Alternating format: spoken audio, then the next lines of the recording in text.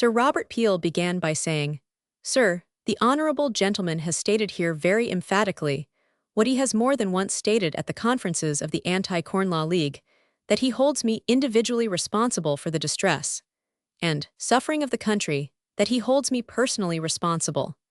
This was pronounced with great solemnity of manner, and at the word, individually, the Premier was interrupted by a loud cheer from the ministerial benches of a very peculiar and emphatic kind. Sir Robert then continued, "Be the consequences of those insinuations what they may, never will I be influenced by menaces to adopt a course which I consider—" But the rest of the sentence was lost in renewed shouts from the ministerial benches.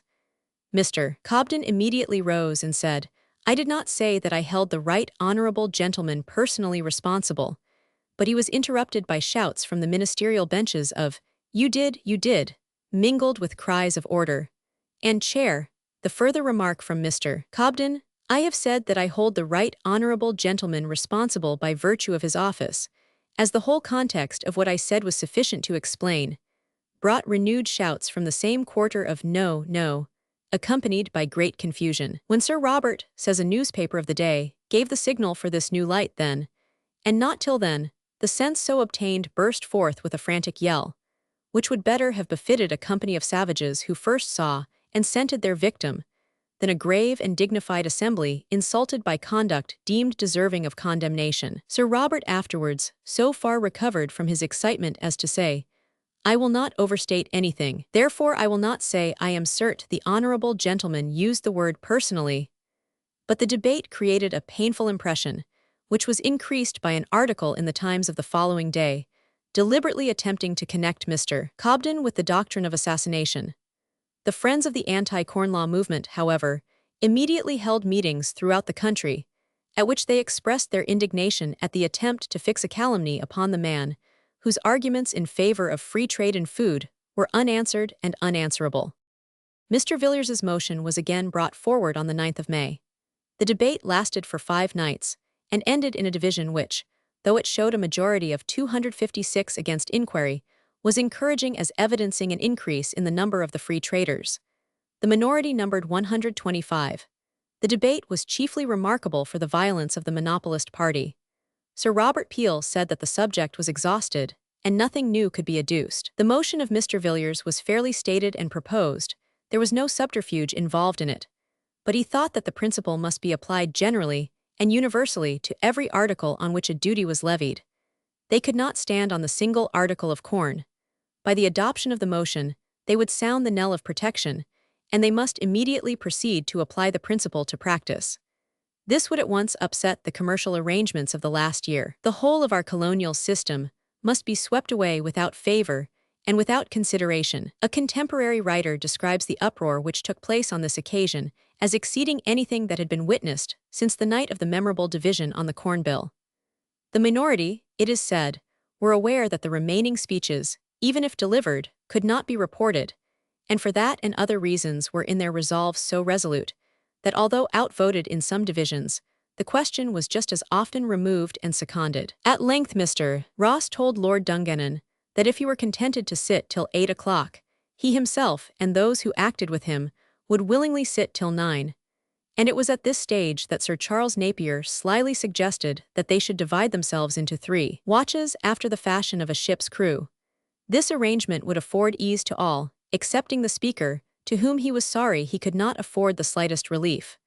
Worn out at length by the violence of their exertions, and despairing of victory, the majority yielded. To the anti-Corn Law Leaguers, there was at least the consolation of finding that scarcely a speech was delivered by the Prime Minister, which did not contain some distinct recognition of the great principles of political economy, showing how completely he had, in reality, embraced those doctrines.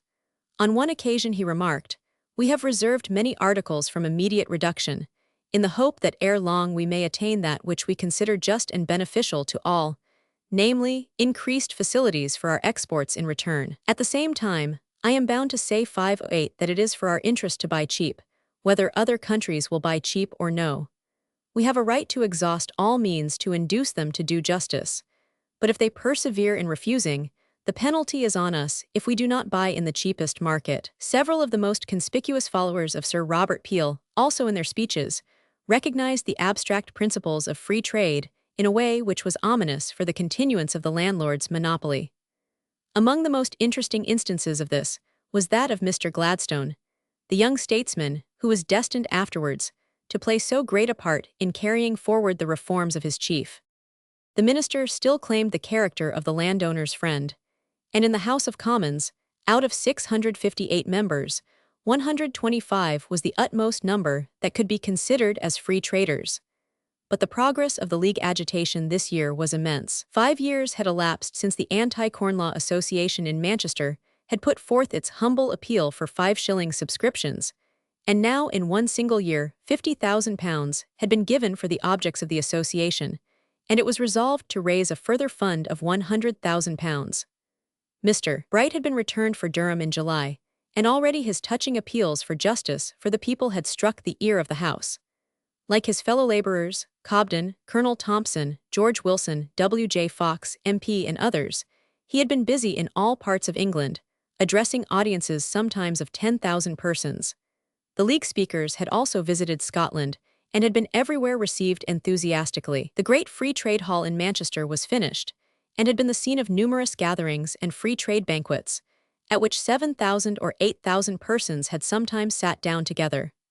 The metropolis, however, was still behind the great provincial cities in supporting the movement, and the League, therefore, resolved on holding a series of great meetings in Drury Lane Theatre, which was engaged for one night a week during Lent. The first of these important meetings was held on the 15th of March, and was attended by so large a number of persons that the pit, boxes, and even the higher gallery were filled immediately upon the opening of the doors. The succeeding meetings were no less crowded and enthusiastic.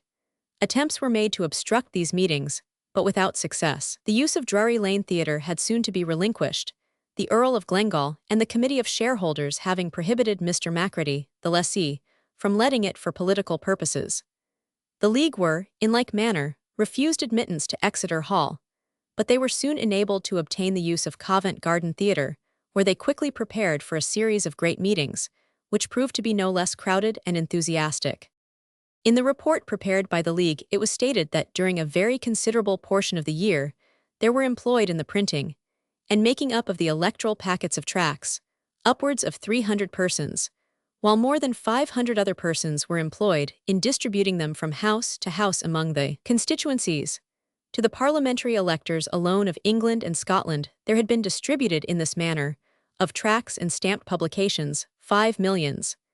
Besides these, there had been a large general distribution among the working classes and others, who are not electors, to the number of 3,600,000. In addition, 426,000 tracts had been stitched up with the monthly magazines and other periodicals, thus making altogether the whole number of tracts and stamped publications issued by the Council during the year to amount to upwards of 9 millions, or in weight more than 100 tons.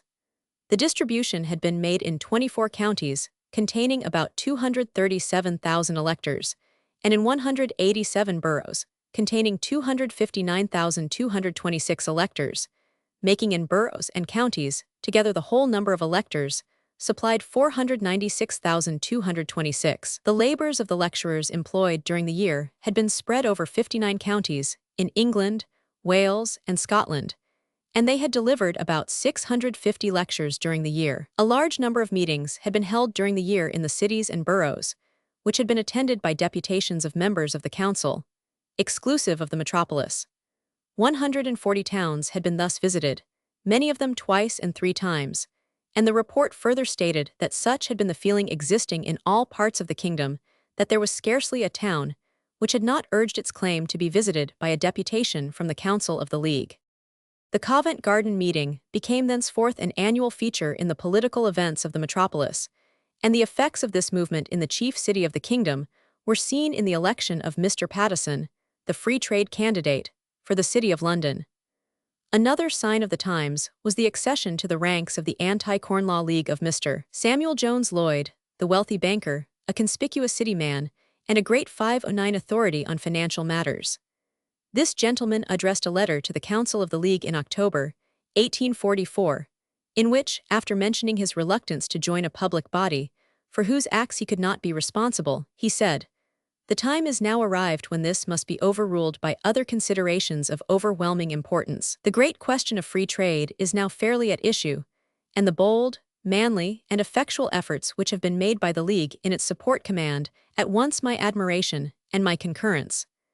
Still more remarkable was the progress of the League in its scheme of converting the agriculturists themselves to their views. The truths which they had always maintained, that the tenant farmer had no real interest in maintaining the corn laws, the agricultural laborer, if possible, less, and that even the landed proprietor, on a far-seeing view of his interest, would be on the same side as themselves, were based upon arguments easily understood by calm reasoners, and were even beginning to make way with these classes themselves. Not a few great landowners and noblemen had openly classed themselves among their supporters.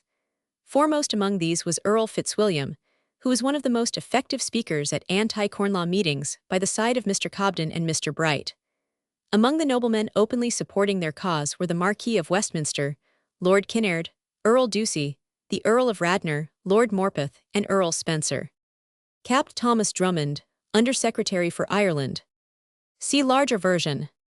But the League did more than attempt to convert the country party. They determined to create a country party of their own. They had already taken up the registration of voters in the 510 boroughs, from which they proceeded, with that practical common sense which had distinguished nearly all their movements, to inquire into the position of the country constituencies, where hitherto the landowners had held undisputed sway.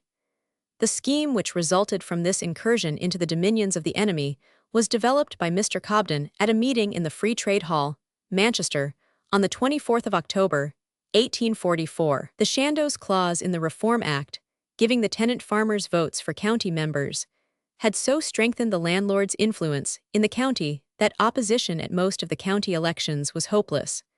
But Mr. Cobden showed his hearers that the counties were really more vulnerable than the small pocket boroughs. In many of these, there was no increase from year to year in the number of voters, no extension of houses. The whole property belonged to a neighboring noble, and as Mr. Cobden said, you could no more touch the votes which he held through the property than you could touch the balance in his banker's hands. But the county constituency might be increased indefinitely, for there it required but a freehold property of the value of 40 shillings a year to give a man a vote. This sum had been adopted from an ancient regulation, when money was of far greater value, and land of far less money worth than it was then. But the 40-shilling qualification existed, and was a powerful engine for the creation of voters. Up to that time, it had had but little effect. The laws of England, but more especially the habits and prejudices of landowners, had always kept the land of the county in so few hands as to present an extraordinary contrast with the condition of things in all other nations of Europe. The danger of the 40-shilling clause to aristocratic influence in the county was not perceived, simply because 40-shilling freeholders were rare. But there was no reason why they should be rare. The passion for possessing freehold land was widely spread, and a few facilities offered for purchasing it would soon create a large number of small holders.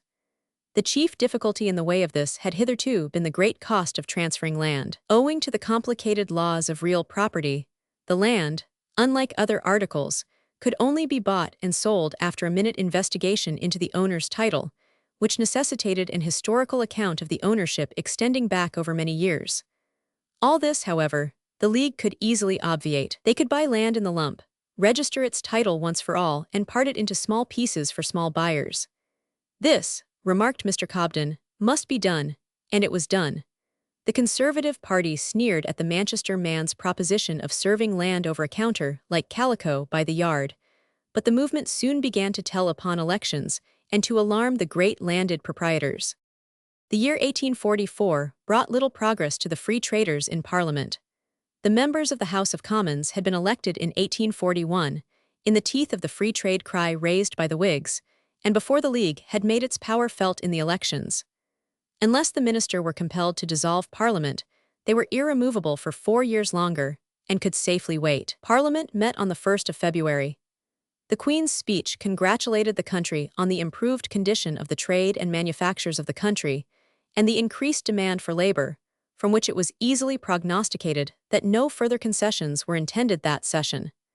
Sir Robert Peel declared that the government did not contemplate, and had never contemplated any change in the existing corn laws. At recent public meetings, influential members of the Tory party had openly threatened the minister with expulsion unless he maintained those laws for their benefit, a fact which drew from Mr. Villiers the remark that he regretted that the Prime Minister had not the spirit to turn round upon these people and show them their utter helplessness without him, their utter inability to administer, without him, the government upon their own system. Indeed, it began now to be assumed by all persons favorable to free trade that the minister's opinions were really far in advance of his own party, and that he needed only a favorable opportunity to declare himself openly at variance with their views. The great meetings at Covent Garden Theatre, immediately before the opening of Parliament, kept the subject before the public. On the 11th of March, the Earl of Radnor presented a petition adopted at a great meeting of inhabitants of the county of Somerset, which led to a long debate, in the course of which the Duke of Wellington earnestly recommended their lordships to leave the Corn Law as it was, and to continue to maintain the system which it was the object of that law to carry into effect. And the Duke of Richmond declared that he was surprised that any doubt could exist that the farmers were, almost to a man, hostile to the delusions of free trade. On the following evening Mr. Cobden 511 brought forward a motion to inquire into the effects of protective duties on the interests of the tenant farmers and laborers of the country, promising that he would not bring forward a single witness who should not be a tenant farmer or a landed proprietor. But the debate concluded with a division, which negatived the motion by 244 votes to 153. On the 17th of March, a few nights after Mr. Cobden's motion, Mr. Miles brought forward a motion for relief to the agricultural interest in the reduction or remission of taxation. He complained that there had been an importation of wheat during the last 32 months, 7 or 8 times greater in amount than in the 36 months immediately subsequent to the introduction of the Corn Law of 1828. The abundance of meat in Leadenhall, Smithfield, and Newgate markets, through the importation of foreign cattle, was also made a subject of reproach against the ministry, and he told the House, as the spokesman of the agricultural party, that they had no confidence in the measures which the government proposed. They thought that anything would be better than their present position. They saw that the tariff which was passed 3 years ago was now going to be revised again, and that the shield of protection which was thrown over some of the productions of their industry was about to be removed still farther from them. In such circumstances, they could not refrain from asking themselves what there was to prevent the Corn Laws from going next. Mr. Disraeli then, in a strain of sarcasm which is stated to have elicited cheers and laughter from the House, assailed the consistency of the Premier, and the tone in which he rebuked the mutinous and rebellious members of his party. He believed, he said, protection to be in the same condition now as Protestantism had been in 1828, and he, who honored genius, would rather see the abolition of all protection proposed by Mr. Cobden than by any right honorable gentleman or by any noble lord on either side of the House. It might be necessary, before such an abolition was accomplished, for the Premier to dissolve the Parliament for the benefit of the party which he had betrayed, and to appeal to the country, which universally mistrusted him. His solemn and deliberate conviction was that a conservative government was an organized hypocrisy. Progress was again shown in a speech of Lord John Russell in the debate on the condition of the people on the 26th of May. Still clinging to his idea of a fixed duty, he said, "If I had a proposition to make, it would not be the 8th duty which was proposed in 1841. An exclamation of "How much then?" from Sir James Graham drew forth the further remark, "No one, I suppose, would propose any duty that would be less than 4s. And 4s, 5s, or 6s, if I had a proposition to make, would be the duty that I should propose." The awkward anomalies of Sir Robert Peel's position were the frequent subject of the attacks of his enemies at this time, but the country felt that there was a littleness in the Whig leader's paltry and vacillating style of dealing with a great question, beside which, at least, the position of the minister exhibited a favorable contrast. Mr. Villiers's annual motion, brought forward on the 25th of June, was scarcely more successful than that of Mr. Cobden. Lord John Russell still harped upon his fixed idea of a fixed duty. In his view, the country suffered not from the Corn Law, but only from the form in which it was administered. He said he was not prepared to say either that the Corn Law should be at once abolished, or that the existing law should be maintained. While such was the feeble policy of the leader of that Whig party, which had set up a claim to a sort of monopoly of free trade principles, it was no wonder that the country began to look for relief to the minister who had introduced the tariff of 1842. but Sir Robert Peel as yet moved too slowly to rouse the enthusiasm in his favor of the Anti-Corn Law League. There were not, he remarked, 10 reflecting men out of the Anti-Corn Law League who did not believe that a sudden withdrawal of protection, whether it were given to domestic or colonial produce, would cause great confusion and embarrassment. In the artificial state of society in which we lived, we could not act on mere abstract philosophical maxims, which, isolated, he could not contest. They must look to the circumstances under which we have grown up, and the interests involved. Ireland, dependent on England for a market for her agricultural produce, was a case in point. He was not prepared to alter the Corn Law of 1842 and did not contemplate it. Seeing that Lord John Russell had avowed himself a consistent friend to protection and was opposed to total repeal, he thought he was somewhat squeamish in flying from his difficulty and declining to vote against the motion. As to the Corn Law, the government did not intend to alter it or diminish the amount of protection afforded to agriculture. On the division, the numbers for the motion were 512-124, and against it, 330. On the whole, the cause of free trade made but small progress in Parliament in this year, though out of doors the agitation was carried on with ever-increasing vigor. As regards Mr. Villers's motion, the progress made was shown principally in the decrease of the majority against it. In 1842, when he first put the question of total repeal on issue before the House, he had 92 votes and 395 against him. In 1843, he had 125 votes and 381 against him. In 1844, 124 votes and 330 against him. Mr. Galburn's financial statement was made on the 8th of May, 1844. It comprised some small reductions of taxation and the foretaste of an important modification of the sugar duties. As a money account, it was encouraging and showed some progress in diminishing the disastrous effects of Whig finance. The past financial year had witnessed a gross surplus of revenue over expenditure of more than £4 million, or, after paying the deficiency of the previous year, £2,400,000, and after making other deductions, there was, for the first time for many years, an available surplus, amounting to £1,400,000. The anticipated good effects of relieving industry from burdensome taxes had been more than realized. The estimate of the revenue had actually been exceeded by £2,700,000. The budget, therefore, fully justified the policy of 1842, but the Chancellor of the Exchequer ventured only on a small and timid extension of the principles then laid down, with the reduction or abolition of duty on flint glass, currants, wool, and some other minor matters. The abolition of the wool duty provoked new hostility to the impolitic duty on cotton. The concession to free trade principles was small, but the movement was kept up, and there was at least no sign of reaction. Although announced with the budget, the proposed change in the sugar duties formed a separate and more momentous question. At that time, strictly foreign sugar was virtually prohibited by the excessive differential duties, British plantation sugar paying a duty of 25s, 3d, per CWT, foreign of 66s, 2d. When the Whig administration had proposed to diminish this enormous difference, the Tories had pleaded the injustice to the West India landlords of taking away their slaves, and then exposing them to competition with countries still possessing slave labor. The question had thus become one of party. The Whigs were pledged to consult the interests of the British consumer, the Tories to protect the West Indies, and beating the Whigs on this very point, the Tories had turned them out of office. The British consumer had, however, happily some voice in the elections, and the problem was now to conciliate him without a glaring breach of consistency. Accordingly, the tax on our colonial sugar was to be left untouched, as was the tax on foreign sugar, the growth of slave countries. But henceforth it was proposed that the duty on foreign sugar, the produce of free labor, should pay only tens, more than colonial. Thus was the first great blow struck at the protective sugar duties, and at that West Indian party which had so long prevailed in Parliament over the interests of the people.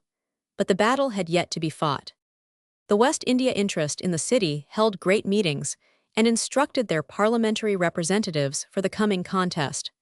The free traders argued that the government proposition was simply that the West India proprietors should receive tens, per CWT, more for the sugar they sent here than the growers in any other part of the world could get. This was equivalent to a tax of £2 million upon the people of Britain, because the West India landlords were alleged to be in distress and could not cultivate their estates. It was, indeed, the old question of protection for the landed interest on the ground of peculiar burdens. The white population of the West Indies amounted only to about a tenth of the whole, and it was admitted that the free colored people, forming the bulk of the community, had no interest in the proposed monopoly. Moreover, it had been shown by repeated experiment that these differential duties always defeated their own objects. The slave-grown sugar was simply exported first to the free country, and then to Britain, the British people paying in the enhanced cost of the article all the cost of this circuitous mode of supply. The opposition, however, was powerful.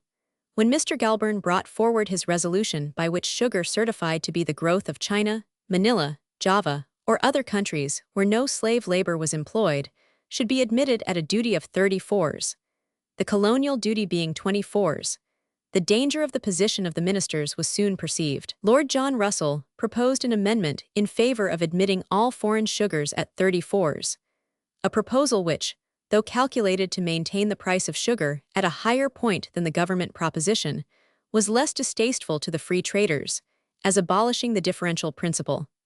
This amendment was rejected by a majority of only 69. On the 14th of June, the government bill came on for a third reading, and 5:13 the contest then began in earnest. Mr. Miles, the representative of the West India Party, moved an amendment proposing a reduction of the duty on colonial sugar to 20s, instead of 24s, and the raising of the duties on foreign to 30s and 34s. The Free Trade Party were not entrapped by this offer of a reduction of 4s on colonial sugar. They saw that Mr. Miles's amendment would only establish a differential duty of 14s, instead of 10s, the difference going to the West India planters.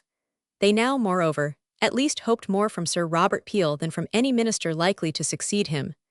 Mr. Cobden and the League Party therefore supported the government, but so powerful was the combination against them that the division, which took place on the 14th of June, left ministers in a minority of 20. Free Trade Hall, Manchester. From a photograph by Frith & Co., Reigate. See larger version. The events that followed form part of the general history of that time. The government well knew that they were more popular in the country than their opponents. In the few days that succeeded, during which men were doubtful if they would resign, the minister had had time to feel the power of that popularity and the value of the support of the Free Trade Party. To satisfy the selfish expectations of the more bigoted of his own supporters must have seemed to him more and more helpless. To break with them, and to look elsewhere for the support which their vindictiveness would inevitably render necessary, to become less a leader of a class, and more a statesman seeking the true foundations of power in a steady regard to the welfare of the great bulk of the community, were ideas naturally present to the minister's mind. When he met Parliament again to announce the determination of the government to ask the House to reconsider its decision, his tone was observed to be more bitter than before.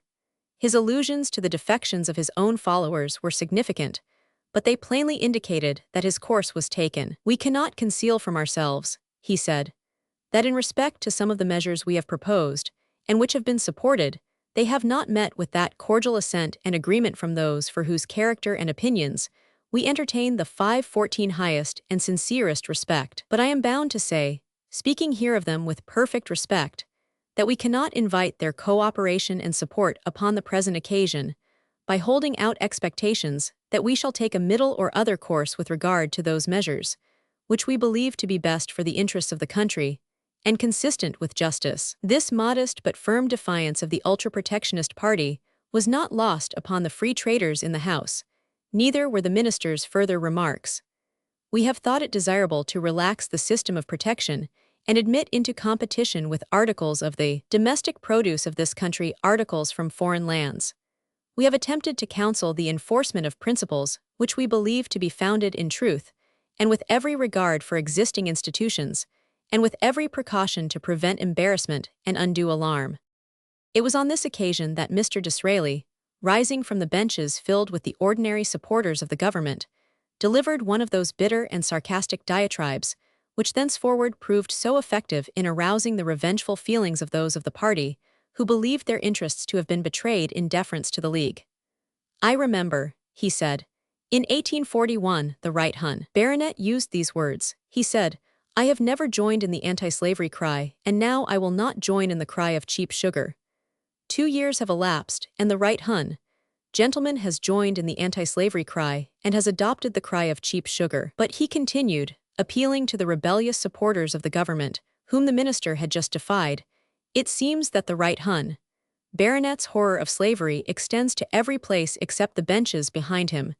There the gang is still assembled, and there the thong of the whip still resounds.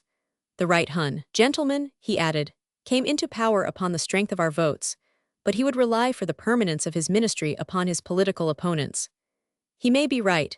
He may even be to a certain degree successful in pursuing the line of conduct which he has adopted, menacing his friends and cringing to his opponents. But I, for one, am disposed to look upon it as a success neither tending to the honor of the House nor to his own credit. I therefore must be excused if I declare my determination to give my vote upon this occasion as I did in the former instance, and as I do not follow the example of the Hun. And gallant member near me, Sir H. Douglas, it will not subject me to the imputation of having voted on the former occasion without thought or purpose. The appeal of the ministers, however, was, fortunately for the free trade movement, for a time successful. The government were reinstated by a vote of 255 to 233, in a House in which both parties had evidently done their utmost. The party which, under the guidance of Mr. Disraeli, Lord Stanley, and Lord George Bentinck, was destined to present so formidable an opposition to the minister's policy, and to render his labors in the interests of the people so full of pain and anxiety, as yet only marked its existence by murmurs along the conservative benches. As usual, the somewhat revived prosperity of the country was the chief pretext for resisting change. People with this view did not see the danger of opposing reforms until a sudden storm compelled the legislature to face them with mischievous haste. It had again and again been shown that the evils of the old system of restrictions lay chiefly in the fact that they led to violent fluctuations in the circumstances of the people. Nothing, therefore, could be more certain than that, even had the prosperity been tenfold greater, one of those alternations of depression which brought so much misery to the people would not be long in making its appearance. The monopolist party, however, seldom looked beyond the day or the hour. There had been rick burning in the country, and an agricultural laborer, named Joseph Lancaster, had declared that his object in committing this crime was to raise the price of wheat, and so bring about those high wages which the political farmers and landlords were always saying came from good prices in the corn market. The protectionist lords declared, nevertheless, that the Anti-Corn Law League, with their mischievous agitation, their models of the big and the little loaf, their lectures and meetings, their music and banners, their poisonous tracts and pamphlets, were at the bottom of these disturbances. In the towns, however, political agitation was comparatively silent.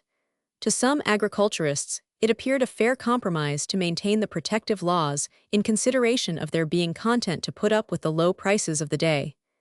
Anyway, the dreaded league seemed to them to be checked. The landowners, headed by the Duke of Richmond, had established an anti-league league, for counteracting the Manchester men with their own weapons, an association which the satirists of the day represented by a slightly modified picture, 515 from the fable of the frog and the bull. To those, however, who read only the tracts of the anti-league league, it doubtless appeared that the torrent was to some degree arrested. It began to be asserted that the league was extinct, that the country was sick of its incessant agitation, and that Mr. Cobden and Mr. Bright were about to back out.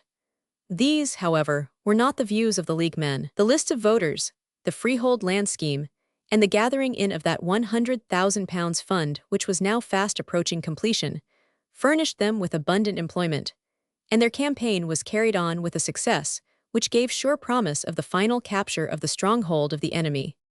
The parliamentary session for 1845 was opened by the Queen in person on the 4th of February. At a meeting a few days earlier, Mr. Cobden had warned his hearers that no change in the Corn Laws could be expected from Sir Robert Peel so long as the ministry could avail themselves of the old excuse, the revived prosperity of manufactures and commerce. Ours, he had said, is a very simple proposition. We say to the right honourable baronet, abolish the monopolies which go to enrich that majority which placed you in power and keeps you there. We know he will not attempt it, but we are quite certain he will make great professions of being a free trader, notwithstanding. The budget was brought forward on the 13th of February.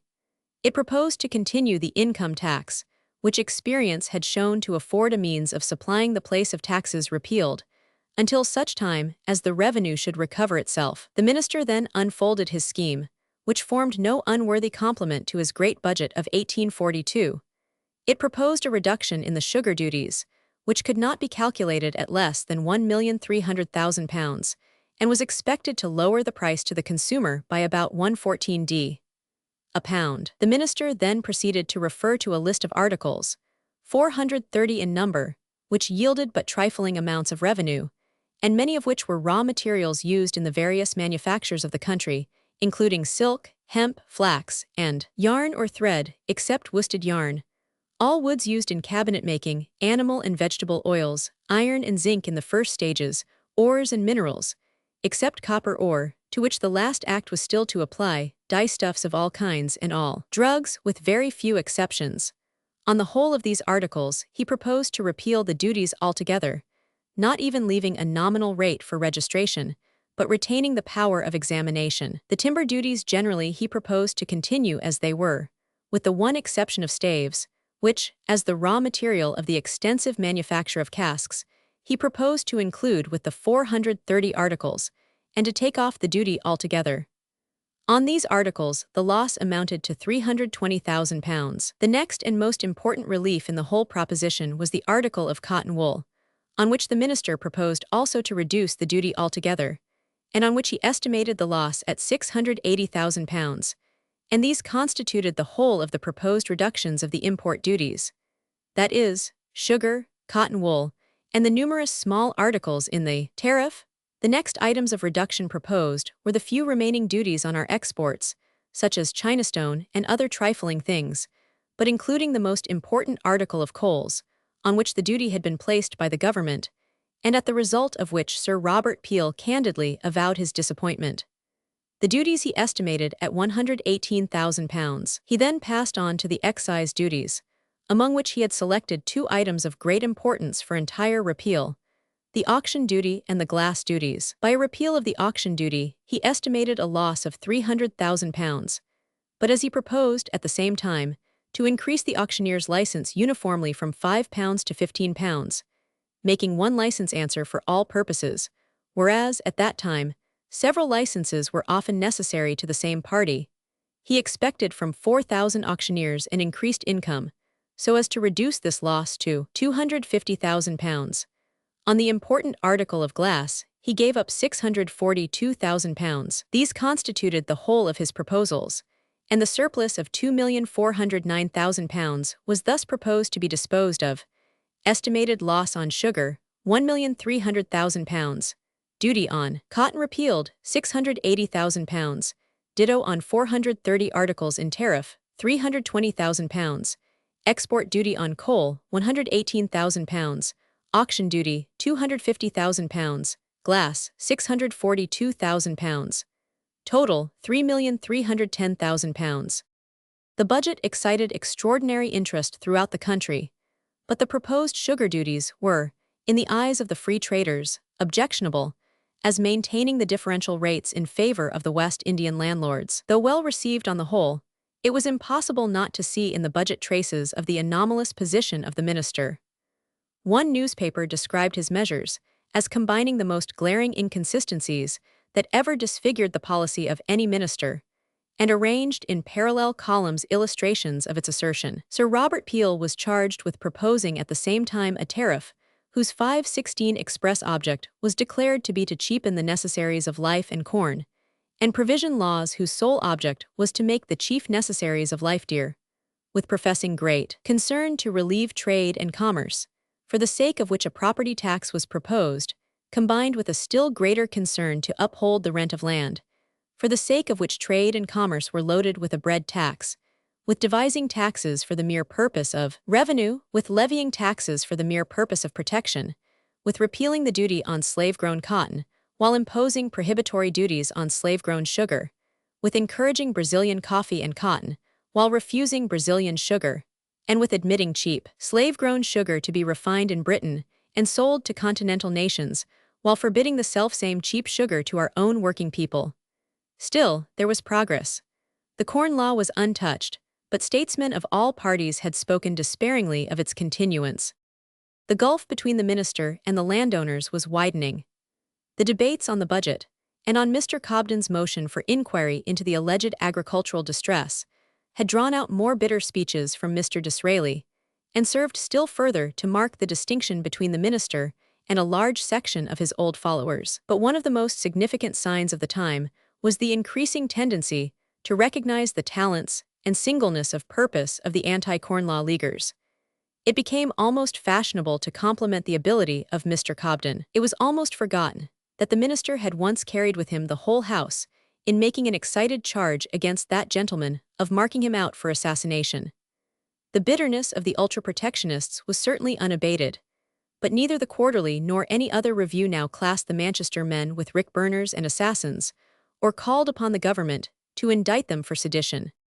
The debate on Mr. Villiers's annual motion, on June 10, produced still further evidences of the decline of protectionist principles. On that occasion, Sir James Graham, who was currently believed to be better acquainted with the feelings of the Premier than any other of the ministers, said he would not deny that it was his opinion that by a gradual and cautious policy, it was expedient to bring our system of corn laws into a nearer approximation to those wholesome principles which governed legislation with respect to other industrial departments. But it was his conviction that suddenly and at once to throw open the trade in corn would be inconsistent with the well-being of the community, and would give such a shock to the agricultural interest as would throw many other interests into a state of convulsion.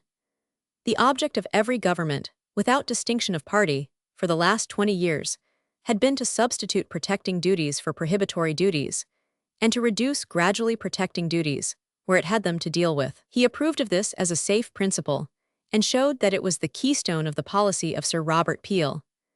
If they could show him that free trade with open ports would produce a more abundant supply to the laborer, they would make him Sir James a convert to the doctrine of free trade in corn. He confessed that he placed no value on the fixed duty of 4 shillings lately proposed. It would be of no avail as a protection, whilst it would be liable to all the obloquy of a protecting duty, and he therefore thought that if they got rid of the present corn law, they had better assent to a total repeal. Sir Robert Peel spoke more cautiously, but he began by striking away a favourite maxim of his party, in observing that experience proved that the high price of corn was not accompanied by a high rate of wages, and that wages did not vary with the price of corn. He said that he must proceed, in pursuance of his own policy, to reconcile the gradual approach of our legislation to sound principle on this subject, with the interests which had grown up under a different state of things. But he admitted that it would be impossible to maintain any law on the ground that it was intended to keep up rents. Such was the position of affairs when Parliament was prorogued on the 9th of August. The Peel ministry appeared to be as firmly seated as any combination then possible was likely to be, and the agriculturists' monopoly seemed safe at least for another year. But the government had already received warnings of a coming storm. The weather had been for some time wet and cold, but as yet a general failure of the wheat crop was not anticipated. The trouble approached from a quarter in which no one had looked for it. Early in the month of August, Sir Robert Peel had received an account of an extraordinary appearance in the potato crop in the Isle of Wight. On the 11th of August, Sir James Graham received a letter from a great potato salesman, indicating that the same mysterious signs were observable throughout the southeastern counties, and he hastened to communicate the facts to his colleague. These isolated 517 observations soon became confirmed from numerous quarters, and the account was everywhere the same. First, a brown spot was observable on the skin of the potato, then the spot became black, the leaves and flowers of whole fields grew shriveled, black, and putrid, and the crops, wherever the plague appeared, were almost entirely destroyed. From Ireland, the most alarming accounts were received, and the newspapers were quickly filled with details of the progress of the potato disease. It began to be asked what would be done with the unemployed multitudes in that country, whose stock of provisions for the next 10 months was gone. Charles Pelham Villiers. See larger version. The government at once sent Dr. Lindley and Dr. Playfair, 2 men of science, to Ireland, in the hope that they might be able to suggest remedies for staying the progress of the disease, or preserve that portion of the crop which was still untainted. And the consular agents in different parts of Europe and of America were directed to make inquiries and endeavor to obtain a supply of sound potatoes for seed. Indeed, the seed question was even more important than that more immediately pressing one of how the people were to be fed.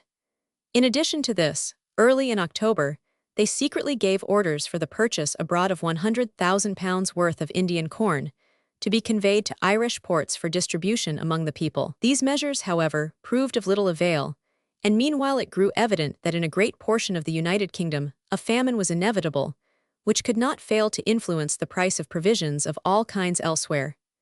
During this time, it became known that the harvest, about which opinions had fluctuated so much, would be 5/18 everywhere deficient. The friends of Sir Robert Peel in the cabinet, who shared his free trade tendencies, knew then how impossible it was that the already tottering system of the Corn Laws could be any longer maintained. The ministers had scarcely reached the country seats in which they looked for repose after the labours of the session, ere the cry of "Open the ports" was raised throughout the kingdom, but except three, none of them took his view of the gravity of the crisis. All knew that the ports once open, public opinion would probably forever prevent the reimposition of the duties, and the majority of the cabinet for a time still adhered to their protectionist principles. The magnitude of the interests at stake, the difficulty of estimating the real character and extent of the threatened evil, and the alarming consequences that must ensue if the worst fears should be realized, rendered immediate action necessary. A cabinet council was held on the 31st of October. From what passed on that occasion, says Sir Robert Peel, in the account which he has left of these events, it was easy to foresee that there was little prospect of a common accord as to the measures to be adopted. On the 5th of November, he apprised Her Majesty of the probability of serious differences of opinion. At the adjourned meeting of the cabinet, on the 6th of November, he submitted certain proposals for the consideration of his colleagues, which he has recorded in the following outline of these events. Cabinet Memorandum, November 6. To issue forthwith an order in council, remitting the duty on grain in bond to 1 shilling, and opening the ports for the admission of all species of grain at a smaller rate of duty until a day named in the order. To call Parliament together on the 27th instant, to ask for indemnity and a sanction of the order by law. To propose to Parliament no other measure than that during the sitting before Christmas. To declare an intention of submitting to Parliament immediately after the recess a modification of the existing law, but to decline entering into any details in Parliament with regard to such modification. Such modification to include the admission, at a nominal duty, of Indian corn and of British colonial corn. The Cabinet, by a very considerable majority, declined giving its assent to the proposals which the minister thus made to them. They were supported by only 3 members of the Cabinet, the Earl of Aberdeen, Sir James Graham, and Mr. Sidney Herbert. The other members of the Cabinet, some on the ground of objection to the principle of the measures recommended, others upon the ground that there was not yet sufficient evidence of the necessity for them, withheld their sanction. On account of the gravity of the question, says Sir Robert Peel, and the smallness of the minority assenting to my views, I might perhaps have been justified in at once relinquishing office. But after mature reflection, considering that the rejection of my proposals was not a peremptory one by all of those who for the present declined to adopt them, that additional information might materially abate the objections of many, and that the dissolution of a government, on account of differences on such a matter as that under consideration, must cause great excitement in the public mind, I determined to retain office until there should be the opportunity of reconsideration of the whole subject. That opportunity would necessarily recur at the latter end of this current month, November, when it was agreed that the Cabinet should again assemble.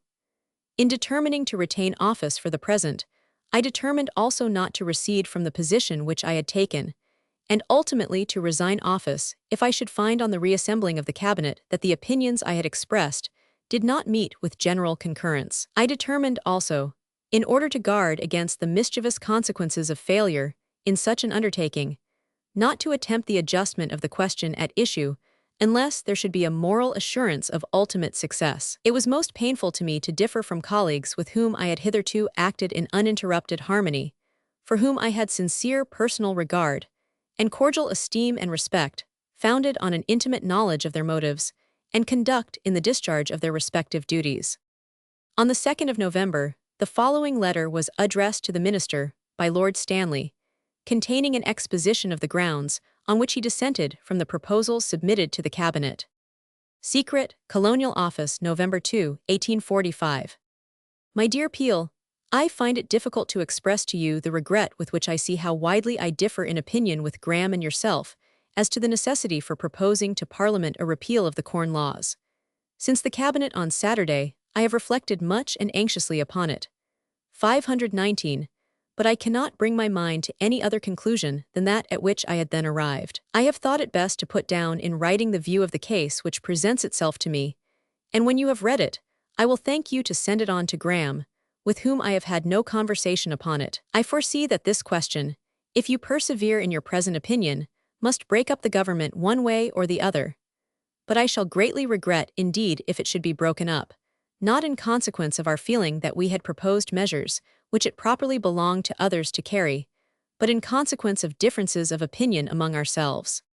The purport of these cabinet councils was generally understood by the country, but as yet only the most sanguine anticipated the proposal of Sir Robert Peel, when the Times newspaper on the 4th of December announced, apparently from secret information, that it was the intention of the government to repeal the Corn Laws, and to call Parliament together in January for that purpose.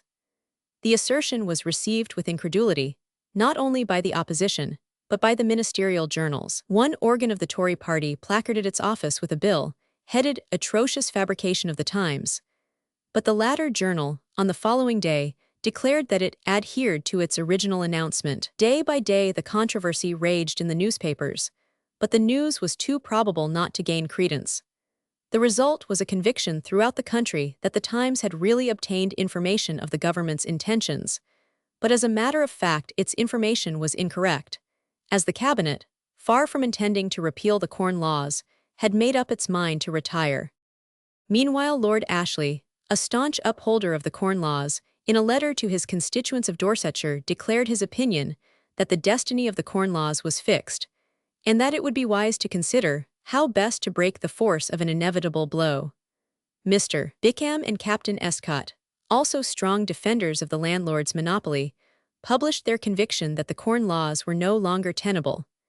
And on the 22nd of November, Lord John Russell, who was at Edinburgh, addressed a letter to the electors of the City of London, which was duly circulated throughout the kingdom, and which contained the following remarkable passages.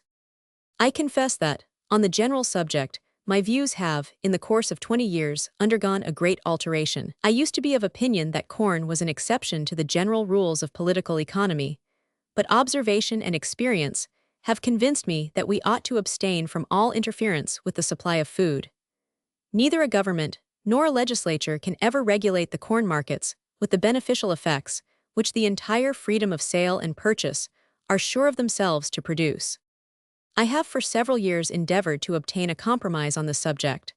The result of resistance to qualified concession must be the same in the present instance as in those I have mentioned. It is no longer worthwhile to contend for a fixed duty.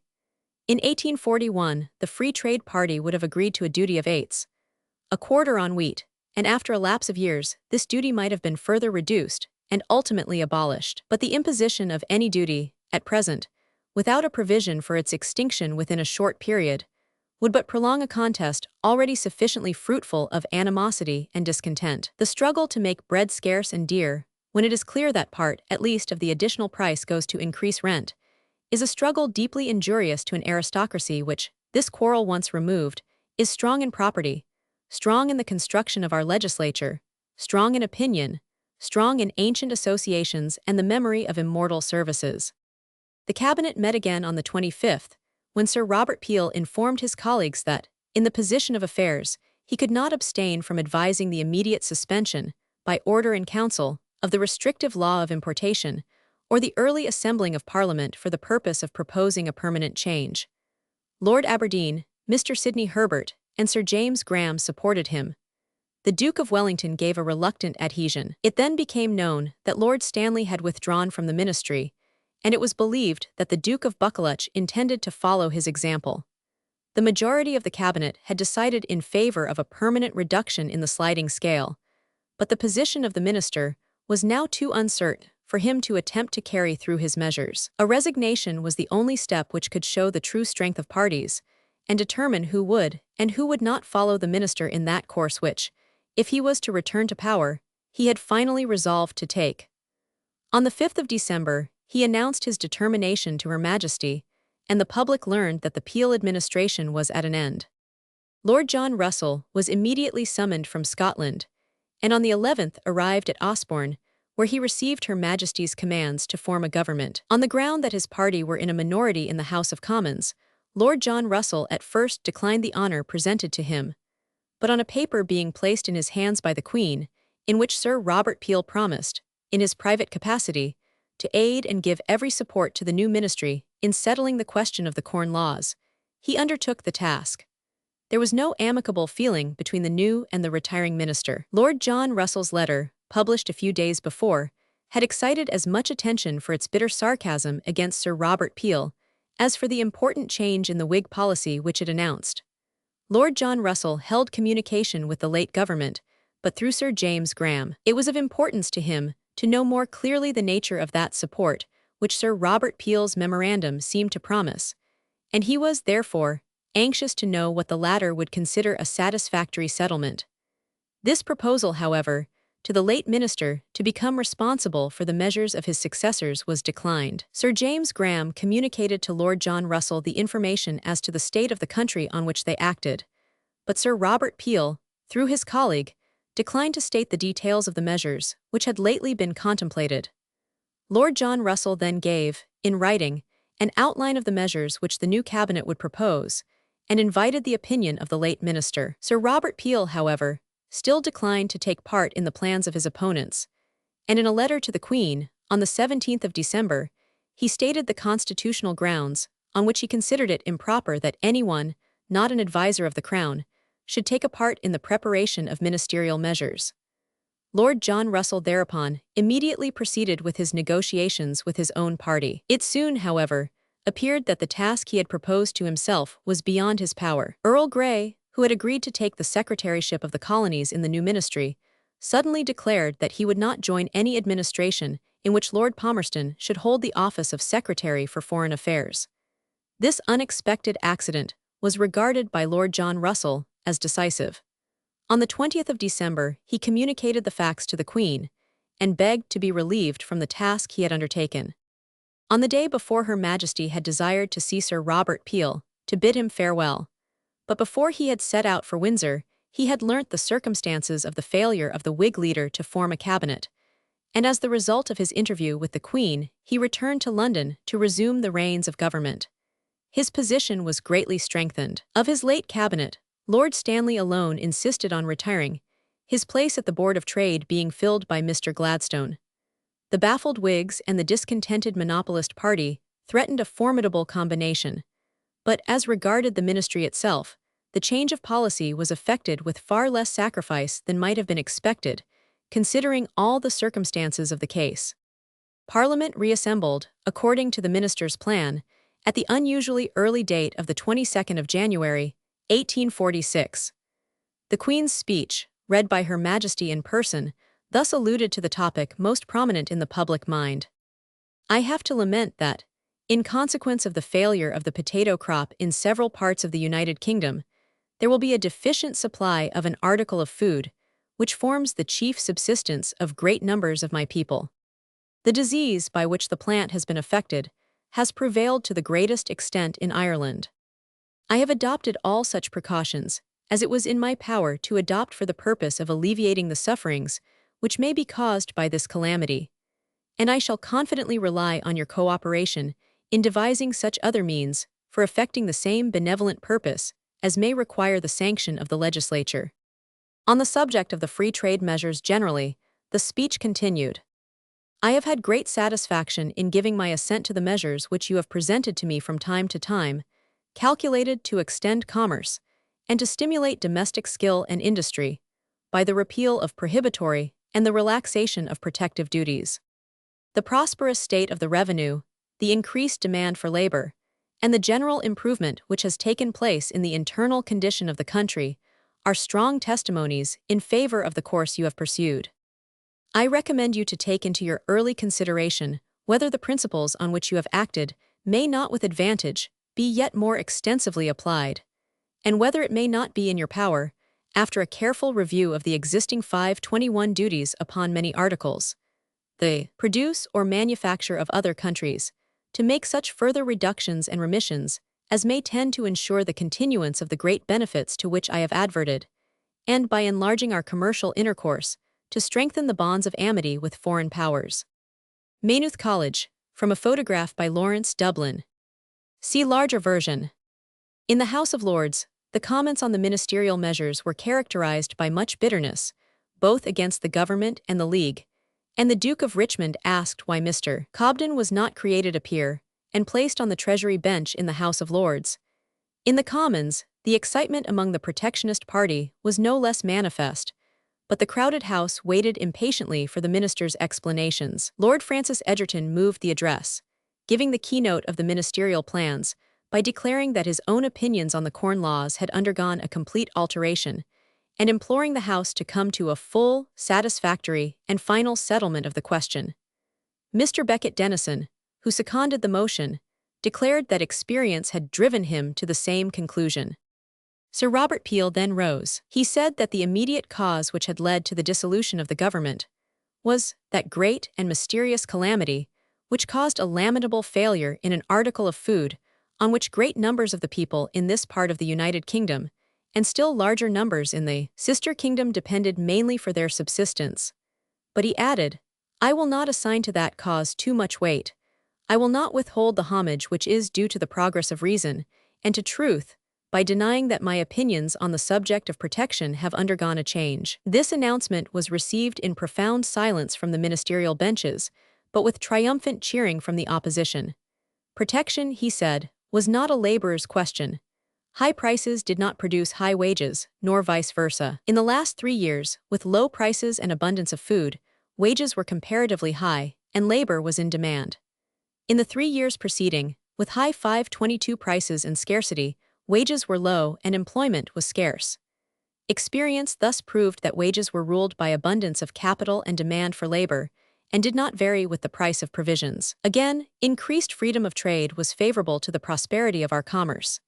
In 3 scarce and dear years, namely, from 1839 to 1841, our foreign exports fell off from £53 million in value to £47 million. But in 3 years of reduction of duties and low prices, namely, from 1842 to 1844, the value of our exports rose from £47 million to £58 million. Even deducting the amount of the China trade, a similar result was shown. Nor was the reduction in the customs duties unfavorable to the revenue. In 1842, there was an estimated loss of £1,500,000. In 1843, a smaller one of £273,000.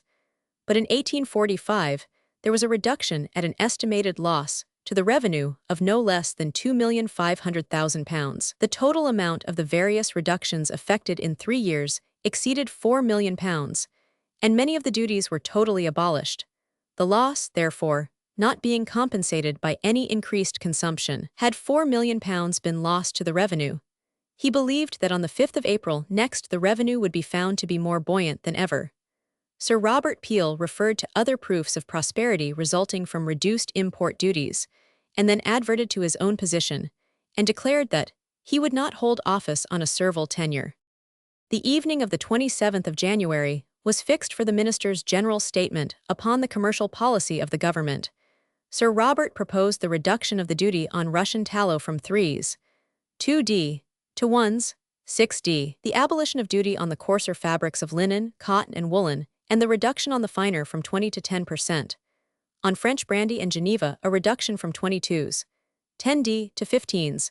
On foreign free-grown muscovado sugar, a reduction from 9s, 4d, to 5s, 10d, and on clade 11s, 10d, to 8s. The admission of Indian corn and buckwheat duty-free, on butter the duty to be reduced from 20s to 10s, and on cheese from 10s to 5s, the duty on live animals and fresh and salted meats, pork, and vegetables to be abolished. As to corn, in lieu of the then sliding scale, he proposed that when the average price of wheat was 48s, the duty should fall by 1s, with every 1s, of rise in price till on reaching 53s. The duty should be a fixed one of 4s, that this mitigated scale should last for 3 years, and by a positive enactment, then disappear on the 1st of February, 1849, leaving for the future only a nominal rate of duty. and that all British colonial wheat and flour should be forthwith admitted at a nominal rate. The debate was fixed for the 9th of February, on which day it was moved that the House should resolve itself into a committee on the propositions of the government. Mr. P. Miles moved, as an amendment, that the House should go into committee on that day 12-month. The debate occupied 12 nights, in the course of which every species of vituperation was hurled at the minister by the monopolist party. Mr. Beresford Hope denounced him as an apostate. Major Fitzmaurice thought the farmers might as well die by the manly system of Mr. Cobden as by the mincemeal interference of the right Hun. Baronet. Another member compared the minister to a counsel who, after taking a fee for advocating one side, took the other when the case came into court. Mr. Disraeli attacked with great vehemence and bitterness the ministerial proposals, and pointed to the sad spectacle of the minister surrounded by a majority who, while they gave him their votes, protested in their speeches against his policy. Lord George Bentinck, who, in the many years he had hitherto been in Parliament, had never before taken part in any debate of importance, surprised the House on the last night of the debate by delivering a long and elaborate speech against the measure, in which he charged the minister with swindling and deception, a speech which at once marked him out for one of the leaders of the new opposition. On the 5th night of the debate, Sir Robert Peel rose to speak in defence of his policy against these attacks of his enemies. It was already 10 o'clock, and the House listened to him for 3 hours. He spoke with remarkable warmth and energy, and overpowered his opponents with the unanswerable truths of political economy, and with humorous demonstrations of the fallacies in which the protectionist speakers had indulged. In concluding, he said, "This night is to decide between the policy of continued relaxation of restriction or the return to restraint and prohibition. This night you will select the motto which is to indicate the commercial policy of England. Shall it be advance or recede?" The division took place on the 27th, or rather on the 28th of February at 20 minutes to 3 in the morning, when the numbers for the motion were 337, against it 240, leaving a majority for going into committee of 97.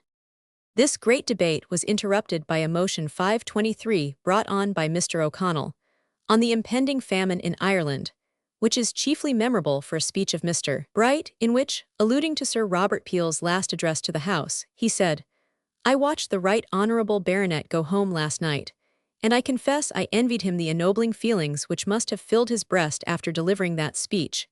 A speech, I venture to say, more powerful and more to be admired than any speech ever heard in this House within the memory of any man in it." A further eloquent allusion to the minister's newly acquired freedom from the enthrallment of the bigoted among his party had a powerful effect upon the House, and it was observed by those who sat near Sir Robert Peel that the tears started to his eyes at this unexpected generosity from his old opponent.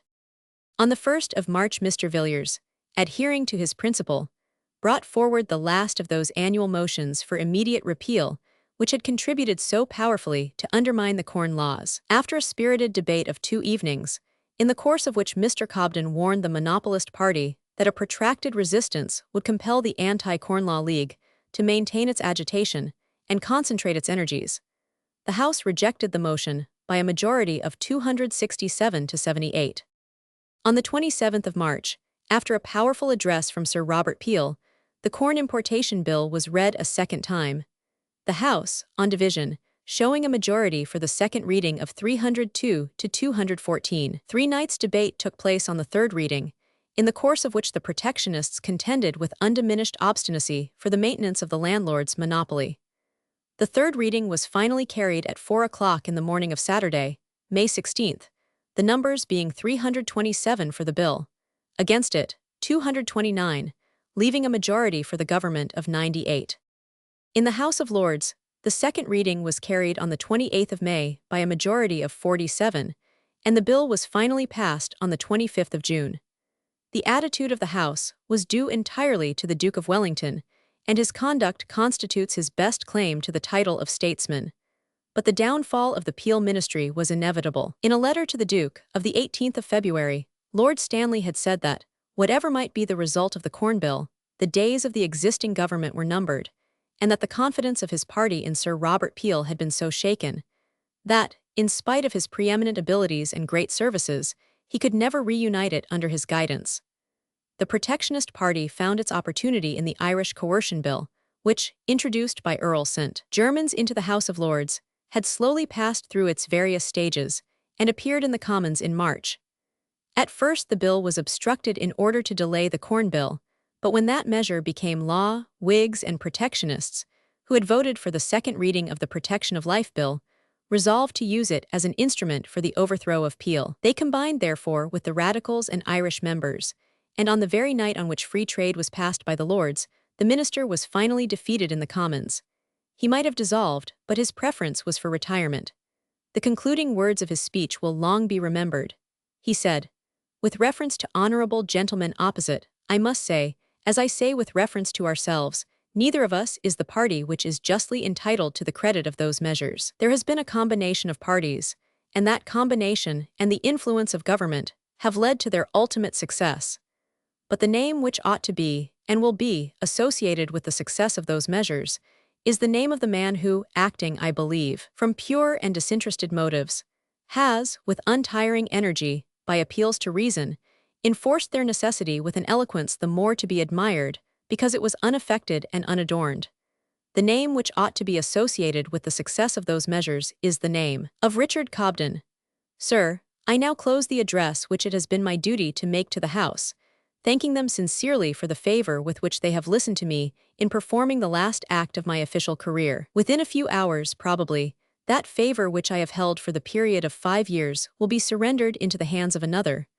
Without repining, I can say without complaint, with a more lively recollection of the support and confidence I have received than of the opposition which, during a recent period, I have met with. I shall leave office with a name severely censured, I fear, by many who, on public grounds, deeply regret the severance of party ties, deeply regret that severance, not from interest or personal motives, but from the firm conviction that fidelity to party engagements, the existence and maintenance of a great party, constitutes a powerful instrument of government. I shall surrender power severely censured also by others, who, from no interested 524 motives, adhere to the principle of protection, considering the maintenance of it to be essential to the welfare and interests of the country. I shall leave a name execrated by every monopolist who, from less honorable motives, clamors for protection because it conduces to his own individual benefit.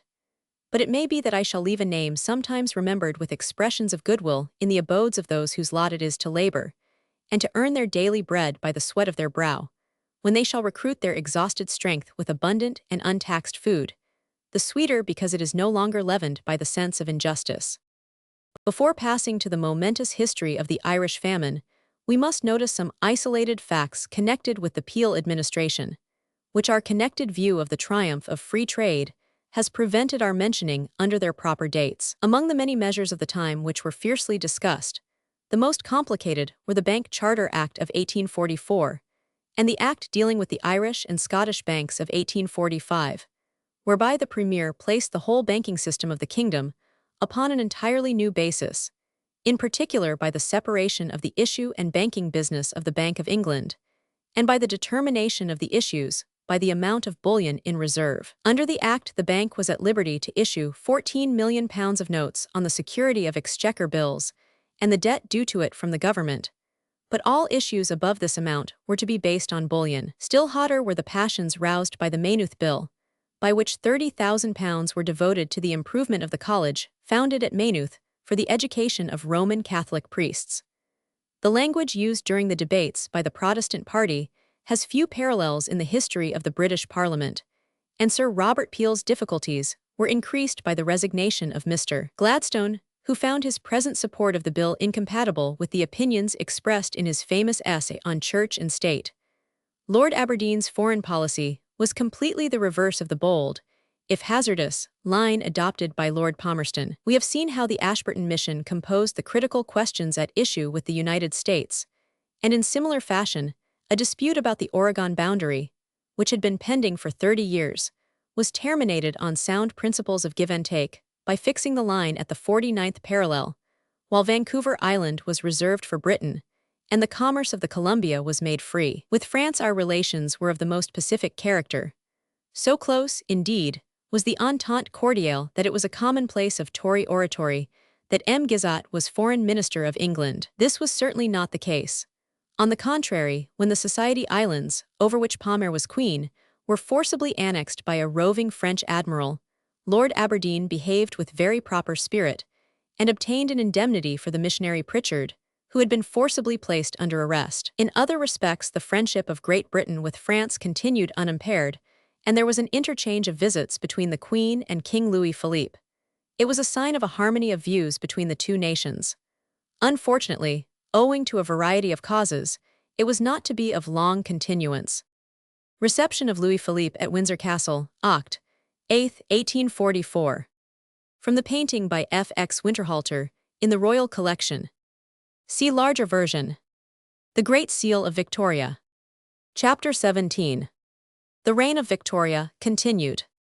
The repeal agitation, debate in the Dublin Corporation, the monster meetings, O'Connell's speech at Tara, the Arms Bill, dismissal of the repeal magistrates' speeches of the Duke of Wellington, the Arms Bill becomes law, proclamation of the Clontarf meeting, O'Connell's counter-proclamation, arrest and trial of O'Connell, the sentence, it is reversed by the House of Lords, rejoicings on O'Connell's liberation, the excitement at Cork, decline of O'Connell, his breach with the Young Ireland Party, Irish debates in Parliament, approach of the Irish famine, the Devon Commission, its report, arrival of the potato disease, the famine, the Relief Committee of the Society of Friends, the famine in Ulster, a description of Cork and Skibbereen, demoralization of the population policy of the Whig cabinet, Lord George Bentinck's railway plan, failure of the New Poor Law and of the Public Works, the Temporary Relief Act, Father Matthew, private benevolence, munificence of the United States.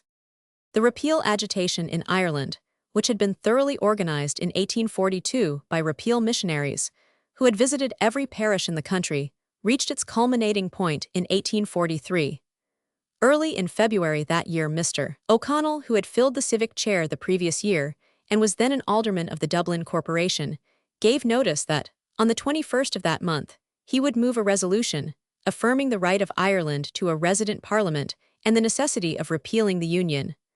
Alderman Butt expressed his determination of opposing the motion. Mr. Butt was one of the ablest members of the Irish Bar and a leader of the Conservative Party. The debate was therefore anticipated with the greatest interest, as it promised to be a very exciting political duel. The old Assembly House, since abandoned for the more commodious City Hall, was densely crowded by the principal citizens, while the street was thronged by the populace during the debate. Mr. O'Connell marshaled his arguments under many heads.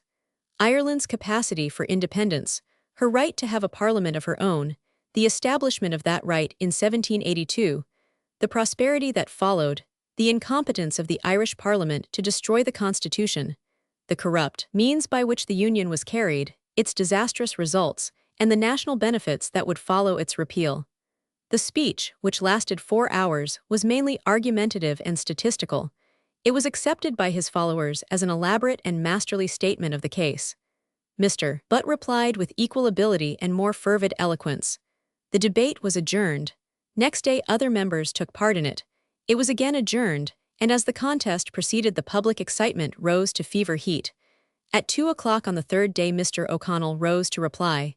No report, says Mr. O'Neill Daunt, could possibly do justice to that magnificent reply. The consciousness of a great moral triumph seemed to animate his voice, his 5:26 glance, and his gestures. Never had I heard him so eloquent, never had I witnessed so noble a display of his transcendent powers. The division showed that 41 were in favor of a domestic legislature and 15 were opposed to it.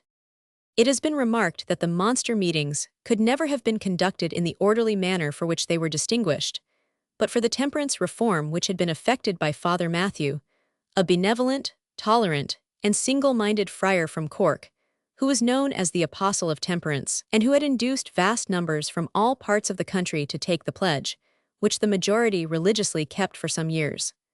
The monster meetings, of which 45 were held during the year, were vast assemblages whose numbers it was difficult to calculate, but they varied from 20,000 to 100,000 each. The people, generally well-dressed, came crowding to the appointed place from every direction, some on horseback, some on jaunting cars and carts, generally preceded by bands with immense banners, and sometimes marching in military order. O'Connell, the uncrowned monarch, as his followers called him, arrived from Dublin, sitting on the dickey of a coach, usually drawn by 4 horses.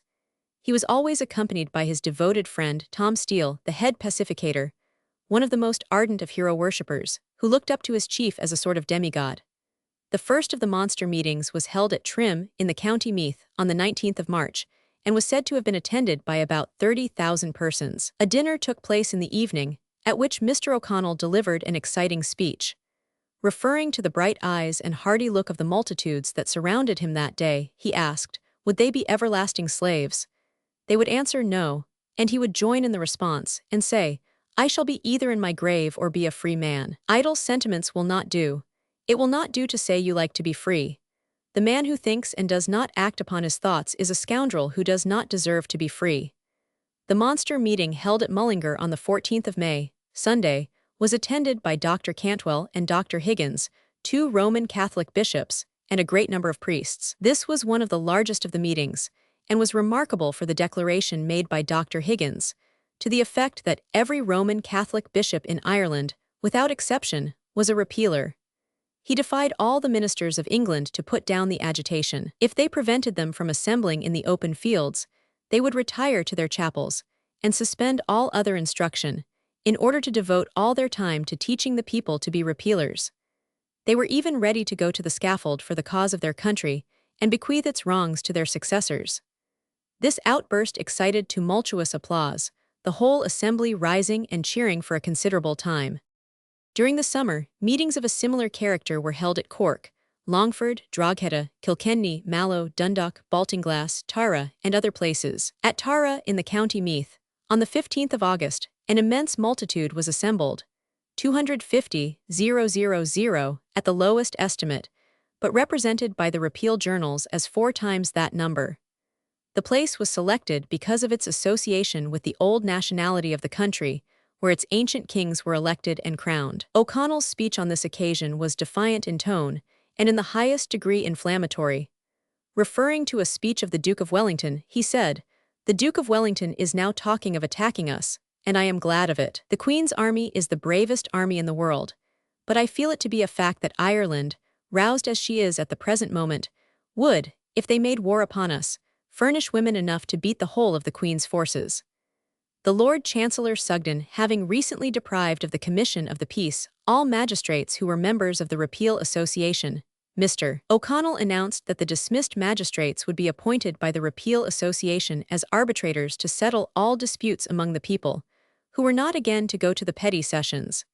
He pronounced the Union to be null, to be obeyed as an injustice supported by law, until they had the royal authority to set the matter right and substitute their own parliament. In his speech after dinner to a more select audience, he said that the statesman was a driveller who did not recollect the might that slumbers in a peasant's arm, and who expected that 700,000 such men would endure oppression forever. An outbreak would surely come, though not in his time, and then the government and gentry would weep, in tears of blood, their want of consideration and kindness to the country, whose people could reward them amply by the devotion of their hearts and the vigor of their arms.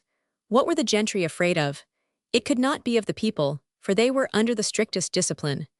No army was ever more submissive to its general than the 527 people of Ireland were to the wishes of a single individual.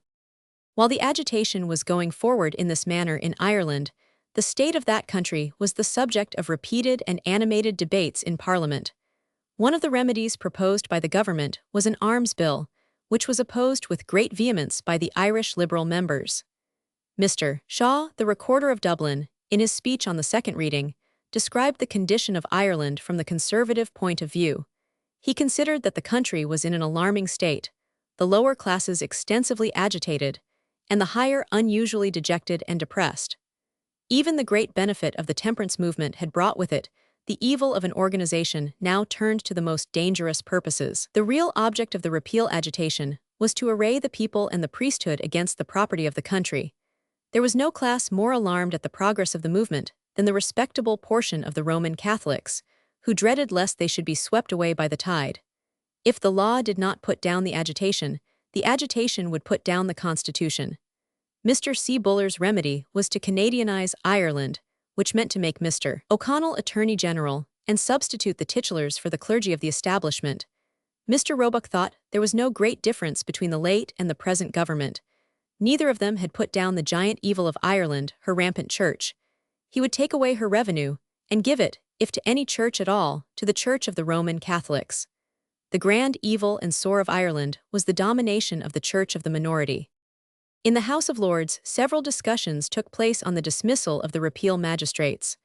Lord Clanricarde, on the 14th of July, moved resolutions declaring that act of the Lord Chancellor unconstitutional, unjust, and inexpedient.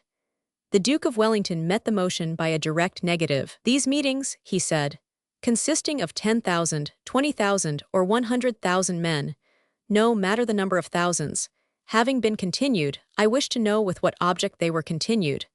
With a view to address Parliament to repeal the Union. No, my lords, they were continued in order to obtain the desired repeal of the Union by the terror of the people, and, if not by terror, by force and violence.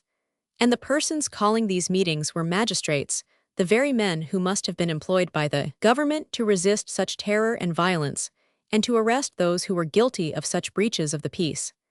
That is the ground on which the Lord Chancellor of Ireland said to the magistrates, "You must be dismissed if you attend, or invite attendance at such meetings." The Duke regretted to learn there was poverty in Ireland. But, he asked, was that poverty relieved by a march of 25 and 30 miles a day in spring and summer to hear seditious speeches? Was poverty relieved by subscribing to the repeal rent? The resolutions were negatived by a majority of 91 to 29. In a subsequent debate, arising out of a petition presented by Lord Roden from 5,000 Ulster Protestants, complaining that they had been prevented from celebrating the Orange anniversary, while the most flagrant breaches of the law were passed over in the case of those who wanted to overthrow the Constitution, which the Orangemen were sworn to defend, the Duke of Wellington, on that occasion, said that nothing had been neglected by the government that was necessary to preserve the peace of the country, and to meet all misfortunes and consequences which might result from the violence of the passions of those men who unfortunately guided the multitude in Ireland. He did not dispute the extent of the conspiracy or the dangers resulting from it.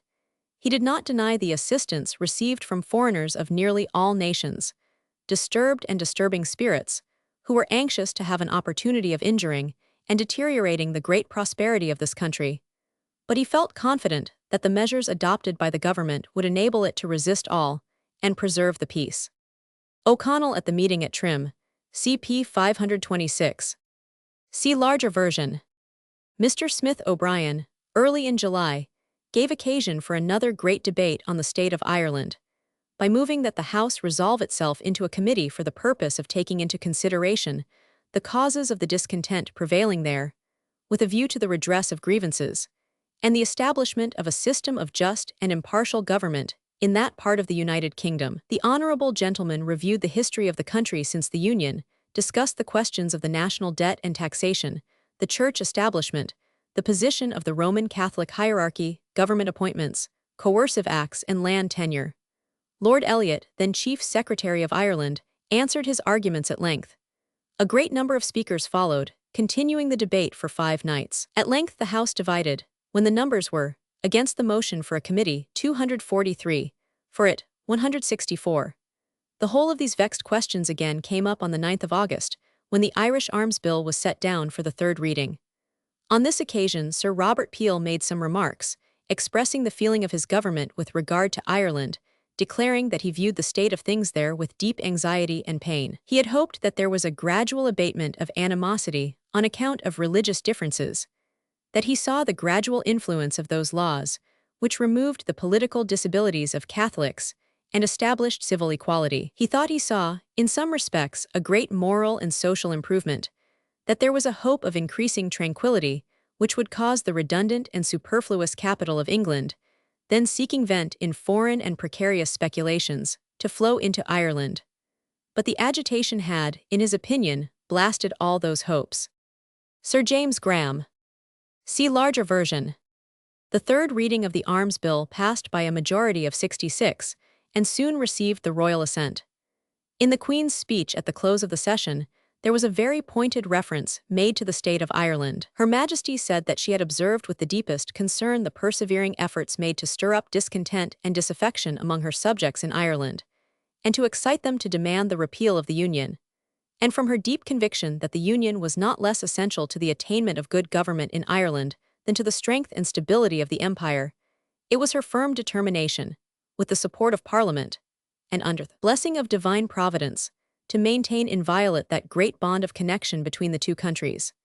She thus concluded, "I feel assured that 530 those of my faithful subjects who have influence and authority in Ireland will discourage to the utmost of their power a system of pernicious agitation which disturbs the industry and retards the improvement of that country, and excites feelings of mutual distrust and animosity between different classes of my people." This royal denunciation of the repeal movement greatly exasperated O'Connell. He had recently submitted a plan to the Repeal Association, recommended by a committee of which he was chairman, for the restoration of the Irish Parliament. In the document containing this plan, it was declared that the people of Ireland finally insisted upon the restoration of the Irish House of Commons, consisting of 300 representatives, and claimed, in the presence of the Creator, the right of the Irish people to such restoration, stating that they submitted to the Union as being binding in law, but solemnly denied that it was founded on right, or on constitutional principle, or that it was obligatory on conscience. The franchise was to be household suffrage, and the voting by ballot. It was also provided that the monarch or regent de jure in England should be the monarch or regent de facto in Ireland. This revolutionary scheme was to be carried into effect, according to recognized law and strict constitutional principle. The arbitration courts which O'Connell had threatened to set up, in consequence of the superseding of magistrates connected with the Repeal Association, had actually been established, and the Roman Catholic peasantry, forsaking the regular tribunals, had recourse to them for the settlement of their disputes. The repeal organization had therefore become exceedingly formidable, and had been rendered still more so by what O'Connell called the mighty moral miracle of 5 million men pledged against intoxicating liquors. If he had to go to battle, he said, he should have the strong and steady teetotalers with him. The teetotal bands would play before them and animate them in the time of peril. Their wives and daughters, thanking God for their sobriety, would be praying for their safety, and he told them there was not an army in the world he could not beat with his teetotalers. Yes, teetotalism was the first sure ground on which rested their hope of sweeping away Saxon domination and giving Ireland to the Irish. O'Connell had been in the habit of wearing a crown-like cap, richly ornamented, which had been presented to him at the monster meeting at the Rath of Mullaghmast, in the county Kildare. This symbol of sovereignty had its effect upon the masses, who began to cherish the idea that they might have ere long a king of their own. It was probably with a view to encourage this idea, and to raise their enthusiasm to the highest pitch, that he resolved to hold the last of the series of monster meetings at Clontarf, near Dublin, the scene of King Brian Boru's victory over the Danes. This meeting was to be held on Sunday, the 8th of October, and was to be the most imposing of all the demonstrations.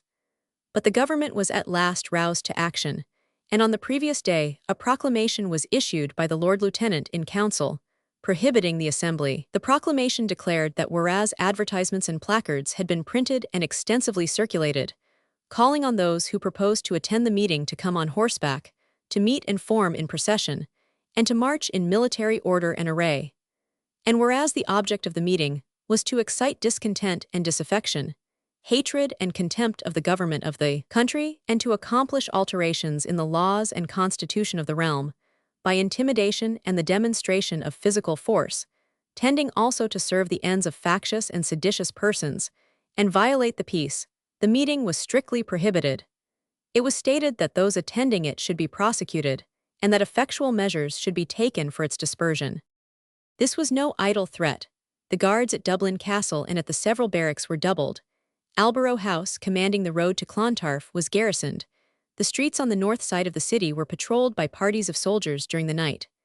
3 war steamers were placed in the Liffey, with their guns run out, commanding the ground where the meeting was to be held, while the guns at the Pigeon House fort at the mouth of the river, right opposite Clontarf, were so placed as to sweep the road to it. The village was occupied by the 5th Dragoon Guards, the 60th Rifles, the 11th Hussars, the 54th Regiment of Infantry, and a brigade of Royal Horse Artillery, the infantry being commanded by Colonel Fane, the cavalry by Lord Cardigan, and the artillery by Colonel Higgins. The men and horses were provisioned for 24 hours, and each soldier was furnished with 60 rounds of ball cartridge. A crisis had now come. A collision between the troops and O'Connell's army of teetotalers was imminent, and even he could have no doubt of the 531 issue. He seemed to stand appalled on the edge of the precipice to which he had brought his deluded followers, and shrinking from the consequences, he made all possible haste to save them. As soon as the proclamation was issued, he called a special meeting of the Repeal Association, and announced that in consequence of the measures taken by the government, which he denounced as the most base and imbecile step ever taken, there would be no meeting at Clontarf the next day. He submitted a counter-proclamation, which was adopted and posted up that evening throughout the city beside the government proclamation. It was also sent by special messengers to the neighboring towns and villages. The preventive measures taken on both sides were completely successful. No mounted repealers came in from the country, and though vast multitudes went out from Dublin to view the military demonstrations, their meeting with the Queen's forces was quite amicable. They were allowed to see the spectacle, but they were compelled to move on along the high road, which they did very good-humoredly. The government now resolved to follow up the vigorous step they had so tardily taken by the prosecution of O'Connell and several leading members of the association. They were arrested in Dublin on the 14th of October, charged with conspiracy, sedition, and unlawful assembly. The other gentlemen included in the prosecution were Mr. John O'Connell, Mr. Thomas Steele, Mr. Ray, Secretary to the Repeal Association, Dr. Gray, proprietor of the Freeman's Journal, Mr. Charles Gavin Duffy, editor of The Nation, Mr. Barrett of the Pilot and the Rev. Messrs. Tyrrell and Tierney, Roman Catholic priests. Mr. O'Connell, with his 2 sons and several friends, immediately on his arrest, went to the house of Mr. Justice Burton and entered into recognizances, himself in £1,000, with 2 sureties of £500 each. The tone of Mr. O'Connell was now suddenly changed. From being inflammatory, warlike, and defiant, it became intensely pacific, and he used his utmost efforts to calm the minds of the people, to lay the storm he had raised, and to soothe the feelings he had irritated by angry denunciations of the Saxon. That obnoxious word was now laid aside, being, at his request, struck out of the repeal vocabulary because it gave offense. Real conciliation was now the order of the day. The state prosecutions commenced in January 1844 in the Court of Queen's Bench, before the Lord Chief Justice Pennefather, and Justices Burton, Crampton, and Perrin. Besides the Attorney and Solicitor General, there were 10 counsel employed for the Crown, and there was an equal number on the side of the traversers, including Mr. Shale, Mr. Hatchell, Mr. Moore, Mr. Whiteside, Mr. Monaghan, afterwards Chief Justice, Mr. O'Hagan, and Mr. MacDonagh. This monster trial was remarkable in many respects. It excited great public interest, which pervaded all classes, from the highest to the lowest. It lasted from the 16th of January to the 12th of February. The speech of the Attorney General occupied 2 days. The jury list was found to be defective, a number of names having been secretly abstracted. Newspaper articles were admitted as evidence against men who never saw them. The Lord Chief Justice betrayed his partiality in charging the jury by speaking of the traversers as the other side. The principal witnesses were shorthand writers from London, avowedly employed by the government to report the proceedings of the monster meetings. Mr. Jackson, reporter for the Morning Herald, also placed his notes at the service of the government. Mr. O'Connell defended himself in a long argument for repeal and an attack on the government. The most brilliant orations delivered on the occasion were those of Shale and Whiteside.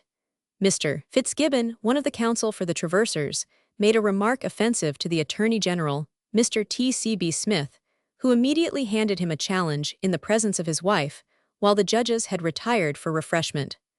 The matter was brought before the court, and after mutual explanations was allowed to drop. All the traversers were found guilty. The Attorney General did not press for judgment against the Rev. Matthew Tierney. Upon the rest, Mr. Justice Burton, who was deeply affected, pronounced judgment on the 30th of May, in the following terms.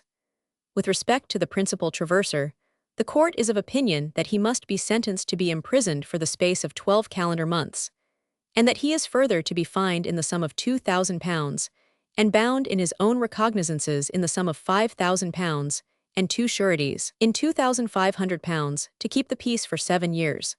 With respect to the other traversers, we have come to the conclusion that to each shall be allotted similar sentences, namely, that they be imprisoned for the space of 9 calendar months, each of them to pay £50 fine, and to enter into their own recognizances of £1,000 each, and 2 sureties of £500, to keep the peace for 7 years. The prisoners were at once sent to Richmond Bridewell, on the South Circular Road, where the governor did all in his power to make them comfortable. Good apartments were assigned to them. They dined together every day, and they were permitted to receive, without restriction, the visits of their friends and admirers. The government was the less disposed to interfere with these indulgences, as their object was not so much punishment as prevention, and besides, the traversers had appealed against the sentence. A majority of the 12 English judges affirmed the judgment of the Court of Queen's Bench, while condemning the counts on which the Irish court relied. An appeal was then made to the House of Lords.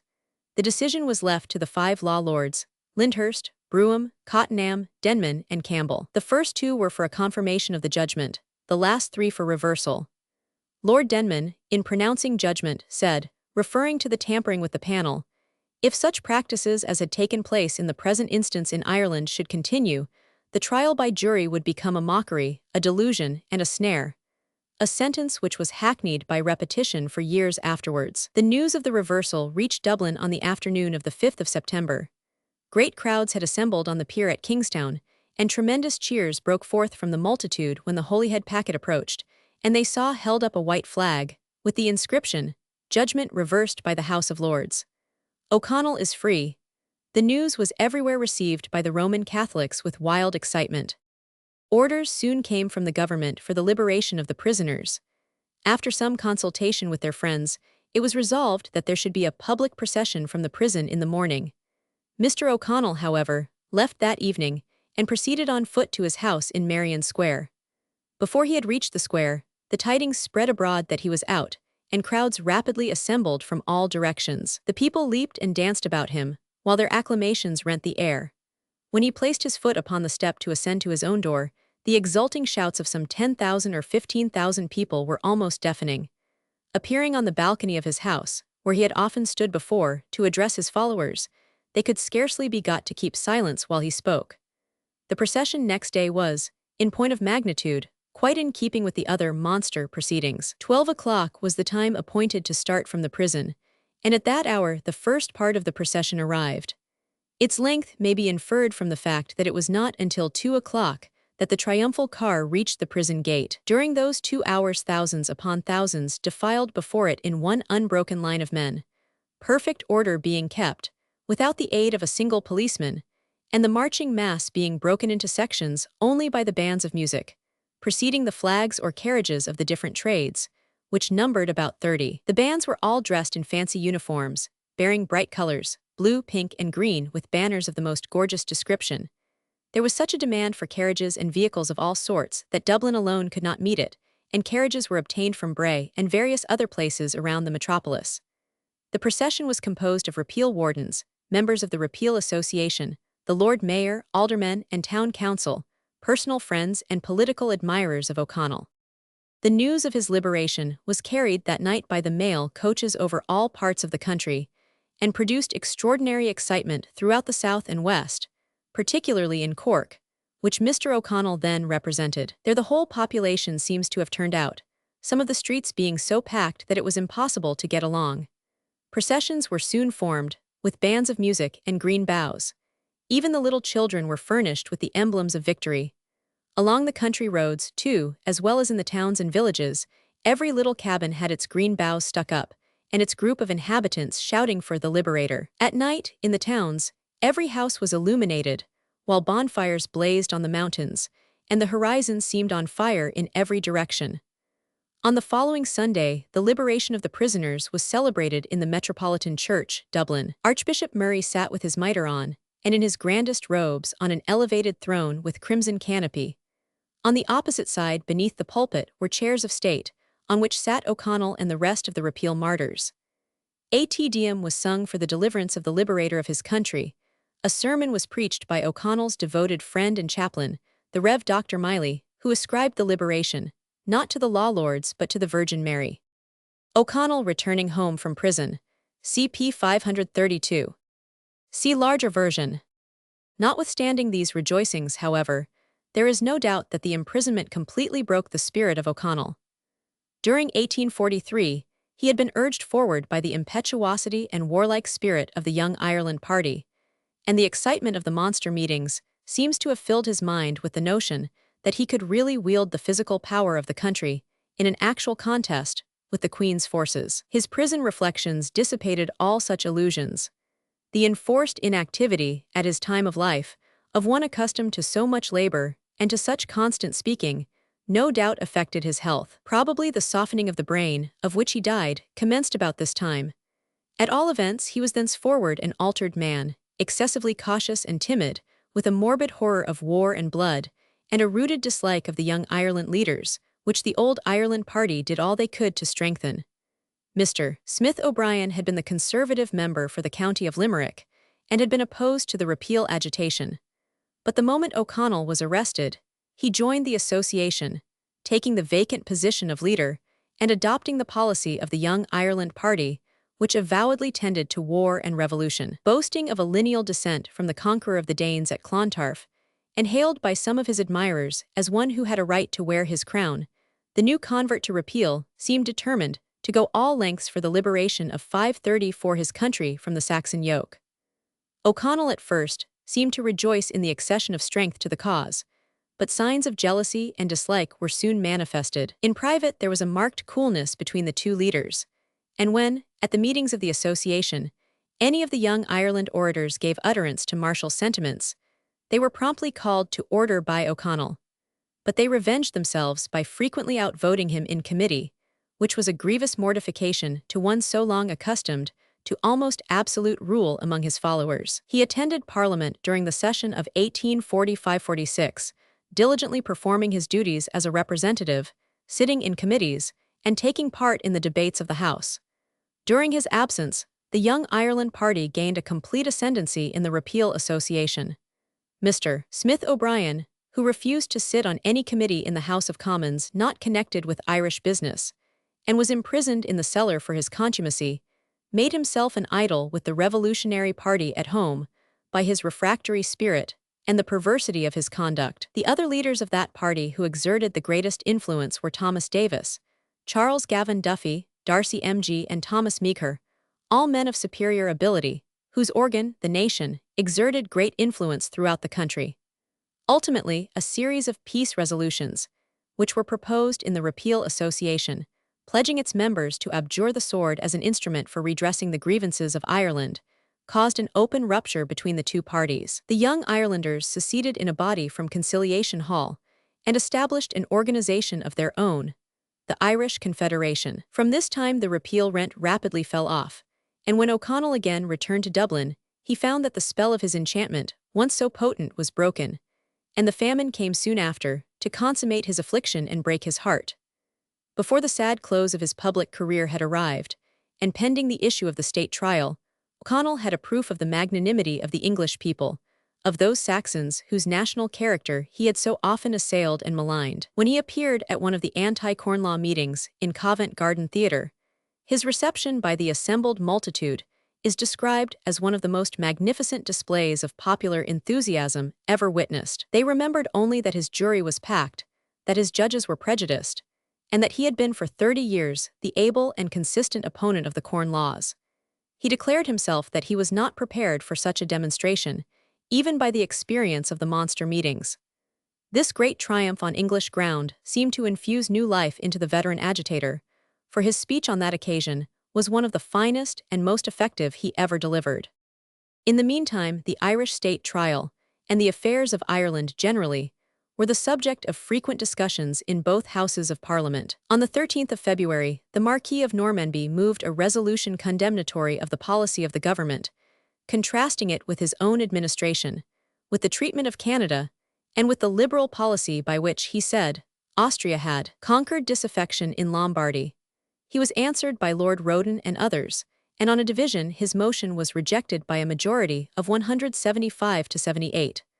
On the same day, the State of Ireland was introduced by Lord John Russell, in a speech which occupied 3 hours. The debate that followed lasted for 9 days. The principal speakers who took part in it were Mr. Wise, Sir James Graham, Mr. Young, Sir George Grey, Lord Eliot, Mr. Shaw, the Recorder of Dublin, Lord Howick, Lord Stanley, Mr. Macaulay, Sir William Follett, Sir Thomas Wilde, Sir F. Pollock, the English Attorney General, Mr. Roebuck, Mr. O'Connell, Mr. Shale, and Sir Robert Peel. The discussion turned mainly upon the question whether or not O'Connell had had a fair trial, and upon this, the lawyers and the House pronounced opinions in harmony with the interests of their respective parties. But nearly every topic that could be mentioned was brought up in the course of the monster debate. Sir Robert Peel concluded a long and able speech in defense of his government with the following beautiful peroration. I have a firm conviction that if there were calm and tranquility in Ireland, there is no part of the British Empire that would make such rapid progress in improvement.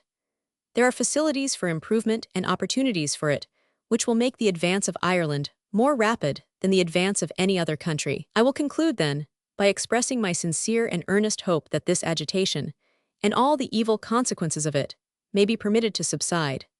And hereafter, in whatever capacity I may be, I should consider that the happiest day of my life when I could see the beloved sovereign of these realms fulfilling the fondest wishes of her heart, possessing a feeling of affection towards all her people, but mingling that 535 affection with sympathy and tenderness towards Ireland. I should hail the dawning of that auspicious day, when she could alight like some benignant spirit on the shores of Ireland and lay the foundations of a temple of peace, when she could, in accents which proceeded from the heart, spoken to the heart rather than to the ear, call upon her Irish subjects of all classes and of all denominations, Protestants and Roman, Catholics, Saxon and Celt, to forget the difference of creed and of race, and to hallow that temple of peace which she should then found, with sacrifices still holier than those by which the temples of old were hallowed, by the sacrifice of those evil passions that dishonor our common faith, and prevent the union of heart and hand in defense of our common country.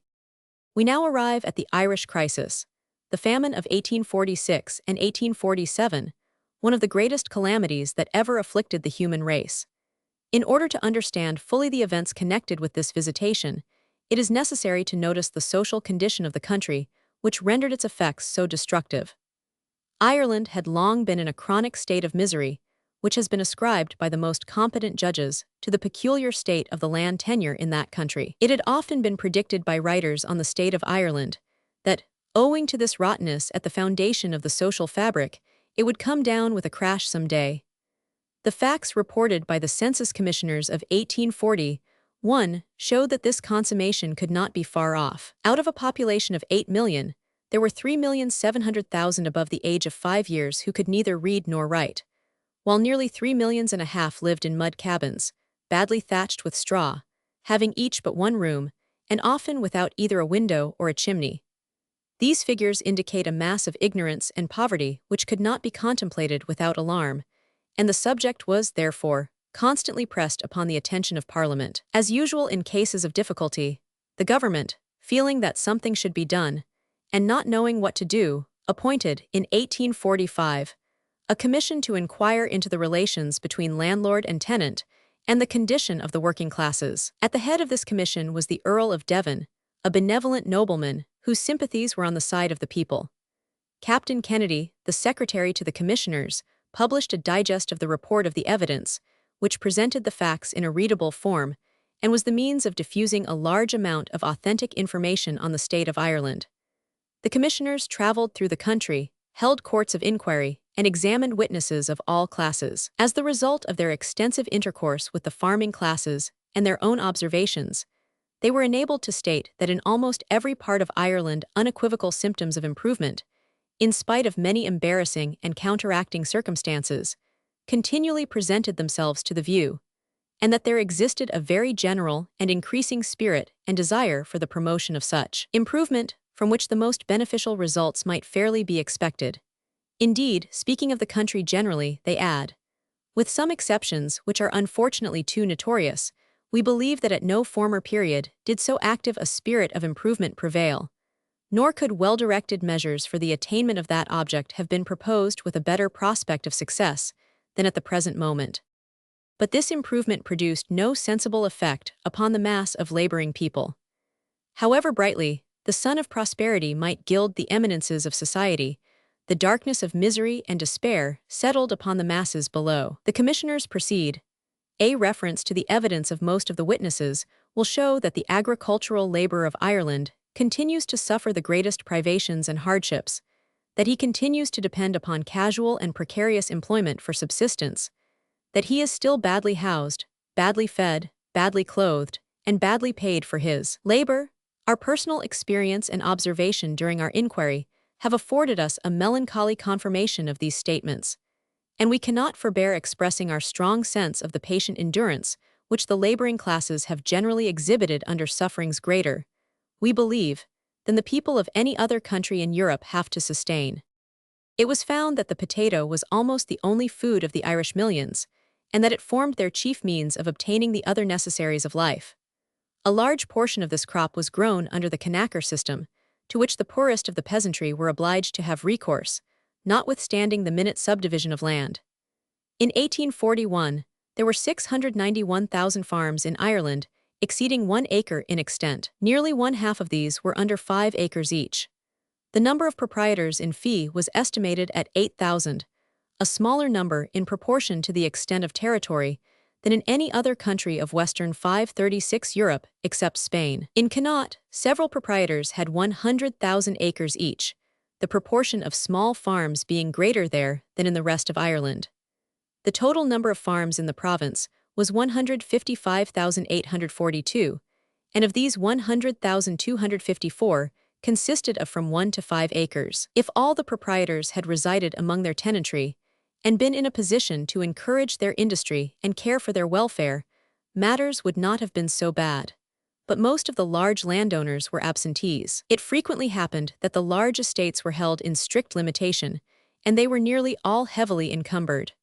The owners preferred living in England or on the continent, having let their lands on long leases or in perpetuity to middlemen, who sublet them for as high rents as they could get. Their tenants again sublet, so that it frequently happened that 2, 3, or 4 landlords intervened between the proprietors and the occupying tenant, each deriving an interest from the land. The head landlord, therefore, though ever so well disposed, had no power whatever to help the occupying tenants generally, and of those who had the power, very few felt disposed. There were extensive districts without a single resident proprietor, and when the absentees were appealed to by the local relief committees during the famine to assist the perishing people, they seldom took the trouble of answering the application. The minute subdivision of land which placed the population in a state of such complete dependence upon the potato was first encouraged by the landlords, in order to multiply the number of voters and increase their parliamentary interest. But subsequently, as the population increased, it became in a great measure the work of the people themselves. The possession of land afforded the only certain means of subsistence, and a farm was therefore divided among the sons of the family, each one, as he was married, which happened early, receiving some share, and each daughter also often getting a slice as her marriage portion. In vain were clauses against subletting inserted in leases. In vain was the erection of new houses prohibited. In vain did the landlord threaten the tenant.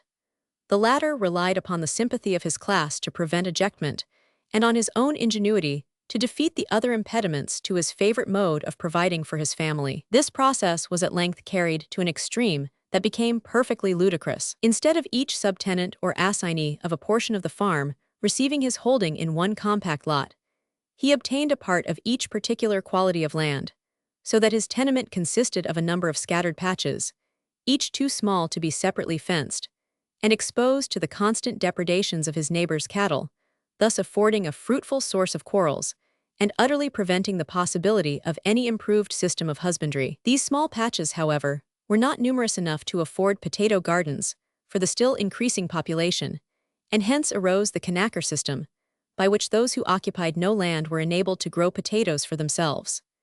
Tempted by the high rent, which varied from £8 to £14 an acre without manure, the farmers gave to the cottiers in their neighborhood the use of their land merely for the potato crop, generally a quarter of an Irish acre to each. On this the cottier put all the manure he could make by his pig, or the children could scrape off the road during the year, and planted his crop of potatoes, which he relied upon as almost the sole support of his family. On it he also fed the pig, which paid the rent, or procured clothes and other necessaries if he had been permitted to pay the rent with his own labor. The laborer thus became a commercial speculator in potatoes. He mortgaged his labor for part of the ensuing year for the rent of his field. If his speculation proved successful, he was able to replace his capital, to fatten his pig, and to support himself and his family, while he cleared off his debt to the farmer. If it failed, his former savings were gone, his heap of manure had been expended to no purpose, and he had lost the means of rendering his pig fit for the market. But his debt to the farmer still remained, and the scanty wages which he could earn at some periods of the year were reduced, not only by the increased number of persons looking for work, but also by the diminished ability of the farmers to employ them. Speculation in potatoes, whether on a large or small scale, had always been hazardous in the southern and westerly portions of Ireland. There had been famines from the failure of that crop at various times, and a remarkably severe one in 1822, when Parliament voted £300,000 for public works and other relief purposes, and subscriptions were raised to the amount of £310,000, of which £44,000 was collected in Ireland. In 1830, violent storms and continual rain brought on another failure of the potato crop in the west of Ireland, particularly along the coast of Galway, Mayo, and Donegal. On this occasion, the English public, with ready sympathy, again came forward, and subscriptions were raised, amounting to about £537,75,000. On several other occasions subsequently, the government found it necessary to advance money for the relief of Irish misery, invariably occasioned by the failure of the potatoes, and followed by distress and disease. The public and the legislature had therefore repeated warnings of the danger of having millions of people dependent for existence upon so precarious a crop. Father Matthew and the Famine-Stricken Poor, CP 537. See larger version. In the year 1845, marked symptoms appeared of the approaching total failure of the national food. The early crop had been saved, but throughout the whole country the late crop was lost. As, however, the grain crop was abundant, the loss was not so severely felt. But the government were so alarmed that they appointed a commission, consisting of Professors Kane, Lindley, and Playfair, eminent chemists, to inquire into the cause of the failure. But all their skill was unavailing to discover the nature of the mysterious agency by which the destruction was effected. The farmers and peasantry were not deterred from putting in an abundant crop of potatoes next year. In the beginning of the season the crop seemed in excellent condition, and there was every prospect of a plentiful harvest. But suddenly the blight came, as if the crop had been everywhere smitten with lightning, or a withering blast had swept over the whole country. On the 27th of July, said Father Matthew, I passed from Cork to Dublin, and this doomed plant bloomed in all the luxuriance of an abundant harvest. Returning on the 3rd of August, I beheld one wide waste of putrefying vegetation. In many places, the wretched people were seated on the fences of their decaying gardens, wringing their hands, and bewailing bitterly the destruction that had left them foodless. First a brown spot appeared on the leaf. The spots gradually increased in number and size until the foliage withered, the stem became brittle and snapped off immediately when touched. In less than a week the whole process of destruction was accomplished. The fields assumed a blackened appearance, the roots were like pigeons' eggs, which gradually rotted away, and were wholly unfit for food. In 1 week the chief support of the masses was utterly lost. For a few weeks the cottiers and small farmers managed to eke out a subsistence by the sale of their pigs, and any little effects they had. But pigs, fowls, furniture, and clothing soon went, one after another, to satisfy the cravings of hunger. The better class of farmers lived upon their corn and cattle, but they were obliged to dismiss their servants, and this numerous class became the first victims of starvation, for when they were turned off, they were refused admission by their relations, who had not the means of feeding them. Tailors, shoemakers, and other artisans who worked for the lower classes lost their employment and became destitute also, while the means of support failed upon every side, and food rose to such enormous prices that everything that could possibly be eaten was economized, so that the starving dogs were drowned from compassion. The famine steadily advanced from the west and south to the east and north, till it involved the whole population in its crushing grasp. It was painfully interesting to mark the progress of the visitation, even in those parts of the country where its ravages were least felt. The small farmer had only his corn, designed for rent and seed. He was obliged to take it to the mill to ward off starvation. The children of the poor, placed on short allowance, were suffering fearfully from hunger. Mothers, heartbroken and worn down to skeletons, were seen on certain days proceeding in groups to some distant depot, where Indian meal was to be had at reduced prices, but still double that of the ordinary market. As they returned to their children with their little bags on their heads, a faint joy lit up their famine-stricken features. Those children, who had lived for 2 days and 2 nights on a dole of raw turnips, would now be relieved by a morsel of nourishing food. The fathers, who had absented themselves from home in order to avoid the agony of listening to their heart-piercing cries, might now sit down and look their little ones in the face. But if the mother failed to obtain the relief for which she had traveled so far, what then? Yesterday no breakfast, no dinner, no supper, the same today, no prospect of better tomorrow. The destitute rushed to the workhouses, which soon became crowded to excess by those who had been able-bodied men and women, while the aged, the sickly, and the children were left to starve. Overpowered by hunger, they lay down helpless, the ready victims of the pestilence that walked close upon the footsteps of famine, and died in thousands. Let us consider the state of a population such as has been described.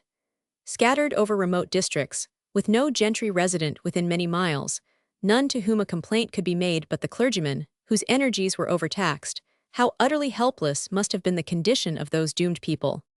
A few sketches of the state of the population, given by the agents of the Relief Committee of the Society of Friends, who exerted themselves nobly in relieving the distress, may help to give us a more vivid impression of the horrors of the famine. At Boyle they found numbers that had eaten nothing but cabbages or turnips for weeks. The children were in a condition of starvation, ravenous with hunger. At Carrick-on-Shannon, a most painful and heartrending scene presented itself. Poor wretches in the last stage of famine, imploring to be received into the house. Women that had 6 or 7 children begging that even 2 or 3 of them might be taken in, as their husbands were earning but 8 pence a day. Famine was written in their faces. On bread being given to some of these poor creatures, many of them devoured it with ravenous voracity. But the mothers restrained themselves and carried home portions to their children. The famine produced a peculiar effect on the appearance of the young. Their faces looked wan and haggard, seeming like old men and women, with an extraordinary sharpness of expression. They had lost all their natural sprightliness, making no attempt to play. In the crowded workhouses, their bedding consisted of dirty straw, in which they were laid in rows on the floor, even as many as 6 persons being crowded under one rug. The living and the dying stretched side by side beneath the same miserable covering. The town of Westport was in itself a strange and fearful sight, like what we read of in beleaguered cities. Its streets crowded with gaunt wanderers, sauntering to and fro with hopeless air and hunger-struck appearance. A mob of starved, almost naked women around the poor house, clamoring for soup tickets. When the visitors entered a village, their first question was, "How many deaths?" "The hunger is upon us," was everywhere the cry, and involuntarily they found themselves regarding this hunger as they would an epidemic, looking upon starvation as a disease. In fact, as they passed along, their wonder was not that the people died but that they lived, and Mr. W.E. Forster in his report said, "I have no doubt whatever that in any other country the mortality would have been far greater, and that many lives have been 539 prolonged, perhaps saved, by the long apprenticeship to want in which the Irish peasant has been trained, and by that lovely, touching charity which prompts him to share his scanty meal with his starving neighbor.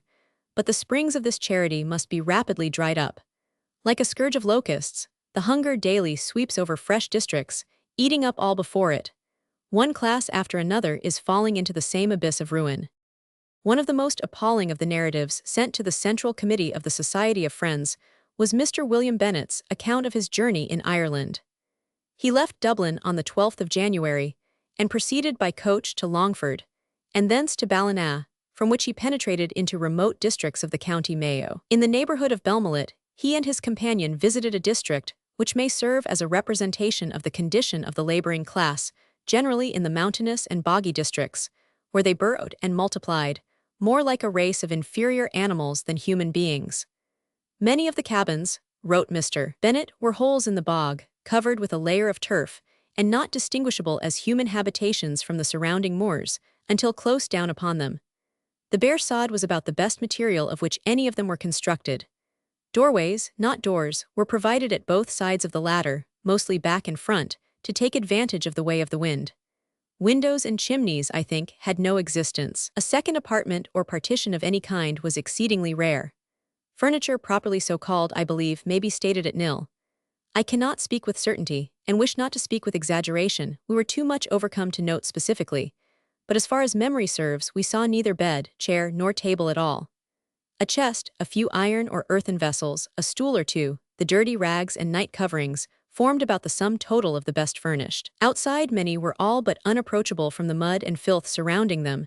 The scene inside is worse, if possible, from the added closeness, darkness, and smoke. And now language utterly fails me in attempting to depict the state of the wretched inmates. We entered a cabin. Stretched in one dark corner, scarcely visible from the smoke and rags that covered them, were 3 children huddled together, lying there because they were too weak to rise, pale and ghastly, their little limbs, on removing a portion of the covering, perfectly emaciated, eyes sunk, voice gone, and evidently in the last stage of actual starvation. Crouched over the turf embers was another form, wild and all but naked, scarcely human in appearance. It stirred not nor noticed us. On some straw, soddened upon the ground, moaning piteously, was a shriveled old woman, imploring us to give her something, baring her limbs partly to show how the skin hung loose from her bones, as soon as she attracted our attention. Above her, on something like a ledge, was a young woman with sunken cheeks, a mother, I have no doubt, who scarcely raised her eyes in answer to our inquiries, but pressed her hand upon her forehead with a look of unutterable anguish and despair. Every infantile expression had entirely departed, and in some, reason and intelligence had evidently flown. Many were remnants of families, crowded together in one cabin, orphaned little relatives taken in by the equally destitute, and even strangers, for these poor people are kind to each other, even to the end. In one cabin was a sister, just dying, lying beside her little brother, just dead. I have worse than this to relate, but it is useless to multiply details, and they are, in fact, unfit. It was not only in the wild and dreary West, always the most neglected part of Ireland, without resident gentry, without a middle class, without manufacturers, and almost without towns, that the desolating effects of the famine were felt. In Ulster, even in the best counties and most thriving manufacturing districts, where the people were intensely industrious, orderly, and thrifty, some of its worst horrors were endured. In the county of Armagh, where the very small farmers kept themselves in comfort by weaving linen in their own houses, they were obliged to work their looms by night as well as by day in order to keep hunger from their homes. They worked till, by exhaustion and want of sleep, they were compelled to lie down. Many of them were obliged to sell or pawn all their clothes. In many cases, and as a last resource, those stout-hearted Presbyterians had to sell their Bibles in order to purchase a meal of food for their children. A clergyman of the Church of England in that county wrote to the Committee of the Society of Friends that he had seen the living lying on straw by the side of the unburied dead, who had died 3 days before. Not only the aged and infirm, not only women and children, but strong men, he had known to pine away till they died of actual starvation. Strong, healthy girls became so emaciated that they could not stand or move a limb. He visited 540 houses, once comfortable homes, in which not an article of furniture remained. The poor house of Lurgan was shut. 75 persons died there in one day. In Armagh poorhouse 45 died weekly. The poorhouses became pest houses, which sent forth the miasma of death into every parish, already full of dysentery and fever. The congregations in the various churches were reduced to almost nothing. Deaths occurred so rapidly that the Roman Catholic priest ceased to attend funerals in his graveyard. The most deplorable accounts came from Cork, and especially from Skibbereen, a remote district of that county. In December 1846, Father Matthew wrote to Mr. Trevelyan, then Secretary of the Treasury, that men, women, and children were gradually wasting away. They filled their stomachs with cabbage leaves, turnip tops, etc., to appease the cravings of hunger. There were then more than 5,000 half-starved wretches from the country begging in the streets of Cork. When utterly exhausted, they crawled to the workhouse to die. The average of deaths in that union were then over 100 a week. At Crookhaven, the daily average of deaths was from 10 to 12. And as early as the first Sunday in September, a collection was made to purchase a public bier, on which to take the coffinless dead to the grave, the means to procure coffins being utterly exhausted in that locality. Earlier still in Skibbereen, numerous cases had occurred of the dead being kept for several days above ground for want of coffins. In some cases, they were buried in the rags in which they died. Throughout the entire west of the county of Cork, it was a common occurrence to see from 10 to a dozen funerals in the course of the day during the close of 1846. Father Matthew. See larger version. Mr. J. F. Maguire, who writes as an eyewitness of the scenes he describes, referring to the spring of 1847, says, The famine now raged in every 541 part of the afflicted country, and starving multitudes crowded the thoroughfares of the cities and large towns. Death was everywhere, in the cabin, on the highway, in the garret, in the cellar, and even on the flags or side paths of the most public streets of the city. In the workhouses, to which the pressure of absolute starvation alone drove the destitute, the carnage was frightful. It was now increasing at prodigious pace. The number of deaths at the Cork workhouse in the last week of January, 1847, was 104. It increased to 128 in the first week in February, and in the second week of that month it reached 164, 396 in 3 weeks. During the month of April, as many as 36 bodies were interred in one day in that portion of Father Matthew's cemetery reserved for the free burial of the poor, and this mortality was entirely independent of the mortality in the workhouse.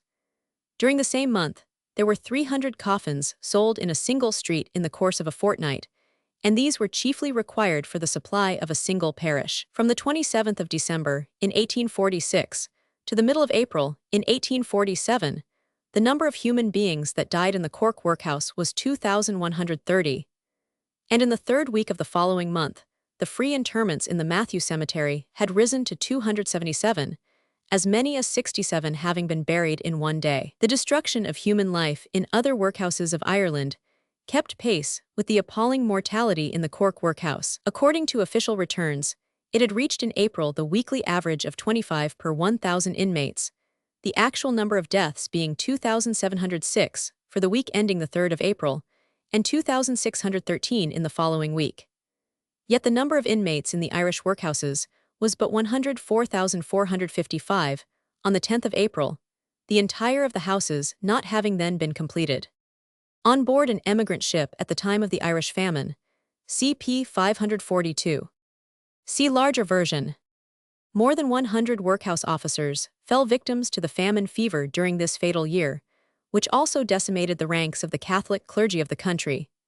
Mr. Trevelyan gives names of 30 English and Scottish priests who sacrificed their lives to their zealous attendance on the immigrant Irish, who carried the pestilence with them in their flight to other portions of the United Kingdom. Pestilence likewise slew its victims in the 542 fetid hold of the emigrant ship, and, following them across the ocean, immolated them in thousands in the lazar houses that fringed the shores of Canada and the United States.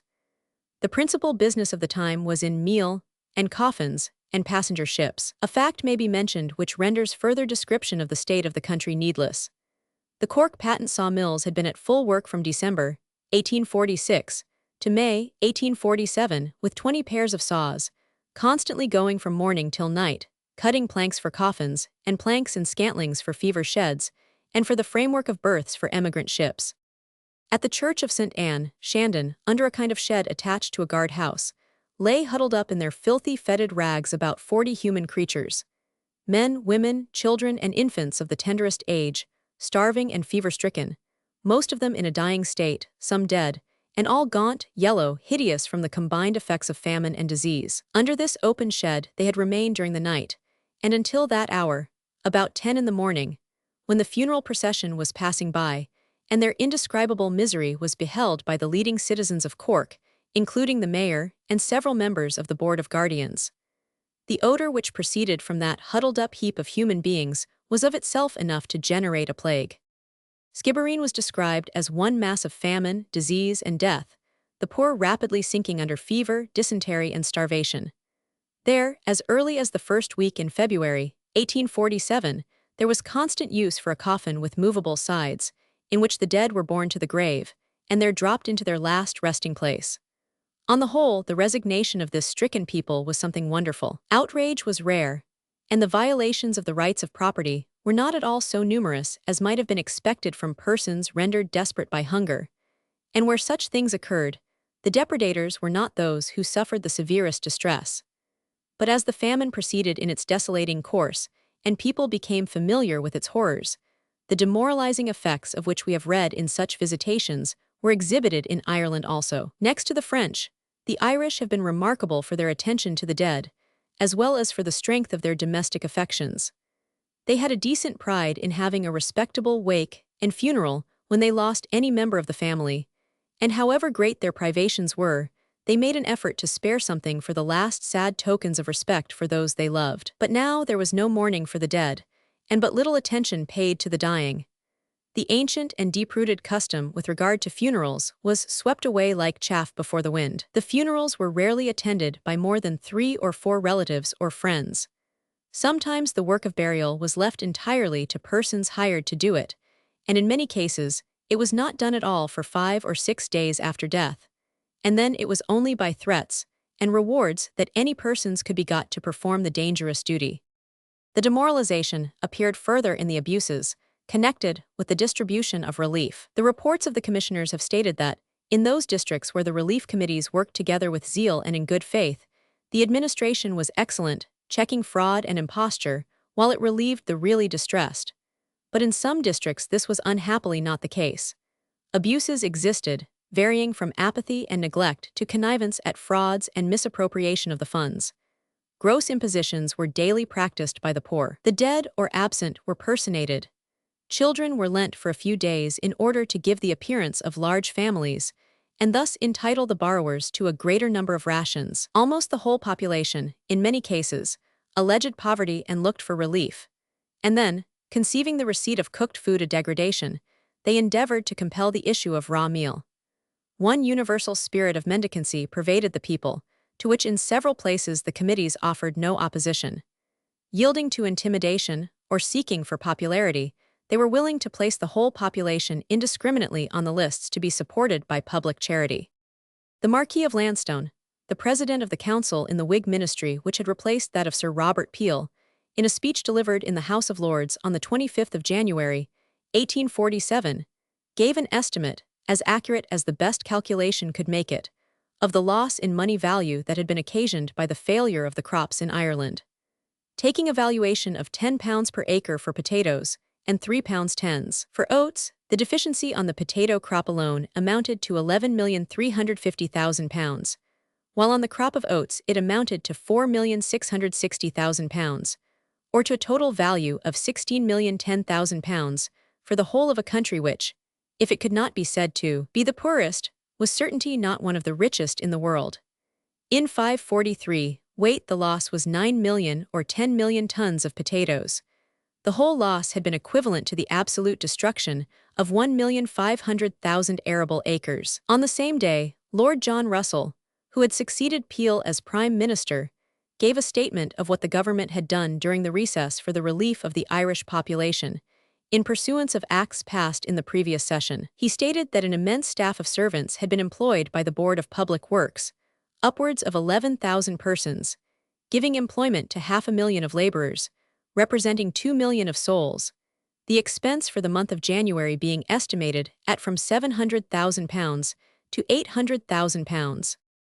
It was proposed also to form, in certain districts, relief committees, which should be empowered to receive subscriptions, levy rates, and take charge of donations from the government, and that out of the fund thus raised they should establish soup kitchens and deliver rations to the famishing inhabitants. Sir John Bergen, Inspector General of Fortifications, was appointed to superintend the works. Lord John Russell referred to measures for draining and reclaiming waste land in Ireland, and to advances of money for this purpose to the proprietors, to be repaid in installments spread over a number of years. On a subsequent day, in answer to questions from Mr. Roebuck, the noble lord gave a statement of the sums that had already been advanced. £2 million had been issued on account of the Poor Employment Act of the last session. He expected that not less than £500,000 or £600,000 a month would be spent from the present time until August, and he calculated the whole expenditure would not be less than £7 million.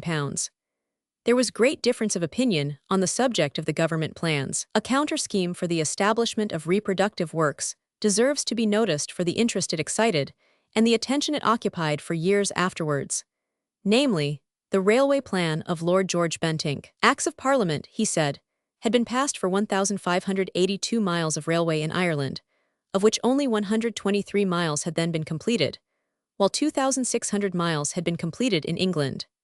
In order to encourage the formation of Irish railways, therefore, he proposed that for every £100 expended by the companies £200 should be lent by the government at the same interest at which they borrowed the money, Mr. Hudson, who was chairman of 1,700 miles of railroad, pledging his credit that the government would not lose a shilling by the transaction. By adopting this plan, they could give reproductive employment to 109,000 men in different parts of the country, for earthworks, fences, drains, and watercourses connected with the lines. This would give support of 550,000 souls on useful work, 10 to develop the resources of the country, and produce such improvement that the railways constructed would add £23 million to the value of landed property in 25 years, and would pay £22,500 a year to the poor rates. The purchase of land for the railways would moreover place £1,250,000 in the hands of Irish proprietors for the employment of fresh labour, and £240,000 in the hands of the occupying tenants for their own purposes. The government also would reap from the expenditure of £24 million on railways in Ireland, an enormous increase of revenue in the augmented consumption of articles of excise and customs. The noble lord's speech, which lasted 2 hours and a half, was received with cheers from both sides of the House. Leave was given to bring in the bill, though it was strongly objected to by Lord John Russell, Mr. Laboucher, and other members of the government. It was also opposed by Sir Robert Peel, who exposed the unsoundness of the economic principles involved in it. The bill was rejected by a majority of 204, the numbers being 118 for the second reading, and 322 against it. Notwithstanding this decision, loans were subsequently advanced to certain Irish railways, amounting to £620,000, so that the objection of the government was more to the extent than to the principle of Lord George Bentinck's measure.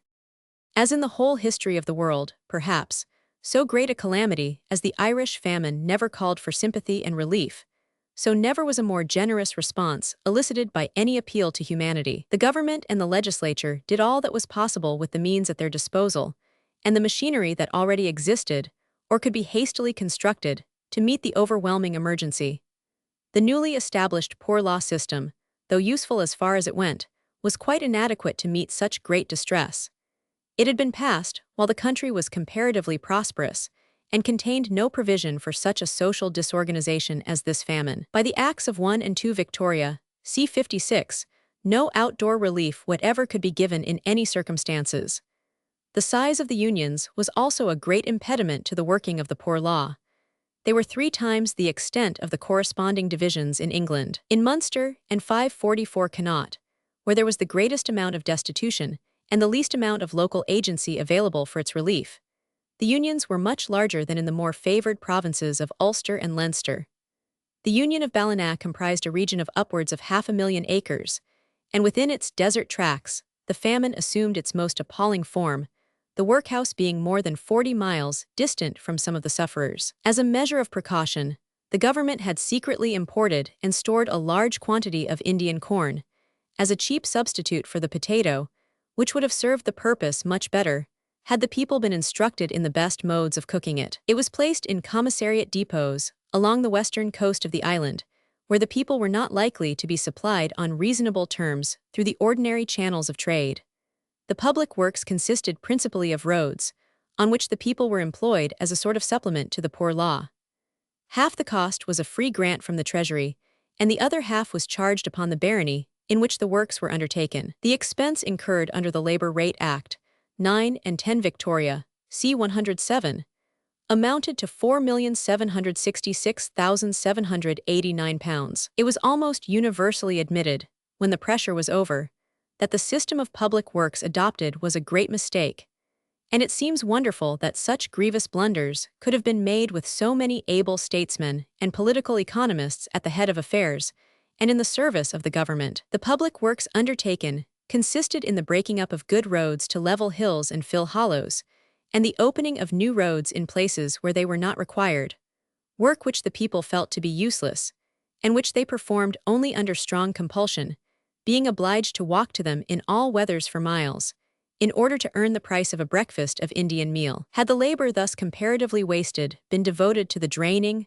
subsoiling, and fencing of the farms, connected with a comprehensive system of arterial drainage, immense and lasting benefit to the country would have been the result, especially as works so well calculated to ameliorate the soil and guard against the moisture of the climate might have been connected with a system of instruction in agricultural matters, of which the peasantry stood so much in need, and to the removal of the gross ignorance which had so largely contributed to bring about the famine.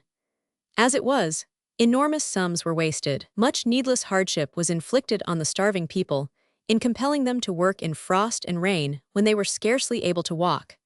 And after all the vast outlay, very few traces of it remained in permanent improvements on the face of the country. The system of government relief works failed chiefly through the same difficulty which impedes every mode of relief, whether public or private, namely, the want of machinery to work it. It was impossible suddenly to procure an efficient staff of officers for an undertaking of such enormous magnitude, the employment of a whole people.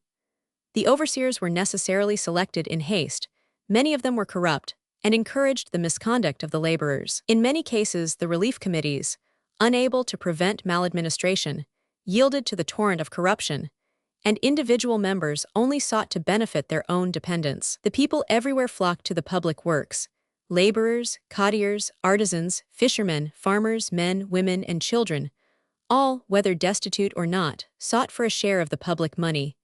In such a crowd, it was almost impossible to discriminate properly. They congregated in masses on the roads, idling under the name of work, the really destitute often unheeded and unrelieved because they had no friend to recommend them. All the ordinary employments were neglected. There was no fishing, no gathering of seaweed, no collecting of manure. The men who had employment feared to lose it by absenting themselves for any other object. Those unemployed spent their time in seeking to obtain it. The whole industry of the country seemed to be engaged in road-making.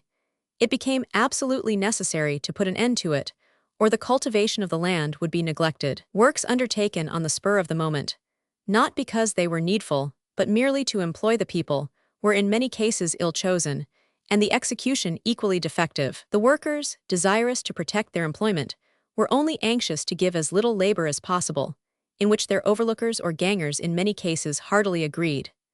The favoritism, the intimidation, the wholesale jobbing practiced in many cases were shockingly demoralizing. The problem was to support 2 million or 3 million of destitute persons, and this was in a great measure effected, though at an enormous cost to the empire. Fighting at the barricades in Paris, CP 551.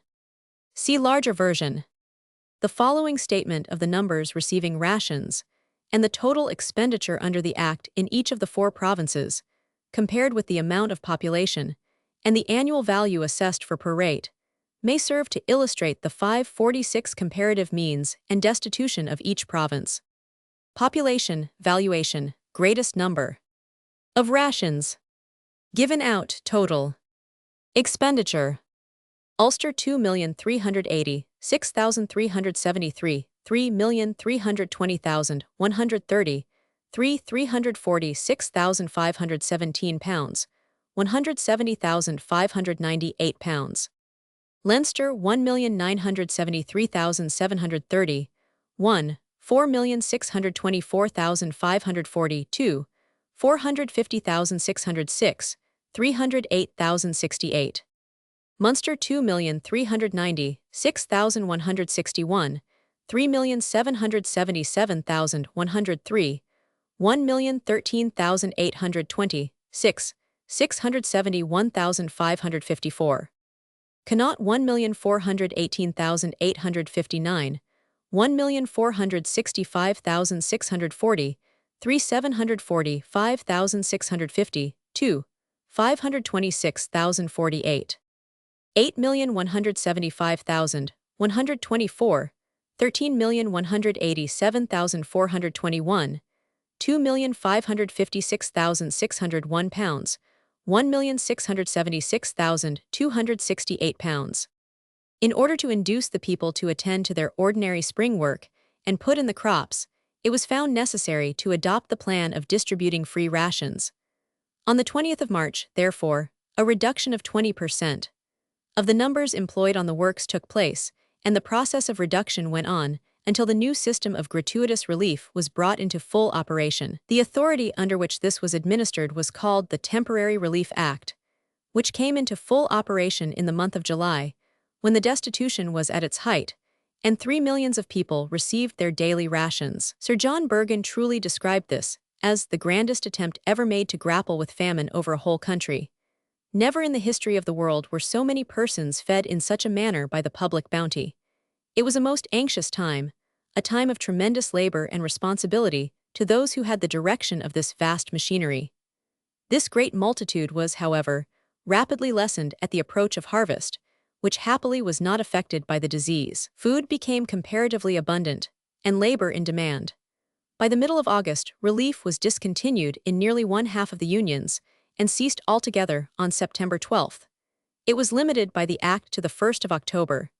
This was the second year in which upwards of 3 million of people had been fed out of the hands of the magistrates in Ireland, but it was now done more effectually than at first. Organized armies, it was said, had been rationed before. But neither ancient nor modern history can furnish a parallel to the fact that upwards of 3 million of persons were fed every day in the neighborhood of their own homes, by administrative arrangements emanating from, and controlled by, one central office. The expense of this great undertaking amounted to £1,559,212, a moderate sum in comparison with the extent of the service performed, and in which performance the machinery of the poor law unions was found to afford most important aid. Indeed, without such aid the service could hardly have been performed at all, and the anticipations of the advantages to be derived from the poor law organization in such emergencies were fully verified. The relief committees were also authorized to adopt measures to avert or mitigate the famine fever, which had prevailed to an awful extent. They were to provide temporary hospitals, to ventilate and cleanse cabins, to remove nuisances, and procure the proper burial of the dead, the funds necessary for these objects being advanced by the government in the same way as for furnishing food. Upwards of 300 hospitals and dispensaries were provided under the Act, with accommodation for at least 23,000 patients, and the sanitary powers which it conferred were extensively acted upon. The expense incurred for these objects amounted to £119,000, the whole of which was made a free gift to the unions in aid of the rates. The entire amount advanced by the government in 1846 and 1847 towards the relief of the Irish people under the fearful calamity to which they were exposed was £7,132,286, of which one half was to be repaid within 10 years, and the rest was a free grant.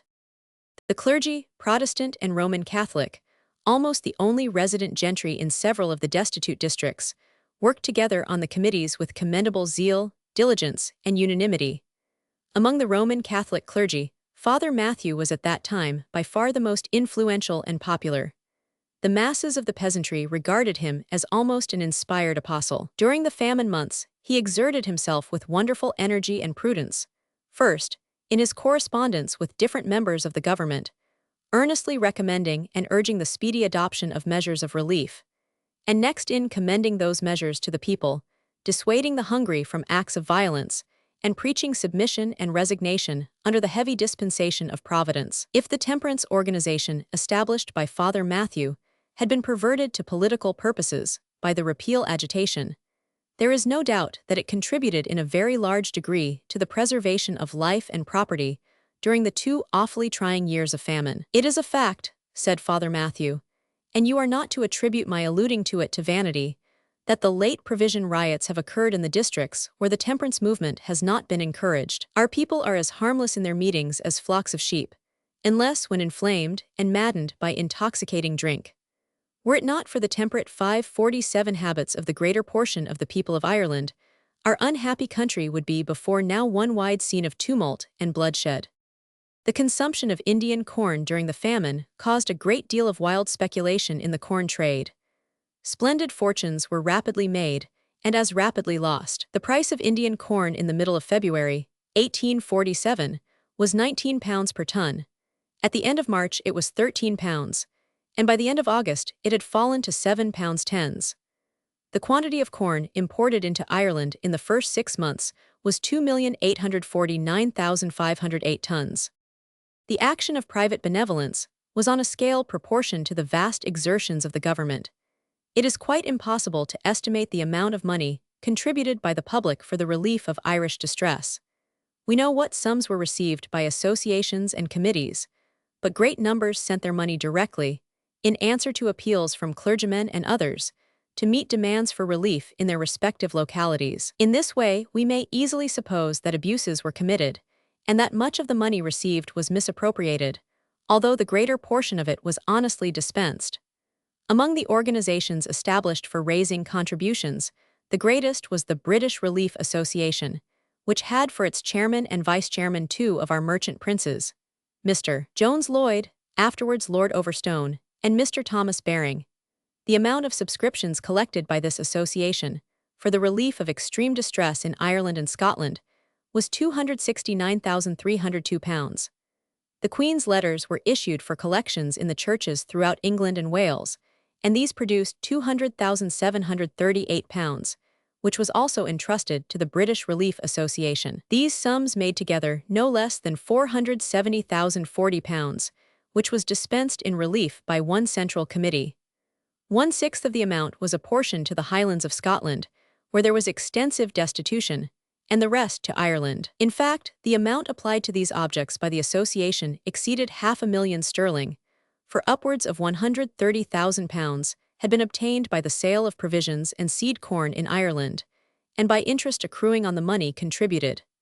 In administering the funds placed at their disposal, the committee acted concurrently with the government and the poor law authorities. It wisely determined at the outset that all grants should be in food, and not in money, and that no grant should be placed at the disposal of any individual for private distribution. The committee concluded their report to the subscribers by declaring that although evils of greater or less degree must attend every system of gratuitous relief, they were confident that any evils that might have accompanied the application of the funds would have been far more than counterbalanced by the benefits that had been conferred upon their starving fellow countrymen, and that if ill desert had sometimes participated in their bounty, a vast amount of human misery and suffering had been relieved. But the chief source whence the means at their disposal were derived was the magnificent bounty of the citizens of the United States of America. The supplies sent from America to Ireland were on a scale unparalleled in history. Meetings were held in Philadelphia, Washington, New York, and other cities in quick succession, presided over by the first men in the country. All through the states, the citizens evinced an intense interest and a noble generosity worthy of the great republic. The railway companies carried free of charge all packages marked Ireland. Public carriers undertook the gratuitous delivery of packages intended for the relief of Irish distress. Storage to any extent was offered on the same terms. Ships of war, without their guns, came to the Irish shores on a mission of peace and mercy, freighted with food for British subjects. Cargo after cargo followed in rapid succession, until nearly 100 separate shipments had arrived, our government having consented to pay the freight of all donations of food forwarded from America, which amounted in the whole to £33,000. The quantity of American food consigned to the care of the Society of Friends was nearly 10,000 tons, the value of which was about £100,000. In addition to all this, the Americans remitted to the Friends Committee £16,000 in money. They also sent 642 packages of clothing, the precise value of which could not be ascertained. There was a very large amount of remittances sent to Ireland during the famine by the Irish in the United States. Unfortunately, there are no records of those remittances prior to 1848, but after that time, we are enabled to ascertain a large portion of them, though not the whole, and their amount is something astonishing. The following statement of sums remitted by emigrants in America to their families in Ireland was printed by order of Parliament. During the years 1848, £460,180, £1,849, £540,619, £1,850, £957,087, £1,851, £990,811. Chapter 18. The Reign of Victoria continued.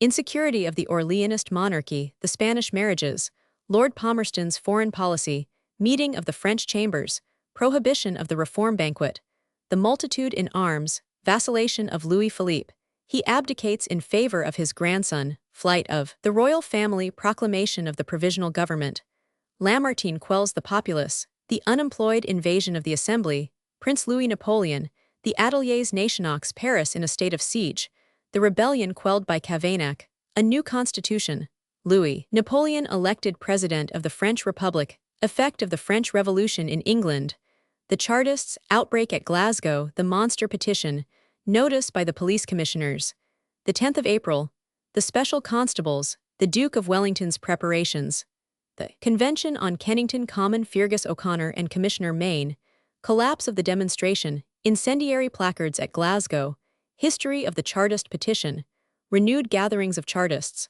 arrests, trial of the Chartist leaders, evidence of spies, the sentences.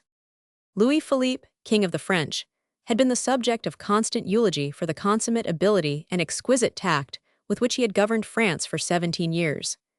It was supposed that the citizen king had at length taught his restless and impulsive subjects the blessings of constitutional government, and that they were perfectly contented with the free institutions under which it was now their happiness to live. Guizot, regarded as one of the greatest statesmen on the continent, was at the head of affairs in 1847, and it was hoped that his profound wisdom and keen sagacity would enable him to guard the state against any dangers with which it might be threatened by the Legitimists on one side or the Democrats on the other. But the whole aspect of public affairs in France was deceptive, and the unconscious monarch occupied a throne which rested on a volcano.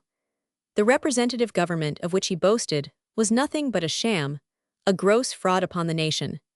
The basis of the electoral constituency was extremely narrow, and majorities were secured in the chambers by the gross abuse of enormous government patronage. The people, however, saw through the delusion, and were indignant at the artifices by which they were deceived. The king, who interfered with his ministers in everything and really directed the government, was proud of his skill in managing his ministry, his parliament, and the nation. But the conviction gained ground everywhere, and with it arose a feeling of deep resentment that he had broken faith with the nation, that he had utterly failed to fulfill his pledges to the people, who had erected the barricades, and placed him upon the throne in 1830. The friends of the monarchy were convinced that it could only be saved by speedy and effectual reform, but the very name of reform was hateful to the king, and his aide-de-camp took care to make known to the members of the chambers his opinions and feelings upon the subject. Odelin Barrett, however, originated a series of reform banquets, which commenced in Paris, and were held in the principal provincial cities, at which the most eminent men in the country delivered strong speeches against political corruption and corruptors, and especially against the minister who was regarded as their chief defender, Guizot. While thus tottering on the verge of revolution, the Orleanist monarchy had the misfortune to affront the British court. The reason of the rupture is known to history as the affair of the Spanish marriages, of which it is enough to say here that Louis Philippe succeeded in marrying the young Queen of Spain to her cousin, the Duke of Cadiz, who was imbecile, while at the same time he secured the hand of her sister for his youngest son, the Duc de Montpensier. Thus he apparently acquired the reversion of the throne for his family, but the coup was effected in defiance of pledges made repeatedly to Lord Aberdeen, and continued to his successor at the Foreign Office, Lord Palmerston. It was undoubtedly the advent of the latter to power which hurried on the conclusion of the intrigue. Louis Philippe and Guizot suspected him of trying to secure the hand of the Queen of Spain for a prince of the House of Coburg, and was justified to a certain extent by an imprudent dispatch sent by the English Foreign Secretary to our minister at Madrid. Thereupon the King of the French frightened the Queen Mother of Spain into giving her consent to the marriages, which were celebrated simultaneously on the 10th of October, 1846. The calculating cunning displayed by Louis Philippe and the deliberate sacrifice of a young girl to sordid requirements of state aroused a feeling of universal disgust. From Queen Victoria, the proceedings provoked a letter to Louis Philippe's queen, which 549 concluded with the scathing remark, "I am glad that I can say for myself that I have always been sincere with you." It was in fact, as her foreign minister wrote to his brother, a twister. Louis Philippe hears of the revolution. CP 551. See larger version. Thus the Entente Cordiale was broken, and the two powers were left isolated in Europe, for the efforts of Louis Philippe to form an alliance with the Austrian court were without success. In the circumstances, Lord Palmerston's foreign policy during these eventful years was inevitably somewhat unsatisfactory. When Austria, in defiance of pledges, annexed the Republic of Krakow, he could only issue a solitary protest, which was completely disregarded. In Portugal, affairs were once more in complete confusion. The Conservative Party, headed by the Queen, being in arms against the so-called liberals led by Dos Antas. Palmerston left them to fight it out until foreign intervention appeared inevitable from Spain, if not from France. Then he made an offer of help to the Queen Donna Maria, on condition that she would grant a general amnesty and appoint a neutral administration. The terms were accepted by the conservatives. The liberal junta submitted on hearing that its fleet had been captured by the British, and the civil war came to an end. Meanwhile, in Switzerland, Lord Palmerston was upholding the cause of the Diet against the secessionist cantons known as the Sonderbund, by refusing to countenance the intervention of the powers in Swiss affairs, which was advocated by Prince Metternich, and also by Guizot. For a moment, his position was dangerous, as Guizot declared that the opportunity had come for France to take vengeance upon England by forming another quadruple treaty, from which Great Britain should be excluded. But the prompt victory of the Diet's general, Dufer, over the forces of the Sonderbund saved the situation, and owing to Palmerston's representations, the victorious party abstained from vindictive measures. Thus revolution was postponed in Europe for another year, and Palmerston attempted similar results in Italy, whither he sent Lord Minto, the First Lord of the Admiralty, on a special mission to support constitutional reforms in Sardinia and at Rome, where the new Pope, Pius Roman IX, by title, was supposed to be the friend of progress. But the blind hostility 550 of Metternich prevailed. The reforms granted by his puppet princes were wholly insufficient in extent, and events in Italy were evidently hastening towards an upheaval, when the train of the European explosion was fired in France. The French chambers were summoned for the 28th of December, and the king opened them in person, reading a speech which was vague, vapid, and disappointing. It contained one passage, however, which was sufficiently intelligible. It was a denunciation and a defiance of reform. He said, "In the midst of the agitation fomented by hostile and blind passions, one conviction sustains and animates me. It is that in the constitutional monarchy, in the union of the great powers of the state, we possess the most assured means of surmounting all obstacles, and of satisfying the moral and material interests of our dear country." Next day, a meeting of the opposition deputies was held in Paris at the Café Durand, in the Place de la Madeleine, when it was proposed that they should all send in their resignations. This would cause 102 elections, at which the conduct of the government would be fully discussed at the hustings in different parts of the country. This was objected to by the majority, who were for holding a banquet in defiance of the government. A committee was appointed to make the arrangements, and the announcement caused the greatest excitement. On the 21st of February, 1848, the government issued a proclamation forbidding the banquet, which was to take place on the following day. The prohibition was obeyed, the banquet was not held. In the meantime, great numbers of people arrived in Paris from the country, and immense multitudes from all the faubourgs assembled at the Madeleine, in the Champs-Élysées, and at the Place de la Concorde, consisting for the most part of workmen and artisans. The people seemed violently agitated, as if prepared for the most desperate issues. The troops were under arms, however, and the king, who was in the gayest humor, laughed with his courtiers at the pretensions of Barrett and the reformers. The excitement, however, increased every moment. When the troops came near the crowd, they were received with hisses and assailed with stones. The Rue Royale, the Rue de Rivoli, and Rue Saint-Honor were cleared and occupied by cavalry, and the populace were driven into the back streets, where some barricades were constructed, and some occasional shots exchanged between the military and the insurgents. The principal struggles, however, were between the people and the municipal guard, which they abhorred. Wherever they met through the city, the conflict became fierce, sanguinary, and ruthless. But the National Guard had no such animosity against the people. On the contrary, they sympathized with them thoroughly, raised with them the cry of "Vive la Réforme," and refused to act against them. The king could not be got to believe this fact till the last moment. On the 23rd, the aspect of the insurgent multitude became more fierce, daring, and determined. Guizot had announced the resignation of his cabinet. The king had sent for Count Mole, then for M. Thiers, who was asked to form a new ministry. He declined unless Odelin Barrett became one of his colleagues. The king gave a reluctant consent, but Barrett was not prepared to sanction measures of military repression. Marshal Bugeaud, the hero of Algiers, whose exploits there made his name terrible, had been appointed commander-in-chief of the 1st Military Division and of the National Guard of Paris. But the National Guard were not prepared to fight against the people. The people, knowing this, shouted, "Vive la Garde Nationale!" And the National Guard shouted, "Vive la Réforme!" In the evening, about 7 o'clock, an immense body of the working classes formed in procession, headed by men carrying blazing torches, and marching along the boulevards, chanted 2 lines of the Girondist song. Mourir pour la patrie. C'est la sorte la plus beau, la plus digne d'envie. This was only interrupted by the cries of a bas Guizot, a bas les ministers. These cries, everywhere received with electrical enthusiasm, were uttered with the greatest bitterness about Guizot's house, where an incident occurred that, whether intended or not, sealed the fate of the Orleans dynasty. The people were pressing on the military, and in the confusion a man named Lagrange stepped forward and shot the commanding officer. The troops then fired point-blank into the dense mass, and many were killed. When the firing ceased, a funeral procession was rapidly formed, the bodies were collected and placed upon a large cart, their still bleeding wounds exposed under the glare of torchlight. The effect may be imagined. It thrilled the whole city with feelings of horror and revenge.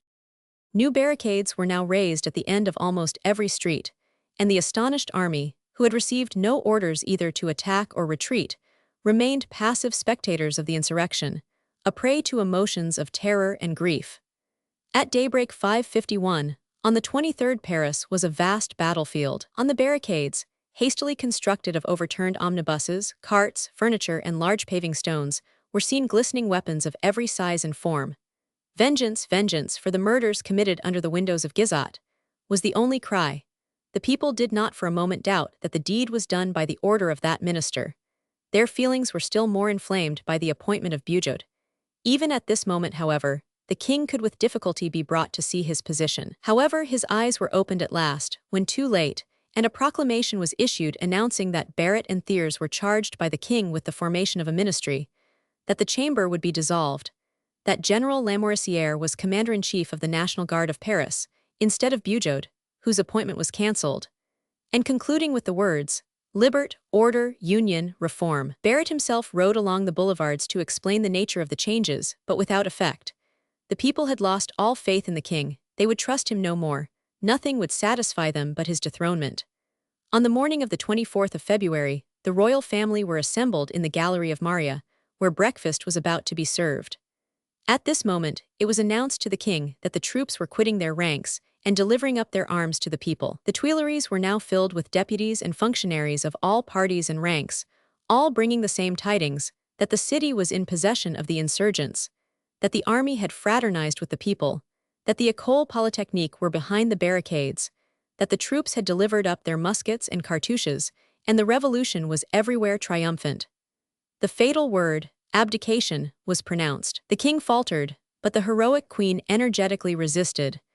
But while she spoke, the insurgents were attacking the last post which protected the Tuileries. The fusillade which thundered in the Place du Carrousel reverberated in the chamber in which the king then stood, and already an armed multitude was entering the palace of the ancient kings of France.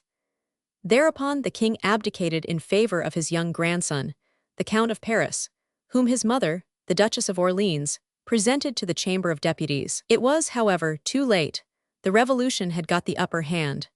The king and queen had escaped through the garden of the Tuileries and hastened to the gate which opens upon the Place de la Concorde. After various vicissitudes, they arrived at Honfleur at 8 o'clock, on the 26th of February, and after many hairbreadth escapes and fruitless efforts to sail from Trouville, they embarked on the 2nd of March at Honfleur, for Havre, among a crowd of ordinary passengers, with a passport made out in the name of William Smith.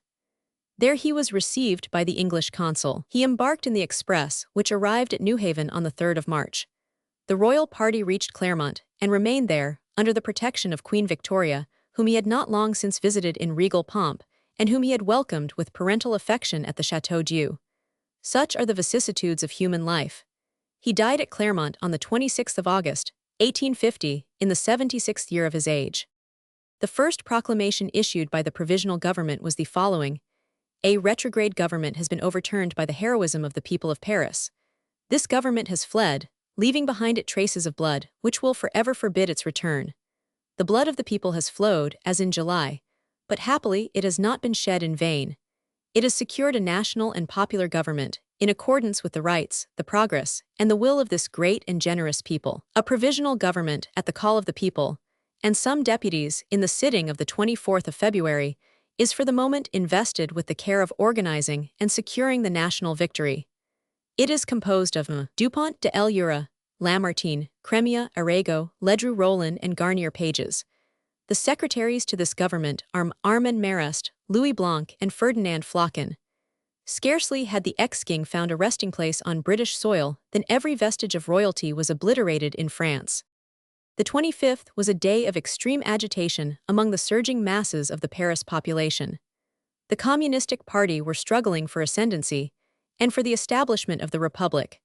An immense multitude thronged the square in front of the Hôtel de Ville, in such a state of excitement that Lamartine was obliged to come out and address them from the windows 5 times. They were vociferous and imperative in their demand that the red flag should float over the hotel, instead of the tricolor, which they required to be pulled down. To this demand, Lamartine offered a courageous resistance, and by the magic 552 of his eloquence, he succeeded in arresting the torrent of popular passion and turning its course. The multitude unanimously expressed their enthusiasm in cheering and clapping of hands, and the orator was almost suffocated by the pressure of the crowd and the efforts of the people to shake hands with him. On the 26th, the provisional government sat again at the Hôtel de Ville and proclaimed the result of their deliberations. It decreed the abolition of royalty, the proclamation of a republic, the establishment of national workshops for all who needed employment, and the abolition of the punishment of death for political offenses. On the next day, which was Sunday, an immense multitude assembled at the Place de la Bastille, and there, on the steps of the Column of July, Arago again proclaimed the Republic in presence of the whole of the National Guard. Although the rain descended in torrents and the weather was boisterous, the people remained out of doors and made the day a great festival in honor of their victory. It was agreed that a constituent assembly should be chosen on the 9th of April and should meet on the 20th, that the suffrage should be universal and voting by ballot, that all Frenchmen 21 years of age should be electors, that all Frenchmen 25 years of age should be eligible, that the representatives should be 900 in number, and that each should be paid 25 francs a day during the session. The army had declared for the Republic, the clergy were passive, but the great difficulty was with the unemployed workmen of Paris, to whom promises were made which it was utterly impossible to fulfill. The government undertook to put an end to the long and iniquitous sufferings of workmen, and to give employment to everyone at good wages, for which purpose a commission was appointed, whose president was Louis Blanc, and his vice-president Albert, formerly a manufacturer, to whose name the word ouvrier was always attached. This commission fixed the time of labor as 10 hours for all professions. One of the first fruits of its interference with the labor market was a demand that the British workmen should be expelled from the railways and different manufacturing establishments. In many places they had to fly for their lives, to escape the fury of the mob. The National Assembly commenced its sittings on the 4th of May in a temporary wooden structure erected for the purpose. One of its first acts was to pass a resolution that the provisional government had deserved well of the country, but the revolutionary passions out of doors were far from being appeased. Secret societies and clubs were actively at work, and on the 11th of May a placard appeared, citing a proclamation of the provisional government dated the 25th of February, in which it unwisely undertook to guarantee labor for all the citizens, and proceeding. Thus, the promises made on the barricades not having been fulfilled, and the National Assembly having refused, in its sitting on the 10th of May, to constitute a Ministry of Labor, the delegates of the Luxembourg declined to assist at the fête called de la Concorde. On the 15th of May, the chamber was invaded by a body of men, carrying banners in their hands and shouting for Poland. The president put on his hat, and the assembly broke up. After a short time he returned. The National Guard appeared in force and quickly cleared the hall. After these measures were taken to suppress the counter-revolution, the assembly resumed its labors. A proclamation was issued, stating that the National Guard, the Garde Mobile, all the forces in Paris and the neighborhood, had driven before them the insane conspirators, who concealed their plots against liberty under the pretense of zeal for Poland. The Fête de la Concorde took place on Sunday, the 21st of May, and passed off without any attempt at disturbance. On the contrary, the people were in excellent humor, and everything upon the surface of society seemed in keeping with the object of the festivity. On the 26th, the Assembly decreed the perpetual banishment of Louis Philippe and his family, by a majority of 695 to 63. But the ex-king was not the only pretender who occupied the attention of the new government. A far more dangerous one was Louis Napoleon Bonaparte, nephew of the emperor and then in exile in London.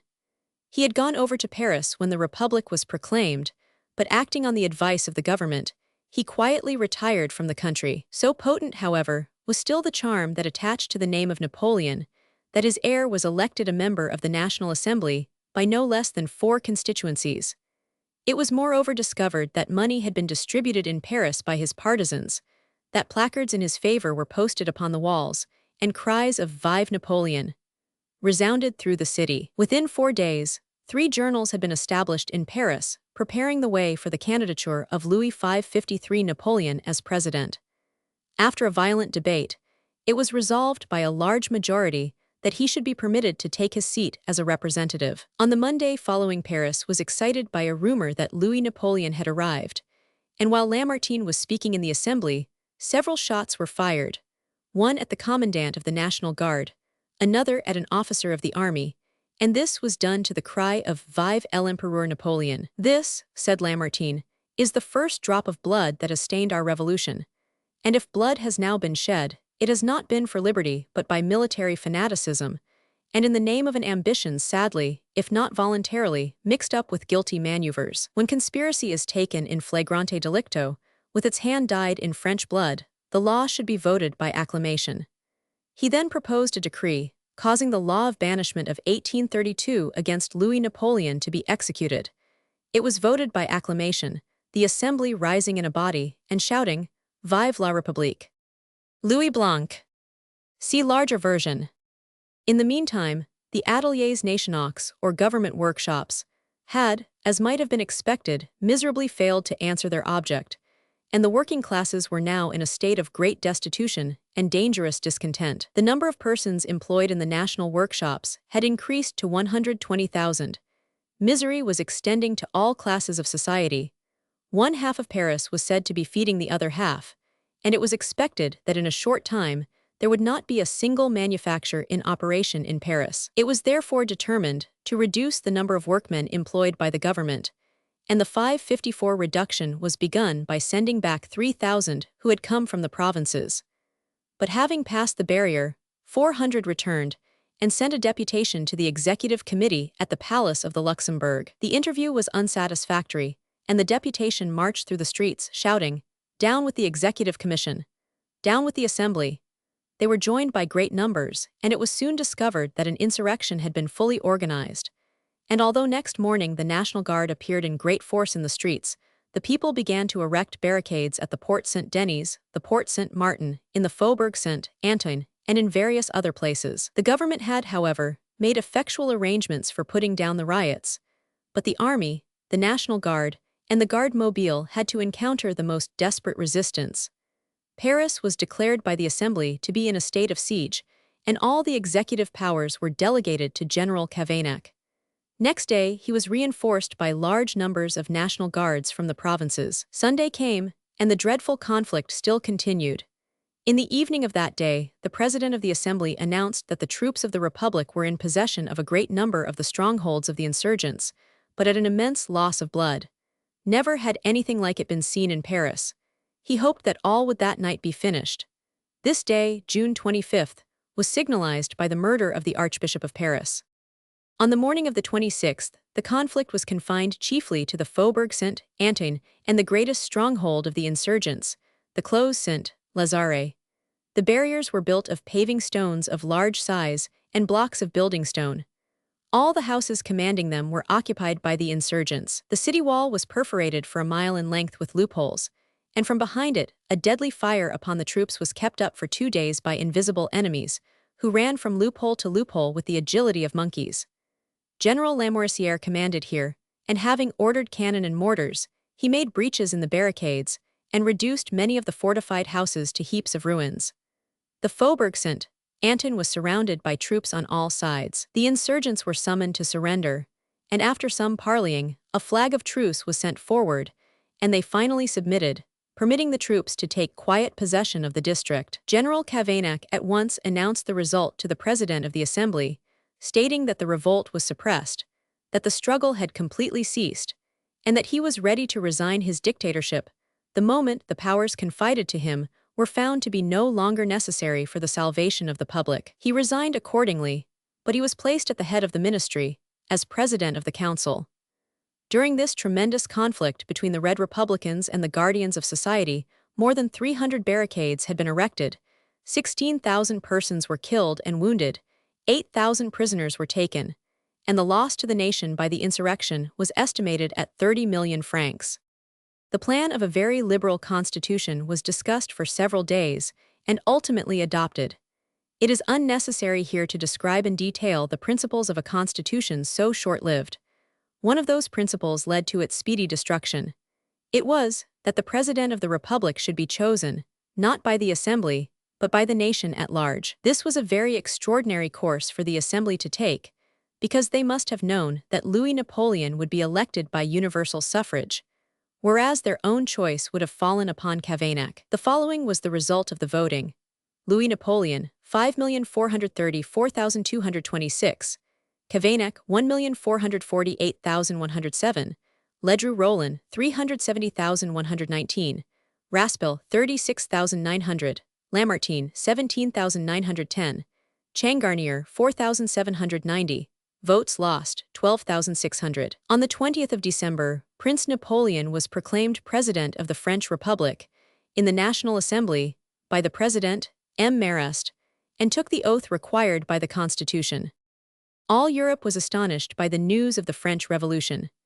The successful insurrection of the working classes in Paris, the flight of the king, the abolition of monarchy, the establishment of a republic, all the work of 2 or 3 days, were events so startling that the occupants of thrones might well stand aghast at their recital and tremble for their own possessions. It would not have been surprising if the revolutionary spirit emanating from Paris had, to a large extent, invaded Great Britain and Ireland.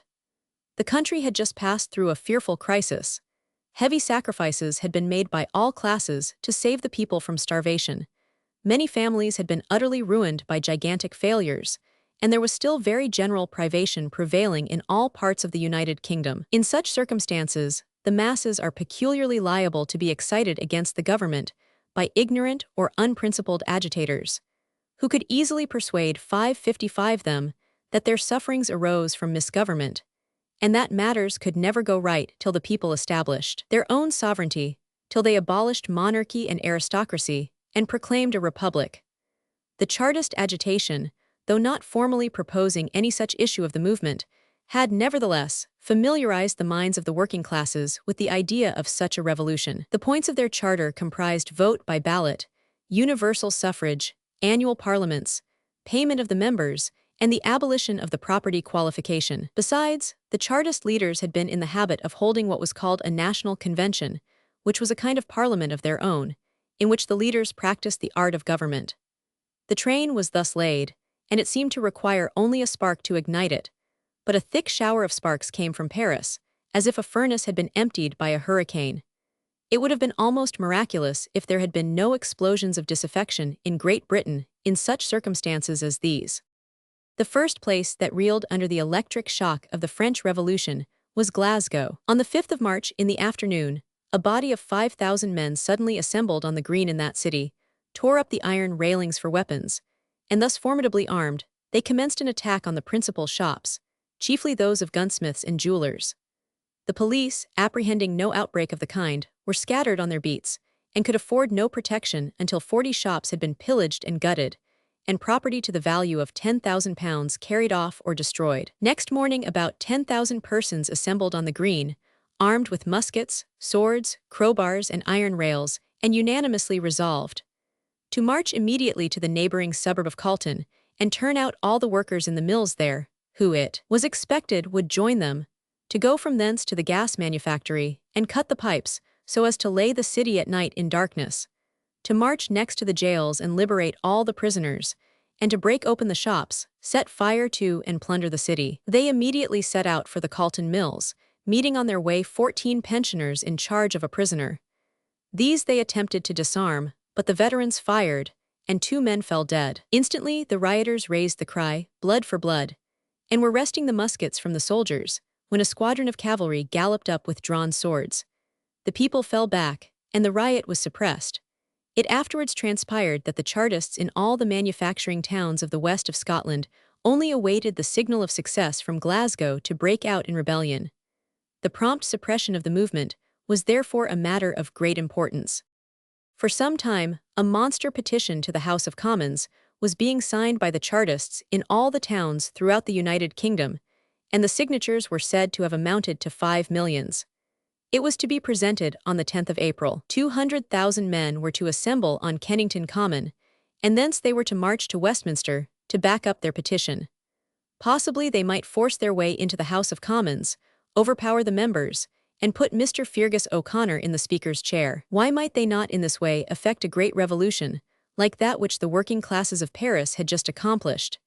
If the French National Guard, and even the troops of the line, fraternized with the people, why should not the British Army do likewise? Such anticipations would not have been unreasonable if parliamentary and municipal reform had been up to this time resisted, if William Roman IV had been still upon the throne, if a Guizot had been Prime Minister, and a York or a Cumberland at the Horse Guards.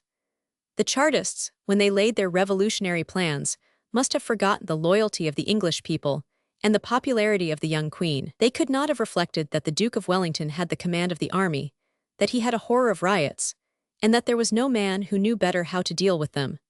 Besides, everyone in power must have profited by the unpreparedness of the French authorities and the fatal consequences of leaving the army without orders and guidance. All who were charged with the preservation of the peace in England were fully awake to the danger, and early on the alert to meet the emergency. On the 6th of April, a notice was issued by the police commissioners, warning the Chartists that the assemblage of large numbers of people, accompanied with circumstances tending to excite terror and alarm in the minds of Her Majesty's subjects, was criminal, and that, according to an act of the 13th of Charles Roman II, no more than 10 persons could approach the sovereign or either House of Parliament on pretense of delivering petitions, complaints, or remonstrances, and that whereas information had been received that persons had been advised to procure arms and weapons to 556 carry in procession from Kennington Common to Westminster, and whereas such proposed procession was calculated to excite terror in the minds of Her Majesty's subjects, all persons were strictly enjoined not to attend the meeting in question or take part in the procession, and all well-disposed persons were called upon and required to aid in the enforcement of the law and the suppression of any attempt at disturbance. Well-disposed people happily comprised the great mass of the population of all ranks and classes, who responded with alacrity to the appeal of the government for cooperation. Great alarm was felt in the metropolis lest there should be street fighting and plundering, and it might be said that society itself had taken effective measures for its own defense. The 10th of April, 1848, will be a day forever remembered with pride by Englishmen, and posterity will read of it with admiration. In the morning nothing unusual appeared in the streets, except that the shops were mostly closed, the roar of traffic was suspended, and an air of quiet pervaded the metropolis. No less than 170,000 men, from the highest nobility down to the humblest shopkeeper, had been enrolled and sworn as special constables, a great army of volunteers, who came forward spontaneously for the defense of the government. In every street, these guardians of the peace might be seen pacing up and down upon their respective beats, and under their respective officers. Among them was Prince Louis Napoleon Bonaparte, acting as a private, under the command of the Earl of Eglinton. No soldiers appeared in the streets, but during the previous night, the Duke of Wellington had taken the most effective measures to prevent any violation of the peace. Strong bodies of foot and horse police were placed at the ends of the bridges, over which the Chartists must pass from Kennington Common to Westminster, and these were assisted by large numbers of special constables, posted on the approaches at each side. And lest these should be overpowered by the Chartists in attempting to force a passage, a strong force of military, horse, foot, and artillery was kept concealed from view in the immediate neighborhood. The public buildings were all occupied by troops and strongly fortified. 2 regiments of the line were stationed at Millbank Penitentiary. There were 1,200 infantry at the Dipford dockyards. At the Tower, 30 pieces of heavy field ordnance were ready to be shipped by hired steamers to any spot where their services might be required. The public offices at the West End, Somerset House, and in the city were occupied by troops and stored with arms. The Bank of England was strongly fortified, sandbags being piled all round upon the roof, as parapets to protect the gunners, while the interior was filled with soldiers. There were also similar barricades to the windows, with loopholes for muskets. In the space of rows in yard at the end of Farringdon Street, a large body of troops was posted ready to move at a moment's notice, and another in the enclosure of Bridewell Prison. At several points immediately about Kennington Common, commanding the whole space, bodies of soldiers were placed out of view but ready for instant action. The guards, horse and foot, were all under arms, in Scotland Yard and in other places. In the meantime, the Chartists had made their preparations. The members of the National Convention met early in the morning at its hall in John Street, Fitzroy Square, and after this the members took their places in a great car, which had been prepared to convey them to the Common. It was so large that the whole convention and all the reporters who attended it found easy accommodation, Mr. Fergus O'Connor and Mr. Ernest Jones sitting in the front rank. It was drawn by 6 fine horses. Another car drawn by 4 horses contained the monster petition, with its enormous rolls of signatures. Banners with Chartist mottos and devices floated over these imposing vehicles. The convention thus driven in state passed down Holborn, over Blackfriars Bridge, and on to the Common, attended by 1,700 Chartists, marching in procession. This was only one detachment. Others had started from Finsbury Square, Russell Square, Clerkenwell Green and Whitechapel. The largest body had mustered in the east and passed over London Bridge, numbering about 6,000. They all arrived at the Common about 10 o'clock, where considerable numbers had previously assembled, so the Common appeared covered with human beings. In all monster meetings, there are the widest possible differences in the estimates of the numbers. In this case, they were set down variously at 15,000, 20,000, 50,000, and even 150,000. Perhaps 30,000 was the real number present. Somerset House, London River Front. See larger version. The great car which bore Fergus O'Connor and his fortunes was of course the central object of attraction. Everything about it indicated that some great thing was going to happen, and all who could get within hearing of the speakers were anxiously waiting for the commencement of the proceedings. But there was something almost ludicrous in the mode of communication between the tremendous military power which occupied the metropolis, waiting the course of events, in the consciousness of irresistible strength, and the principal leader of the Chartist convention. Immediately after the 2 cars had taken their position, a police inspector, of gigantic proportions, with a jolly and good-humored expression of countenance, was seen pressing through the crowd toward Mr. O'Connor. He was the bearer of a message from the police commissioners, politely desiring Mr. O'Connor's attendance for a few minutes at the Horns Tavern. Mr. O'Connor immediately alighted and followed the inspector, whose burly form made a lane through the mass of people, as if he were passing through a field of tall wheat. Murmurs were heard through the crowd. What could this mean? Was their leader deserting, or was he a prisoner? A rush was made in the direction which they had taken, and it was said that their faces were blanched with fear, and that at one time they were almost fainting. Protected by those who were near them, they reached Mr. Commissioner Main in safety. The commissioner informed Mr. O'Connor that the government did not intend to interfere with the right of petitioning, properly exercised, nor with the right of public meeting. Therefore they did not prevent the assemblage on the Common, but if they attempted to return in procession, they would be stopped at all hazards, and that there were ample forces awaiting orders for the purpose.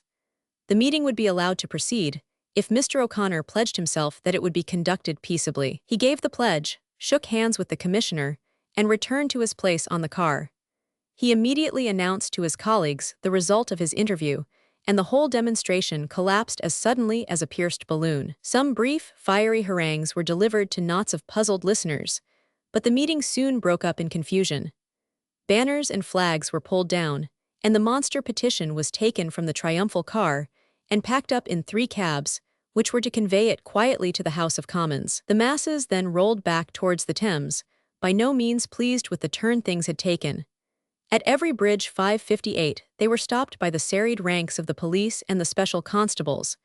There was much pressing and struggling to force a passage, but all in vain. They were obliged to move off, but after a while they were permitted to pass in detached parties of not more than 10 each. About 3 o'clock the flood of people had completely subsided. Had the movement been successful to any extent, it would have been followed by insurrections in the provincial towns. Early on the morning of the 10th, the walls of the city of Glasgow were found covered with a placard, calling upon the people, on receipt of the news from London, to rise in their thousands and tens of thousands, and put an end to the vile government of the oligarchy which had so long oppressed the country. Another placard was issued there, addressed to soldiers, and offering £10 and 4 acres of land to every one of them who should join the insurgents.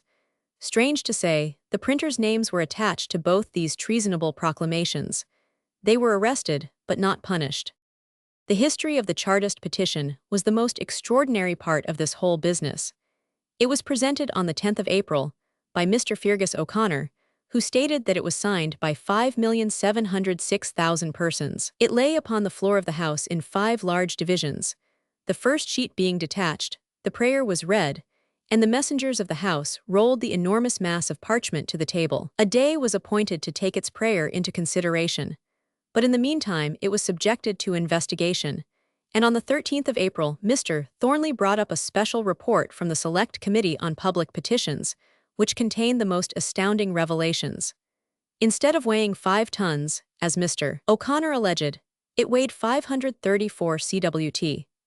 The signatures were all counted by 13 law stationers' clerks, in addition to those usually employed in the House, who devoted 17 hours to the work, and the number of signatures was found to be only 1,975,496, instead of nearly 6 million. Whole consecutive sheets were filled with names in the same handwriting, and amongst the signatures were Victoria Rex, Prince Albert, the Duke of Wellington, Sir Robert Peel, Lord John Russell, etc. The Duke of Wellington's name was written 30 times, and Colonel Sibthorpe's 12 times. Some of the signatures were not names at all, such as no cheese, pug nose, flat nose, etc. There were also many insertions so indecent that they could not be repeated by the committee.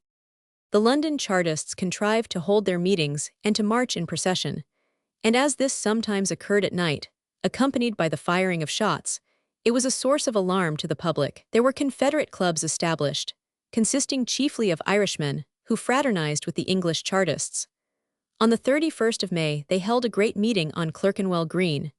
There, after hearing some violent speeches, the men got the word of command to fall in and march, and the crowd formed rapidly into columns 4 abreast. In this order they marched to Finsbury Square, where they met another large body, with which they united, both forming into new columns 12 abreast, and thus they paced the square with measured military tread for about an hour. Thence they marched to Stepney, where they received further accessions, from that to Smithfield, up Holborn, Queen Street and Long Acre, and on through Leicester Square to Trafalgar Square. Here the police interfered and they were gradually dispersed. This occurred on Monday. On Tuesday night they assembled again at Clerkenwell Green, but were dispersed by a large body of horse and foot police. There was to be another great demonstration on Wednesday, but the police authorities issued a cautionary notice and made effectual arrangements for the dispersion of the meeting. Squadrons of horse guards were posted in Clerkenwell and Finsbury, and precautions were taken to prevent the threatened breaking of the gas and water mains. The special constables were again partially put in requisition, and 5,000 of the police force were ready to be concentrated upon any point, while the whole of the fire brigade were placed on duty. These measures had the effect of preventing the assembly. Similar attempts were made in several of the manufacturing towns, but they were easily suppressed. In June, however, the disturbances were again renewed in London. On Whit Monday, the 4th, there was to be a great gathering of Chartists in Bonners Fields, but the ground was occupied early in the morning by 1,600 policemen, 500 pensioners, and 100 constables mounted. There was also a body of horse guards in the neighborhood. Up to the hour of 2 o'clock, the leaders of the movement did not appear, and soon after a tremendous thunderstorm accompanied by drenching rain caused the dispersion of all the idlers who came to witness the display. 10 persons were arrested on the ground and tried and sentenced to various terms of imprisonment. It was thought time to put a stop to such 559 proceedings, and several of the leaders were arrested, namely Messrs. Ernest Jones, John Fussell, J. Williams, A. Sharp, and Y. Vernon. They were committed for sedition, but bail was accepted. At Ashton-under-Lyne, Birmingham, Liverpool, and other places, Chartist and Confederate disturbances took place. The police hunted up their leaders, and in some towns seized the papers of the clubs as well as the pikes and firearms which they had concealed. There had, in fact, been an extensively ramified conspiracy, the headquarters of which were in the metropolis. On the 11th of August, the police, acting upon information they had received, assembled at the station in Tower Street, 700 strong, and suddenly marched to the Angel Tavern in Weber Street, Blackfriars. Surrounding the house, Inspector Butt entered and found 14 Chartist leaders in deliberation. In a few minutes they were all quietly secured and marched to Tower Street. On searching the place, the police found pistols loaded to the muzzle, swords, pikes, daggers, and spearheads, also large quantities of ammunition. Upon one man were found 75 rounds of ball cartridge. Some of the prisoners wore iron breastplates. Similar visits were paid to houses in Great Ormond Street, Holborn and York Street, Westminster, with like results. In the last place the party got notice and dispersed before the police arrived. One man, leaping out of a window, broke his leg. Tow balls were found amongst them, and from this and other circumstances, it was believed they intended to fire the public buildings and to attack the police in every part of London. The whole of the military quartered in London were under arms on the night of the threatened attack, and an unbroken line of communication was kept up between the military and the different bodies of police. 25 of the leaders were committed for felony, bail being refused, their principal leader being a man named Cuffy. The Chartist trials took place at the September sessions of the Central Criminal Court.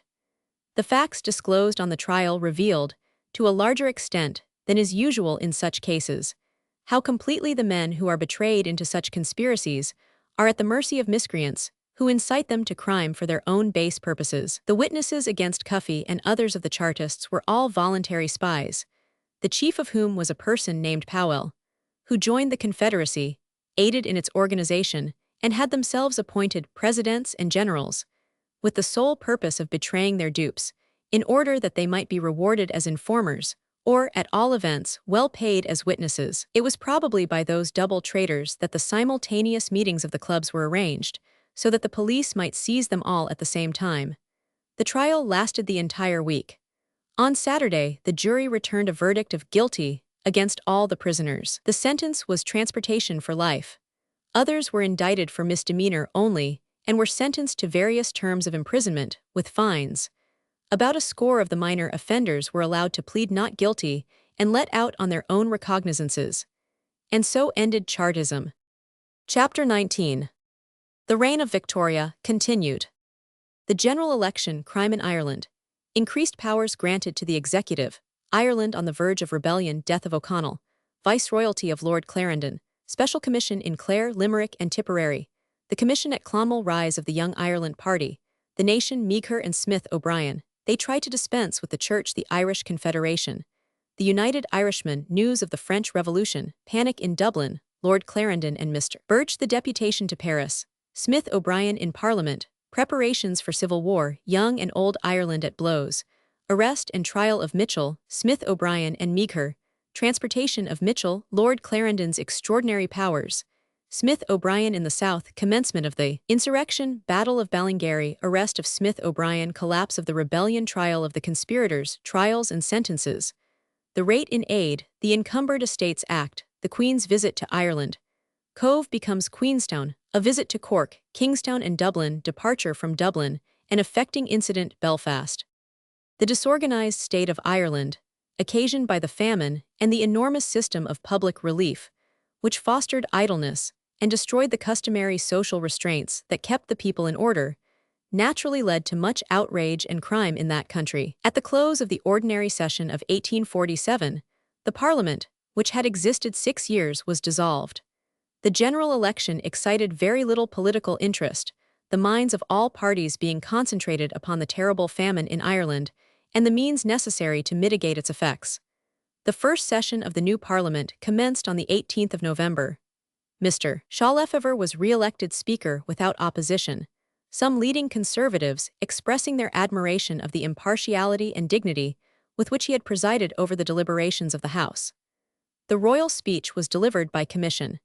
It lamented that in some counties in Ireland atrocious crimes had been committed, and a spirit of insubordination had manifested itself, leading to an organized resistance to legal rights. Parliament was therefore requested to take further precautions against the perpetration of crime in that country, at the same time recommending the consideration of measures that would advance the social improvement of its people. In the course of the debate on the address, the state of Ireland was the subject of much discussion, and on the 29th of November, Sir George Grey, then Home Secretary, brought in a bill for this purpose. In doing so, he gave a full exposition of the disorganized state of the country. He showed that the number of attempts on life by firing at the person, which was, in 6 months of 1846, 55, was in the same 6 months of 1847, 126. The number of robberies of arms, which was, in 6 months of 1846, 207, in the same 6 months of 1847 was 530, and the number of firings of dwellings, which in 6 months of 1846 was 51, was, in the same 6 months of 1847, 116. Even this statement gave an inadequate idea of the increase of those offenses in districts, which were now particularly infested by crime. The total number of offenses of the 3 classes which he had just mentioned amounted, in the last month, to 195 in the whole of Ireland. But the counties of Clare, Limerick, and Tipperary furnished 139 of them, the extent of offences in those counties being 71%. On the total of offences in Ireland, and the population being only 13%, on the whole population of Ireland. It was principally to those counties that his observations applied, but as the tendency of crime was to spread, they must be applied in some degree also to King's County, Roscommon, and part of Fermanagh. The crimes which he wished to repress were not directed against the landlord class alone, but against every class and description of landowners. Their ordinary object was the commission of willful and deliberate assassination, not in dark or desolate places, but in broad daylight, of assassination, too, encouraged by the entire impunity with which it was perpetrated, for it was notorious that none but the police would lend a hand to arrest the flight, or capture the person, of the assassin. The murder of one landlord was sufficient to spread terror throughout the whole class, the most recent and horrible case being used for this purpose in the threatening notices. Thus, when Major Mann was shot, a letter was sent to the wife of another landed proprietor, warning her that if her husband did not remit all the arrears of rent due by his tenants, 2 men would be sent to dispatch him as they had dispatched the demon man. The Lord Lieutenant had increased the 561 constabulary force in the disturbed districts and called out the military to aid in the execution of the law. But it was the opinion of the magistrates in those districts that the powers of the executive were not sufficient. The object of Sir George Grey's measure was to extend those powers, not to create any new tribunal, for trial by jury had worked satisfactorily. What he proposed was that the Lord Lieutenant should have power to proclaim disturbed districts, to increase in them the constabulary force to any extent he might think fit out of the reserve of 600 in Dublin, to limit the use of firearms, and to establish nocturnal patrols. He thought that by such a measure the government would be able to put down the crimes that were disorganizing society in Ireland. Sir Robert Peel supported the government measure. Mr. Feargus O'Connor divided the House against it, but was supported by only 20 members. It was soon after read a second time, having been strenuously resisted by some of the Irish members. It rapidly went through committee, and was read a third time, when the minority against it was only 14. The bill passed through the Lords without alteration. Trinity College, Dublin, from a photograph by Poulton and Son, Lee. See larger version. Misery and privation in large masses of people naturally engender disaffection and predispose to rebellion, and this was the state of things in Ireland at the beginning of the memorable year of 1848. O'Connell had passed away from the scene. On the 28th of January, 1847, he left Ireland, never to return.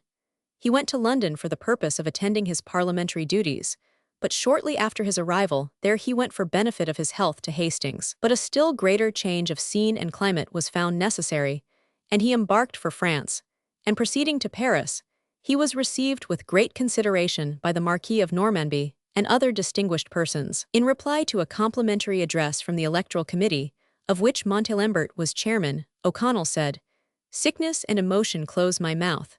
I would require the eloquence of your president to express to you all my gratitude, but it is impossible for me to say what I feel. Know, simply, that I regard this demonstration on your part as one of the most significant events of my life." He went from Paris to Lyon, where he 562 became much weaker. In all the French churches prayers were offered on behalf of Le Célèbre Irlandais et le Grand Libérateur d'Irlande. At Marseille he became rather better, but at Genoa death arrested his progress. He expired on the 15th of May, 1847, apparently suffering little pain. He was on his way to Rome, intending to pay his homage in person to Pius Roman IX, but finding this impossible, He ordered that his heart might be sent to Rome and his body to Ireland. It has been remarked that O'Connell was the victim of the Irish famine, and that its progress might have been learnt from the study of his face. The buoyancy had gone out of his step.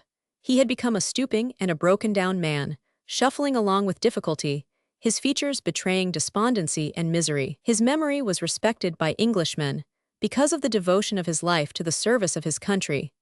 Born of a conquered race and a persecuted religion, conscious of great energies and great talents, he resolved to make every Irishman the equal of every Englishman.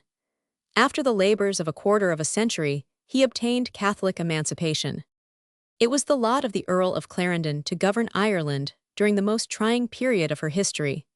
It was a trying crisis, affording great opportunity to a statesman of preeminent ability to lay broad and solid foundations for a better state of society. But though a painstaking and active administrator, Clarendon was not a great statesman.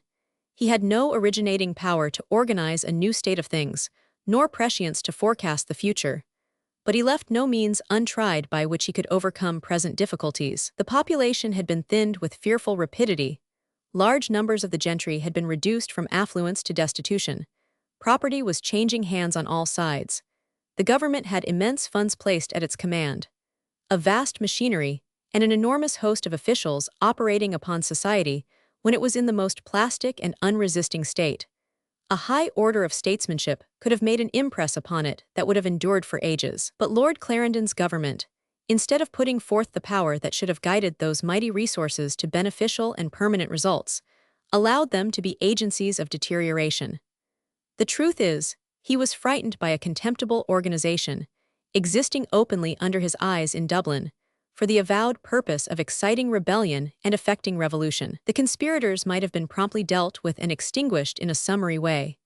But instead of dealing with it in this manner, Clarendon watched over its growth, and allowed it to come to maturity, and then brought to bear upon it a great military force and all the imposing machinery of state trials, the only good result of which was a display of forensic eloquence worthy of the days of Flood and Grat. The opening of the year 1848 was signalized by the appointment of a special commission, which was convened to try those accused of agrarian murders in the counties of Tipperary, Limerick, and Clare. The judges were the Chief Justice Blackburn and the Chief Baron Piggott. The commission was preeminently successful. The trials commenced at Limerick on the 4th of January. The Chief Justice, in his charge to the jury, drew a melancholy picture of the demoralized state of the country. He praised the patience and enduring fortitude of the people under the visitation of famine, which were generally in the highest degree exemplary, and he made this remarkable statement: "I do not find in the calendar before me, nor after the experience of the last 2 circuits have I been able to find a single case in which destitution or distress, arising from the visitation of God, has in the remotest degree influenced this illegal confederacy, or stimulated any of those outrages." The first person tried was the notorious William Ryan, nicknamed Puck, one of the greatest ruffians ever brought to the bar of justice. He was tried for the murder of a neighbor, named John Kelly, into whose house he entered, and shot him dead upon the spot, in the presence of his family. He was found guilty, and hanged on the 8th of February. He was well known to have committed 9 murders during the previous year. A man named Fruin, a respectable farmer, was transported for life, being found guilty of harboring Ryan and screening him from justice.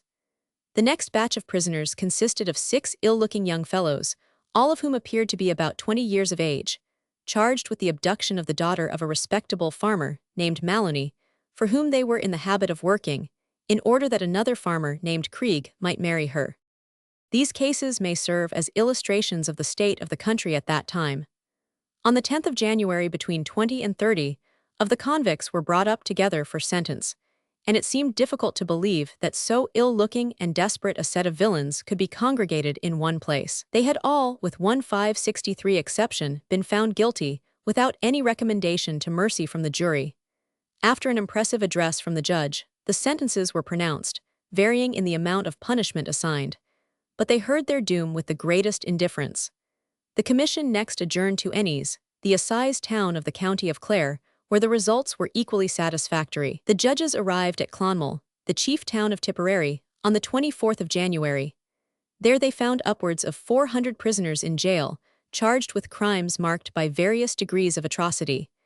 The trial that excited most attention here was that of John Sonnergan for the murder of Mr. William Roe, a landed proprietor and a magistrate of the county, who was shot in the open day, upon the road near one of his own plantations. The scene which was presented in this court on the 31st of January was described in the report of the trials as scarcely ever paralleled. 5 human beings, 4 of whom were convicted of murder, and 1 of an attempt to murder, stood in a row at the front of the dock, to receive the dreadful sentence of the law, which consigned them to an ignominious death. Agrarian outrage had thus been effectually put down by the Special Commission, but a much more formidable difficulty was now to be encountered by the government, which was called upon to suppress a rebellion. In order that its origin may be understood, it will be necessary to sketch briefly the rise and progress of the Young Ireland Party. It had its origin in the establishment of the Nation newspaper in 1842 by Thomas Davis, Charles Gavin Duffy, and John Mitchell. Davis was a native of the county of Cork, a member of the Church of England, and a barrister who had devoted himself to literature. He was a man of genius and enthusiastic temperament, combined with habits of study and a love of system. As a member of the Repeal Association, and as a writer in the Nation, he constantly advocated national independence. He was a vigorous writer and also a poet. He was much respected personally by all classes and would have exerted a powerful influence, but he was cut off by fever in the midst of his career. His memory received the honor of a public funeral, which was one of the largest and most respectable that had for some time taken place in Dublin. Mr. Duffy, the proprietor and editor of the Nation, a Roman Catholic and a native of Monaghan, had been connected with the press in Dublin. Mr. Mitchell, also a northerner and a solicitor by profession, was the son of a Unitarian minister in Newry. These men were all animated by the same burning love of Ireland and unmitigated hatred of English domination. The Nation soon attained a vast circulation. Its leading articles were distinguished by an earnestness, a fire, a power, an originality and boldness, till then unknown in the Irish press. Its columns were filled with the most brilliant productions in literature and poetry, all designed to glorify Ireland at the expense of England, and all breathing the spirit of war and defiance against the government. In addition to the Nation, they prepared a number of small books, which they issued in a cheap form as an Irish library, devoted chiefly to the history of their country and its struggles for independence. By their exertions, reading rooms were established throughout the country, and a native literature was extensively cultivated. The orator of the party was Thomas Meeker, at a later period general in the American Army, son of a Waterford merchant, who was afterwards Member of Parliament. He was a brilliant, fluent, ardent, daring speaker. His appearance and manners were those of a gay, reckless, dashing cavalier, and his warlike harangues had won for him the designation, Meeker of the Sword. His speeches fired his audience with wild enthusiasm. Since 1844, as we have seen, Mr. William Smith O'Brien had become the leader of this party, which differed in spirit and purpose from the old Ireland Party, of which O'Connell had been so long the leader. O'Connell's agitation even for repeal was essentially religious. Ireland and the Roman Catholic Church were indissolubly associated in his mind. His habits as a nisi prius barrister made him an advocate more than a statesman, and having pleaded the cause of his church for 40 years, having been rewarded and retained for so doing by an annual tribute collected in the chapels of the kingdom, and having won his unparalleled popularity and almost kingly power by his services in this cause, he could not help regarding himself as the special champion of the Irish priests and their people. For them he courted Whig alliances, for them he abused the Tories, for them he sought repeal, and for their sakes he deprecated war. He knew that the Protestants of Ireland would never sufficiently trust him or his ecclesiastical clients to join them in a war against English supremacy, which they disliked far less than Roman Catholic ascendancy. He knew that a war for repeal must be a civil and religious war, and he too well remembered the horrors of 1798, and was too well aware of the 564 power of England, seriously to encourage anything of the kind. He talked indeed about fighting at the monster meetings, but he did so merely to intimidate the government, confident of his power to hold the masses in check and to prevent breaches of the peace. The state prosecutions and the proceedings of the Young Ireland Party worked in him the painful and almost heartbreaking conviction that he had gone too far. Another essential difference existed between the two parties regarding religion. The Young Irelanders wanted to ignore religion in the national struggle. Their object was to unite all Irishmen in the great cause, to exorcise the spirit of bigotry, and to cultivate the spirit of religious toleration. But neither the Protestants nor the Catholics were prepared for this. The peasantry of the South especially would not enter into a contest in which their priests refused to lead and bless them, and these would neither lead nor bless, except in the interest of their church. This truth was discovered too late by Mr. Smith O'Brien and Mr. Meeker. The latter gentleman is said to have remarked in his prison, "We made a fatal mistake in not conciliating the Catholic priesthood. The agitation must be baptized in the old holy well." When the two parties separated in 1846, the Young Irelanders established the Irish Confederation, which held its meetings in the music hall Abbey Street, and whose platform was occupied by a number of young men, who subsequently figured in the state trials. Mr. Dillon, a barrister, who had been a moderator in Trinity College, Mr. Doheny, solicitor, Mr. O'Gorman, and Mr. Martin, a Protestant gentleman of property in the County Down. The object of the Confederacy was to prepare the country for national independence, by the force of opinion, by the combination of all classes of Irishmen, and the exercise of all the political, social, and moral influence within their reach. They disclaimed any intention of involving the country in civil war, or invading the just rights of any of its people, and they were specially anxious that Protestants and Roman Catholics should be united in the movement. Resolutions to this effect were adopted at a great meeting in the Rotunda, a revolutionary amendment by Mr. Mitchell having been rejected after a stormy debate, which lasted 3 days, and did not terminate on the last day until 1 o'clock at night. This led to Mitchell's secession from the nation, and the establishment of the United Irishmen, in which he openly and violently advocated rebellion and revolution. He continually insisted on the adoption of the most diabolical and repulsive measures, with the utmost sang-froid. Every Saturday his journal contained a letter to the Earl of Clarendon, Her Majesty's Executioner General and Butcher General of Ireland. Plans of insurrection were freely propounded. The nature and efficiency of street fighting were copiously discussed.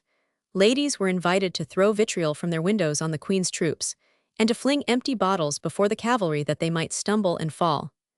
Precise instructions were given, week after week, for the erection of barricades, the perforation of walls, and other means of attack and defense in the war against the Queen. Such was the state of things in Ireland when the news of the French Revolution arrived and produced an electric effect throughout the country. The danger of permitting such atrocious incitements to civil war to be circulated among the people was obvious to everyone, and yet Lord Clarendon allowed this propagandism of rebellion and revolution to go on with impunity for months. Mitchell might have been arrested and prosecuted for seditious libels any day. The newsvendors who hawked the United Irishmen through the streets might have been taken up by the police, but the government still remained inactive.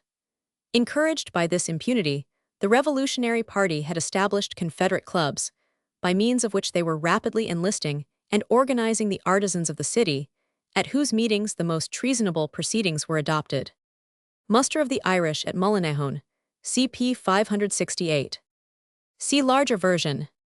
In the meantime, rumors were in circulation, said to have emanated from Dublin Castle, to the effect that a conspiracy existed to massacre the members of the government and the loyal citizens.